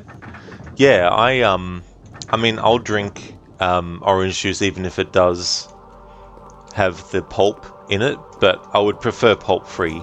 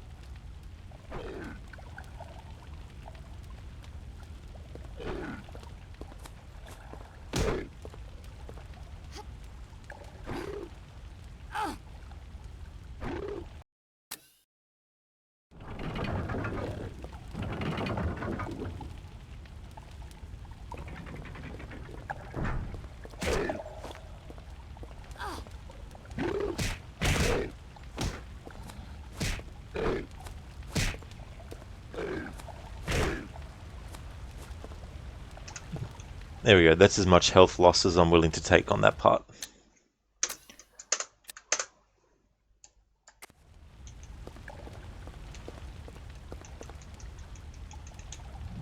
Biko, you love orange juice. Most juices, you have mango pulp poured over your oats and peaches every morning. It's divine. You love mangoes. Oh, cool. Yeah, I like mango juice, apple juice, orange juice, orange and mango. A few different combinations as well. Dr. Darling, punching an armored skeleton to the face. Giga Lara. Exactly. In the second movie, she actually punches a shark.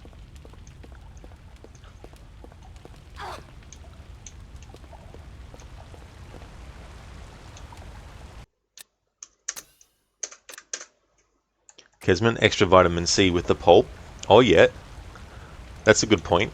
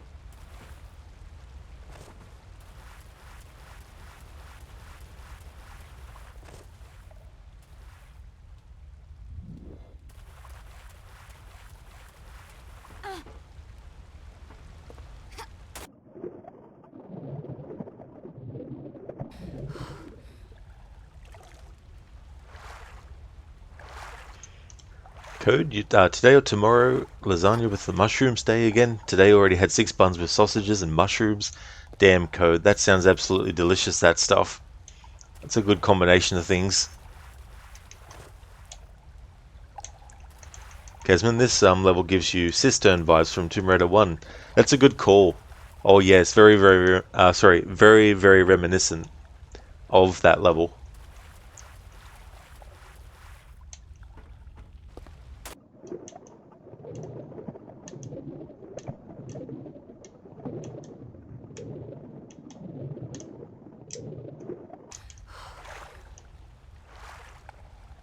You missed the after the pickup.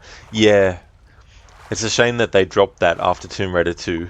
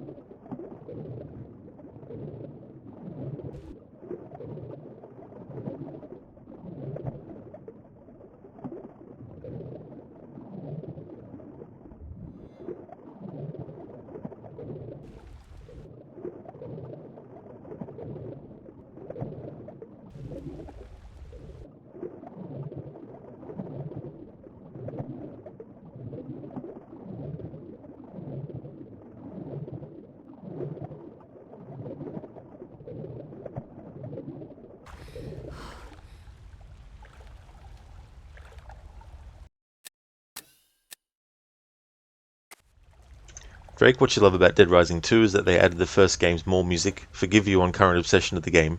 Oh, that's alright, Drake. Yeah, I don't blame you. I really do like the Dead Rising games. I like 3 as well. It's probably not as well regarded as the other two, but I do like the third one. I really like the tone and feel of it. And it's really cool, everything that happens with Nick meeting Chuck Green and that whole sort of like twist kind of thing, you know, that they were building up with that. Kazan, when you ask Lara if she'll grab the ledge, she replies by saying, no. Yep. Classic Lara.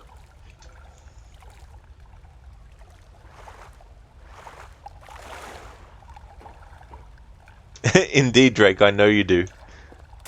I know that's your favorite thing about Dead Rising 3. That psychopath.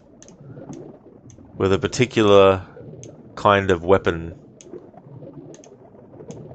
that has dual uses or dual projectile types.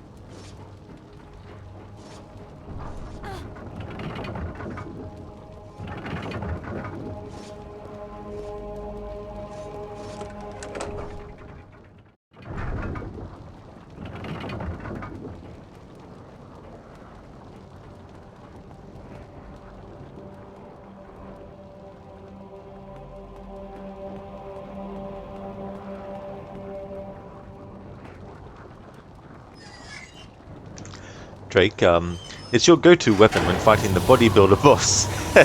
Yeah.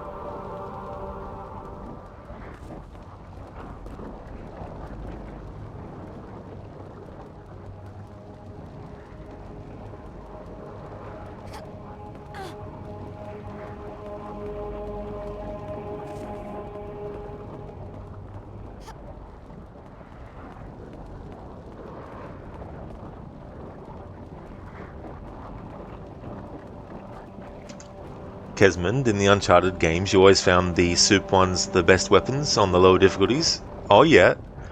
Yeah, I've only played through all those games once, so I can't really remember what type of weapon that one is.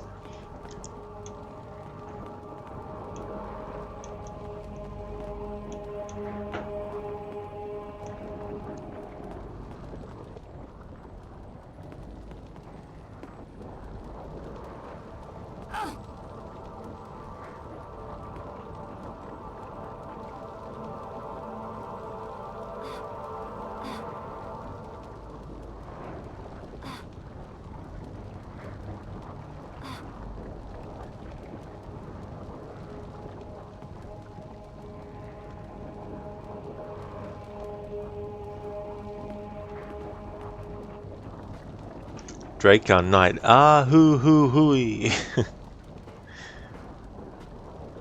As the skeleton knight fell down, he's like, yeah.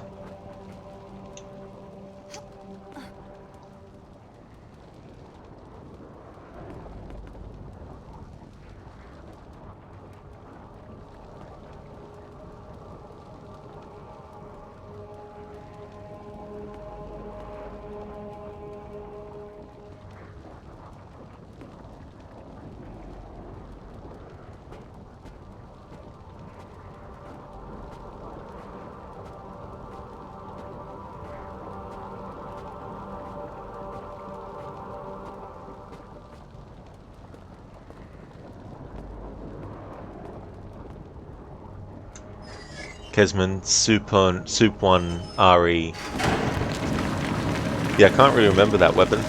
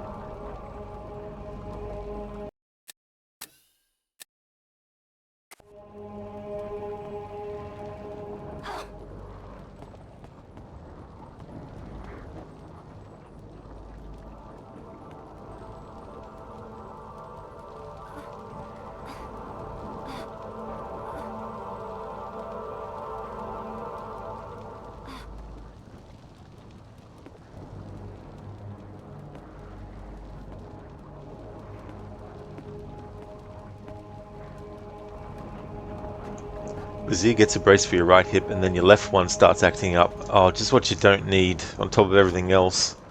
Like, yeah, you get something for one side, and then the other side decides to act up.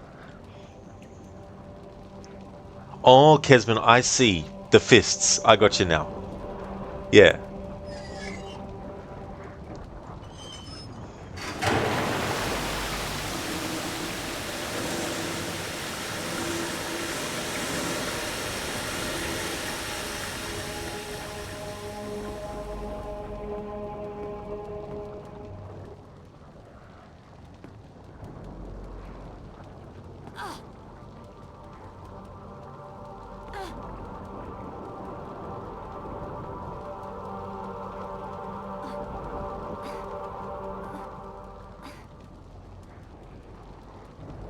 What the fuck? Nice glitch.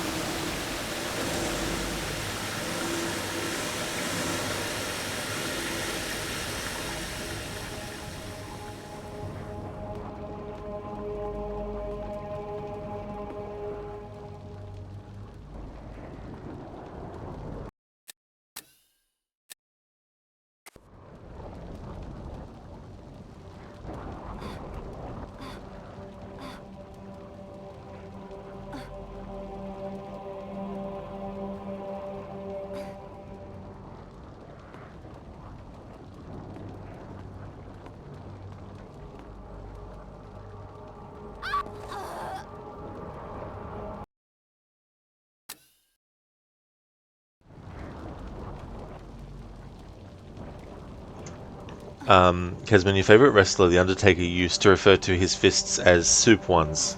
Oh, soup bones. Ah, I got you now. Yeah. Because I had heard of The Undertaker and stuff, but I wasn't aware that's what you were referencing.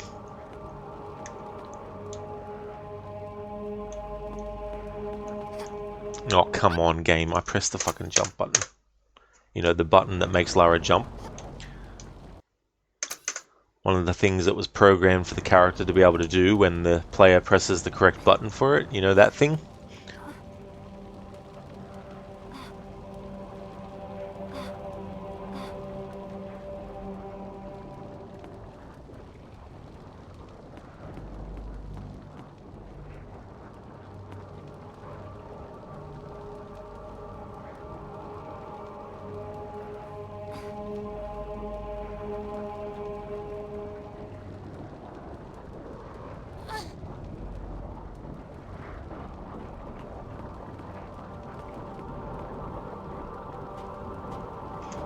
Lizzie, anyway, you're spending this morning stretching. Well, that's definitely a good idea as well, you know, and sort of like try not to favor the,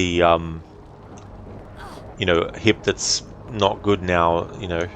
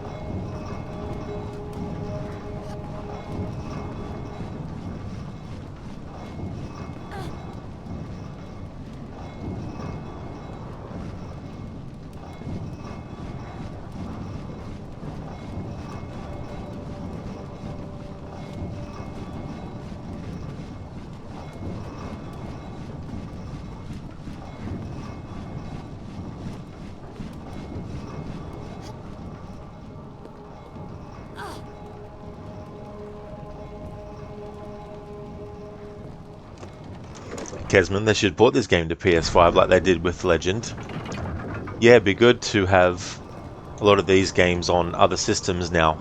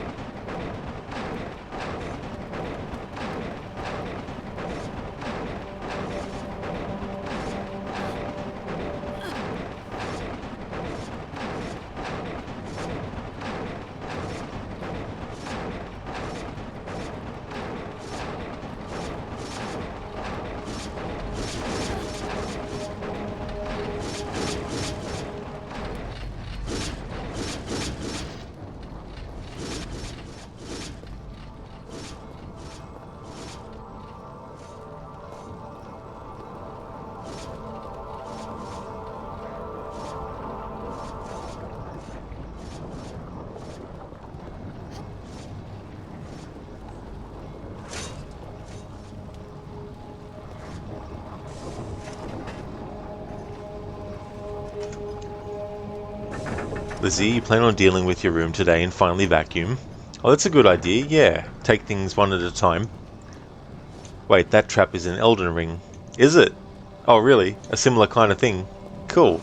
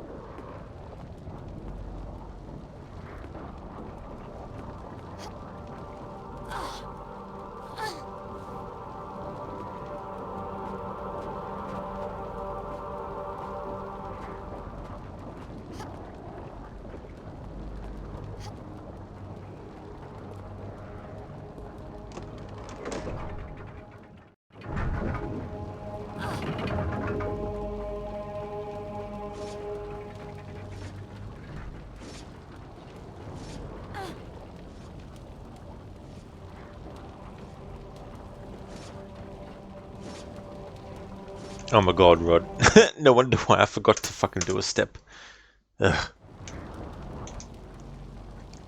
Forgot to turn that valve to turn the machine on.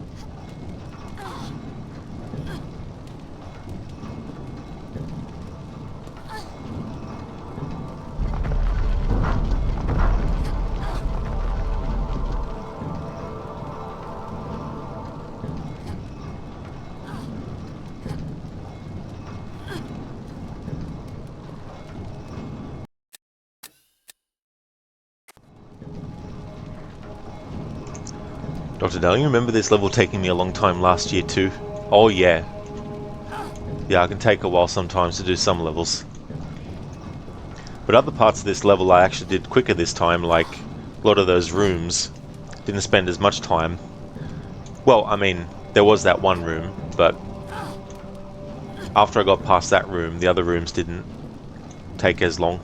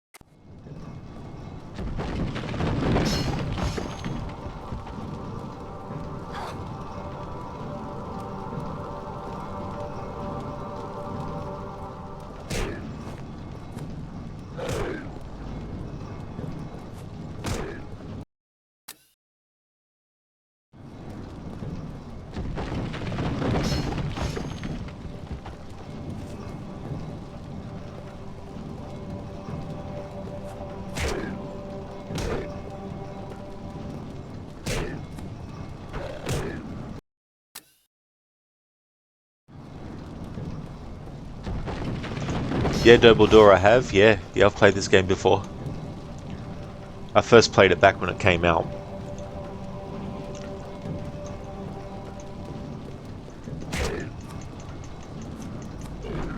Because I hate that. Lara took damage just from the fact that the shield of the enemy touched her.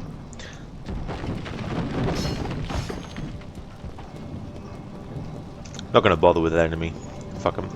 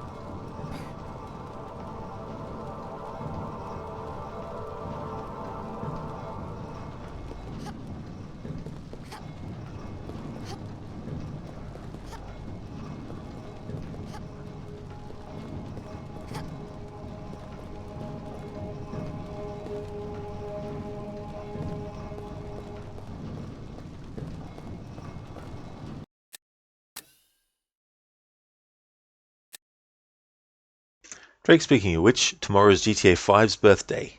Oh, really? That's cool. It's 11th anniversary. You played the game so much that you don't want to play it anymore, even out of boredom. Oh, really, Drake? Well, that's fair enough too. Yeah. Whereas me, I can't get enough of the game. I love replaying it. To be fair, I only do the story mode. I don't do online as well. But yeah, I really like the story a lot and playing as the characters. I still need to fit that playthrough in my annual one for this year as well. You finished the game in 3 consoles. Yeah, I don't blame you then. Yeah, I've only finished it in 2 consoles. Xbox One and PlayStation 5.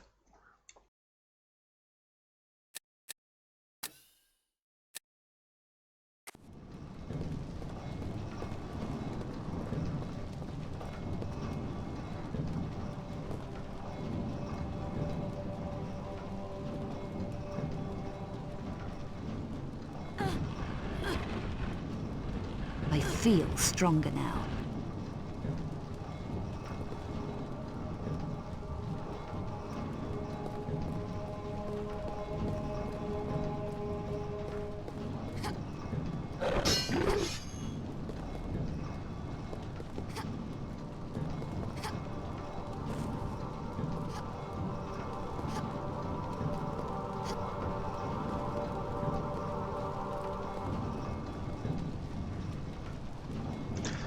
Drake, PS3, PS4, PC, and PS6, which will happen someday.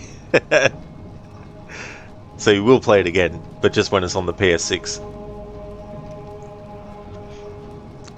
Kesman, forget GTA 5, 6 is the talk of the town. It's heavily rumoured that GTA 6 is coming bundled with the PS5 Pro. Yeah, I wouldn't be surprised if it does. When it comes out.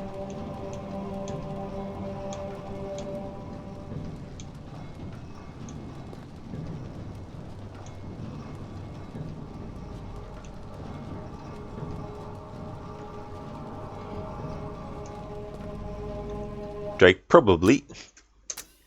Probably, maybe.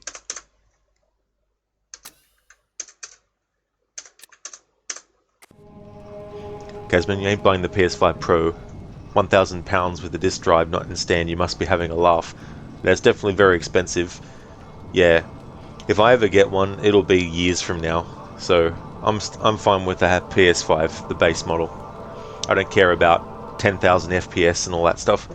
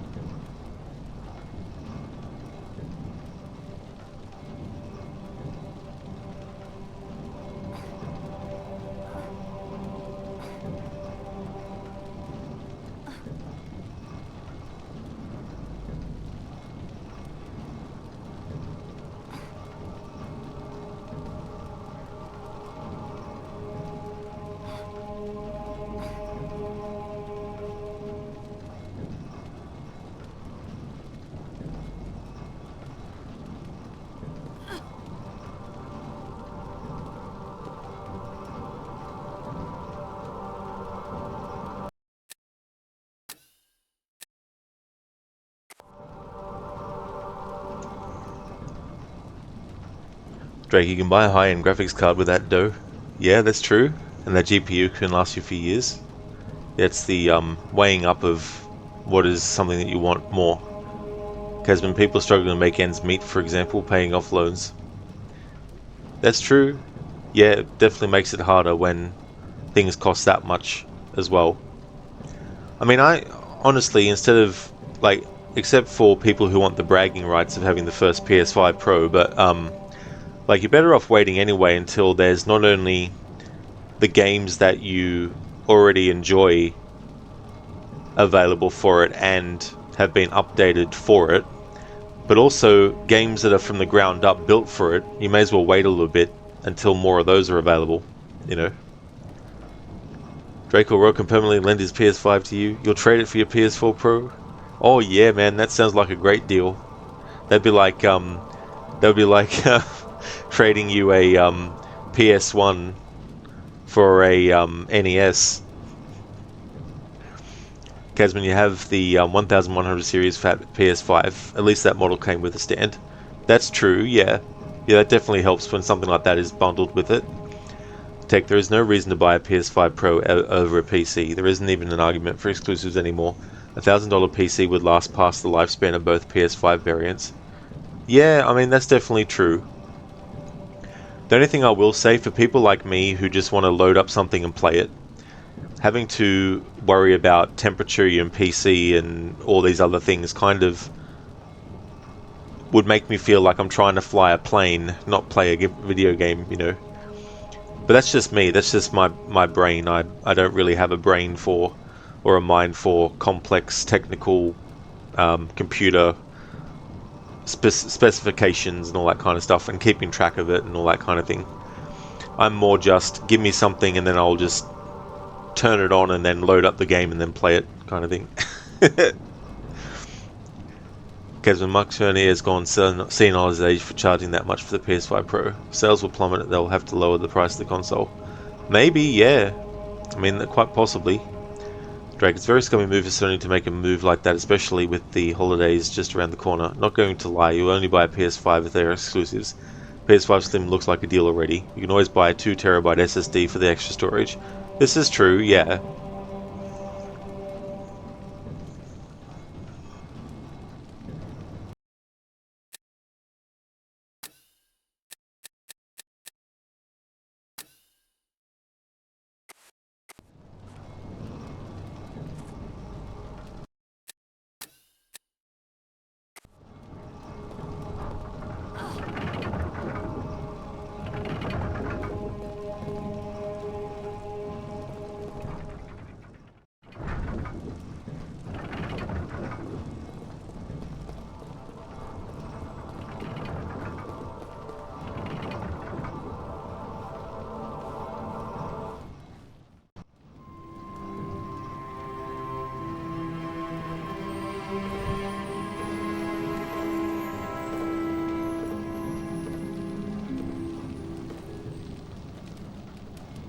Ultra Vigilis Umbram, Ecce Veritas. Through the spirit of the Keeper, behold the truth.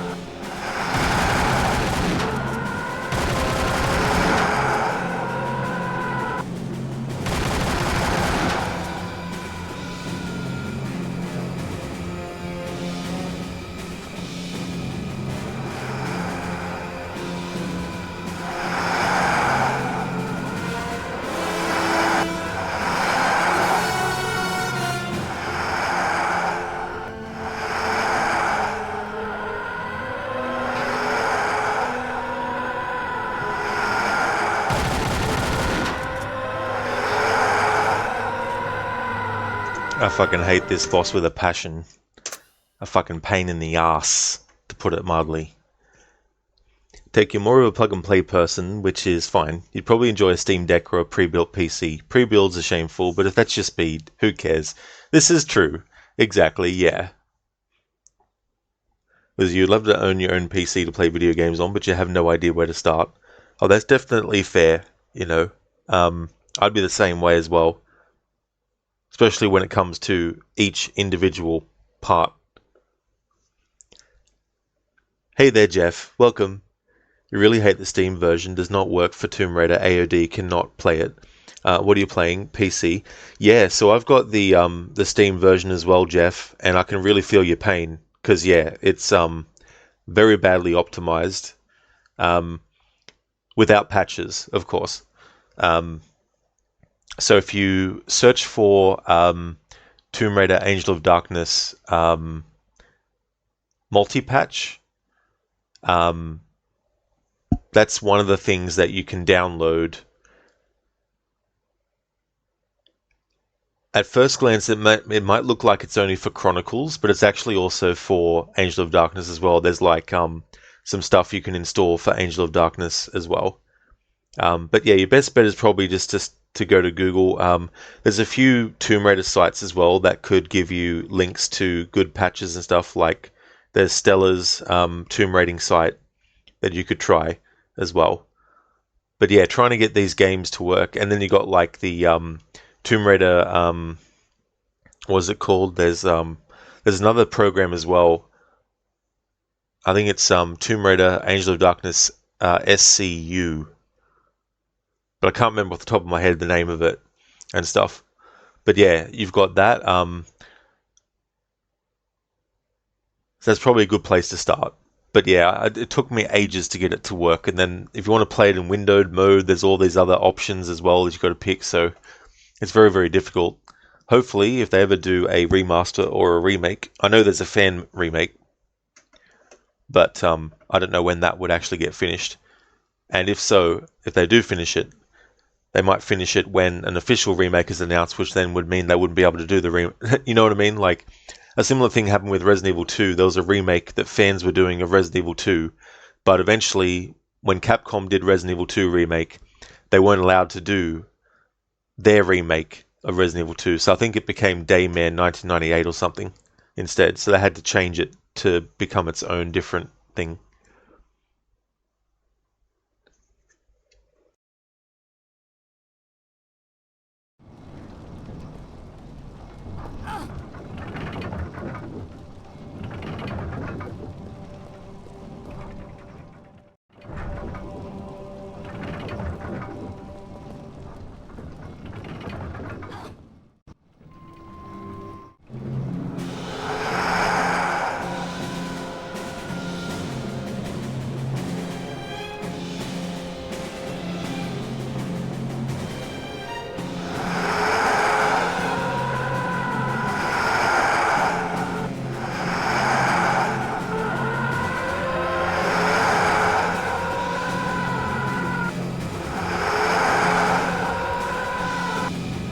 Nice glitch. Thank you, game, for glitching. Thank you. I love it when games glitch. It's just so fun.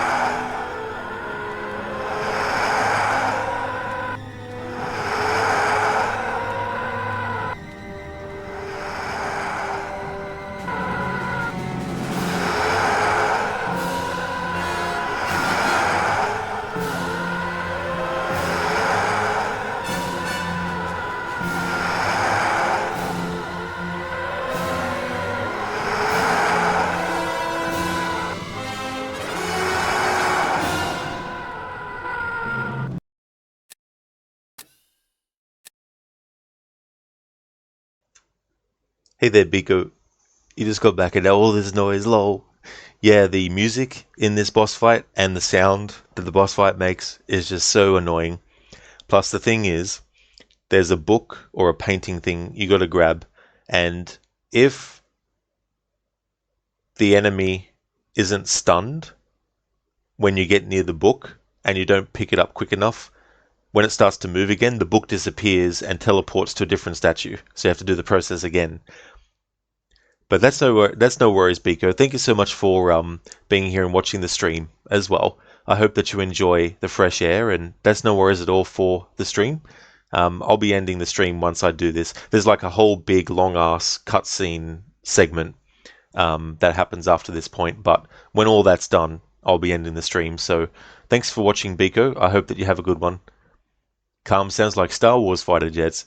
You know, that's actually a good analogy, Calm. Welcome on in.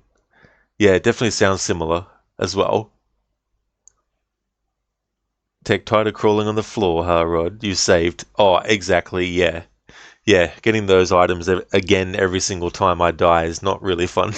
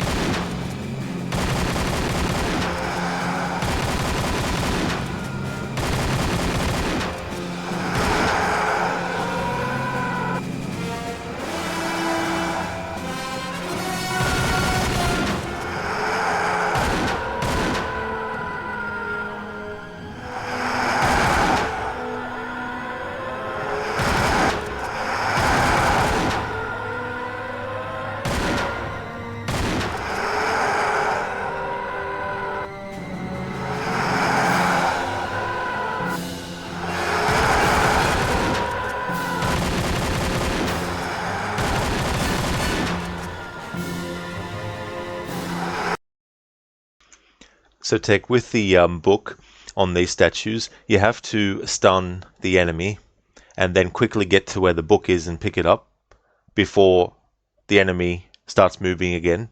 Because if that happens, then the book teleports to a different statue. So yeah, that's what you need to do, Lizzie. You don't actually destroy it. You can't kill it. Like, it doesn't matter if you use all your ammo, it won't die. You just have to get the painting off the statue in time, and it'll just keep flying around.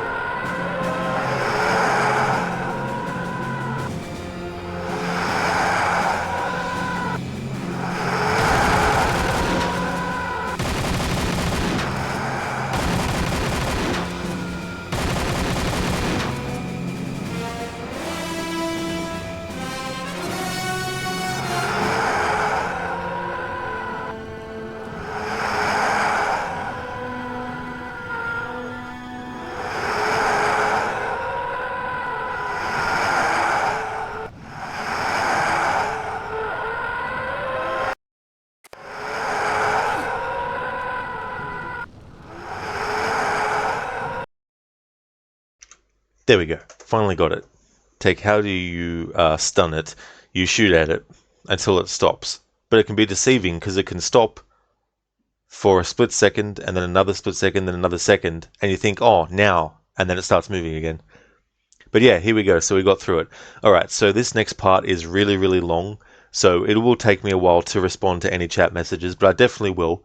But after this level is finished, there's like a series of back-to-back cutscenes. So there's probably almost like 5 minutes or so worth of cutscenes. So I'll catch up on chat when I can.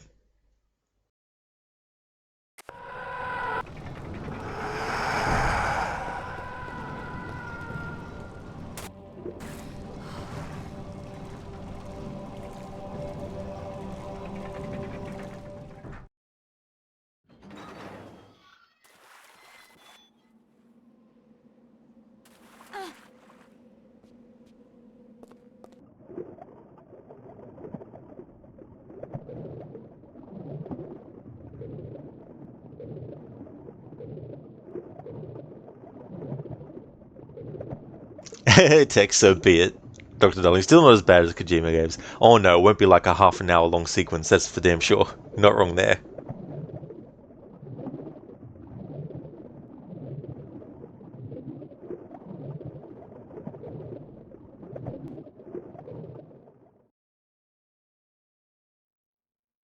Shit, I'm getting ahead of myself. That part won't be yet. Duh, Rod. I forgot. It's after you deal with everything in the Louvre. Oh well, scratch that. This is a good point to end the stream anyway. So I'll make a save now. And then at the start of tomorrow's stream I can continue on from here. But that's still a good decent sized chunk of game to get through in the first stream session. Exit to the main menu. This music will stop when I click off the window because for some reason it doesn't like to play the music still.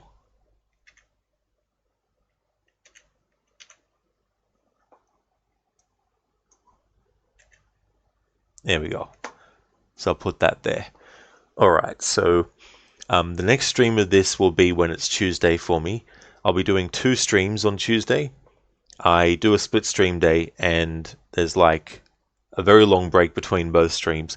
So I'll see if I can finish the game across those 2 streams.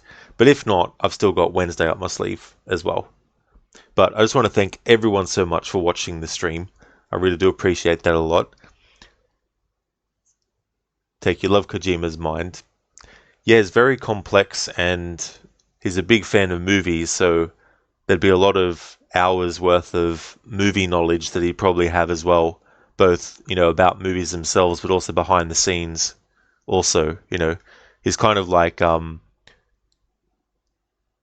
of those people that transcends his own industry, if you know what I mean. Like, because you see pictures of him with, you know, so many actors and directors and all that kind of stuff, you know what I mean.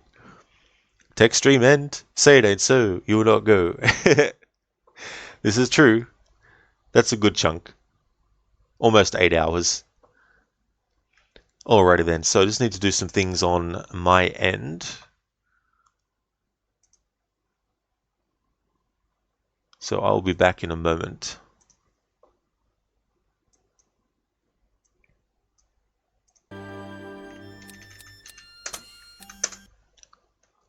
Close that down. Exit out of that. Exit out of the Joy2Keep program.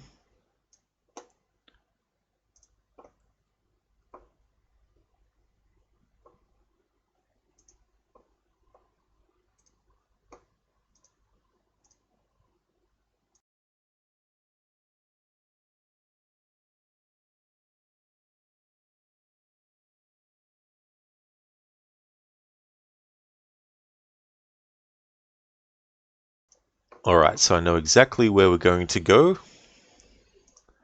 We're going to go and raid 2 Crocodiles. He's playing through Hellblade Senua. Although he's going to the main menu. So I think he's ending his stream.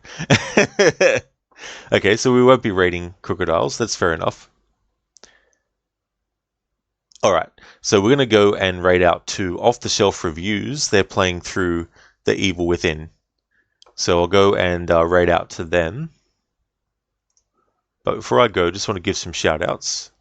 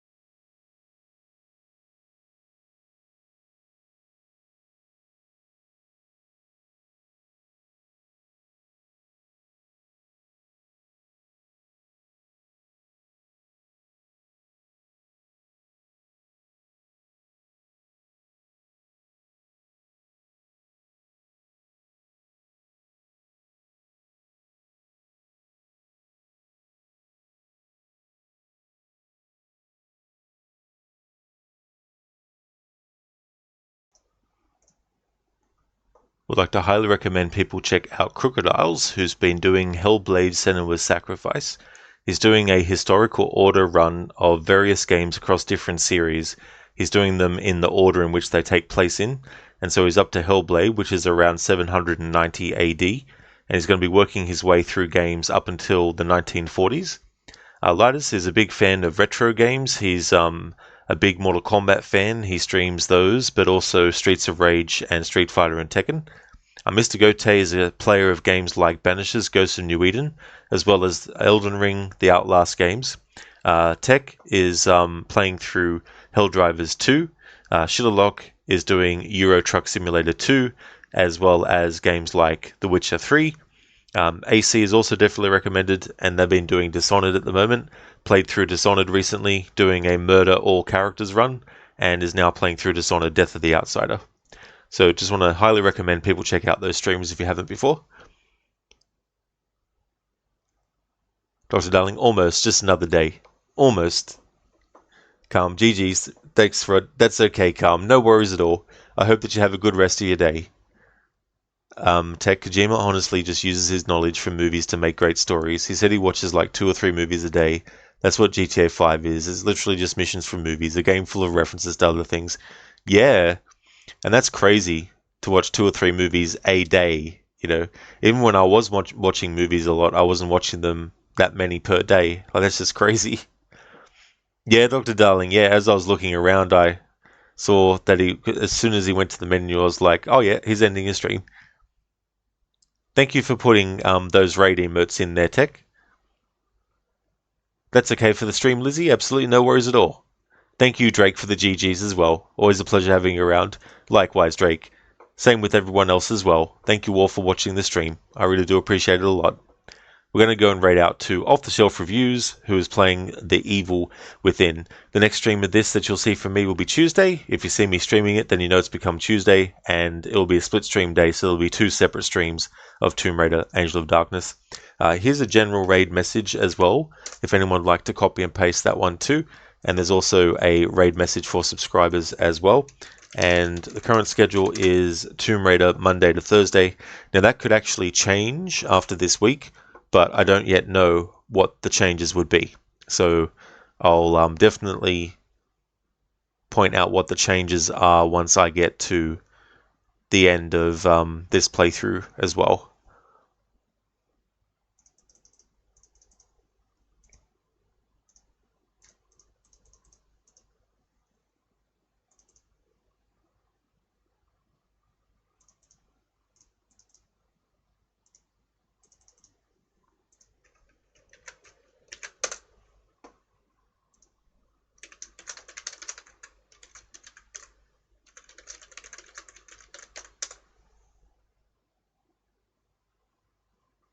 On Friday is Watch Dogs 1, and on the weekends will be Assassin's Creed 2. I hope that everyone has a good one. Thank you again for watching, and catch you next time.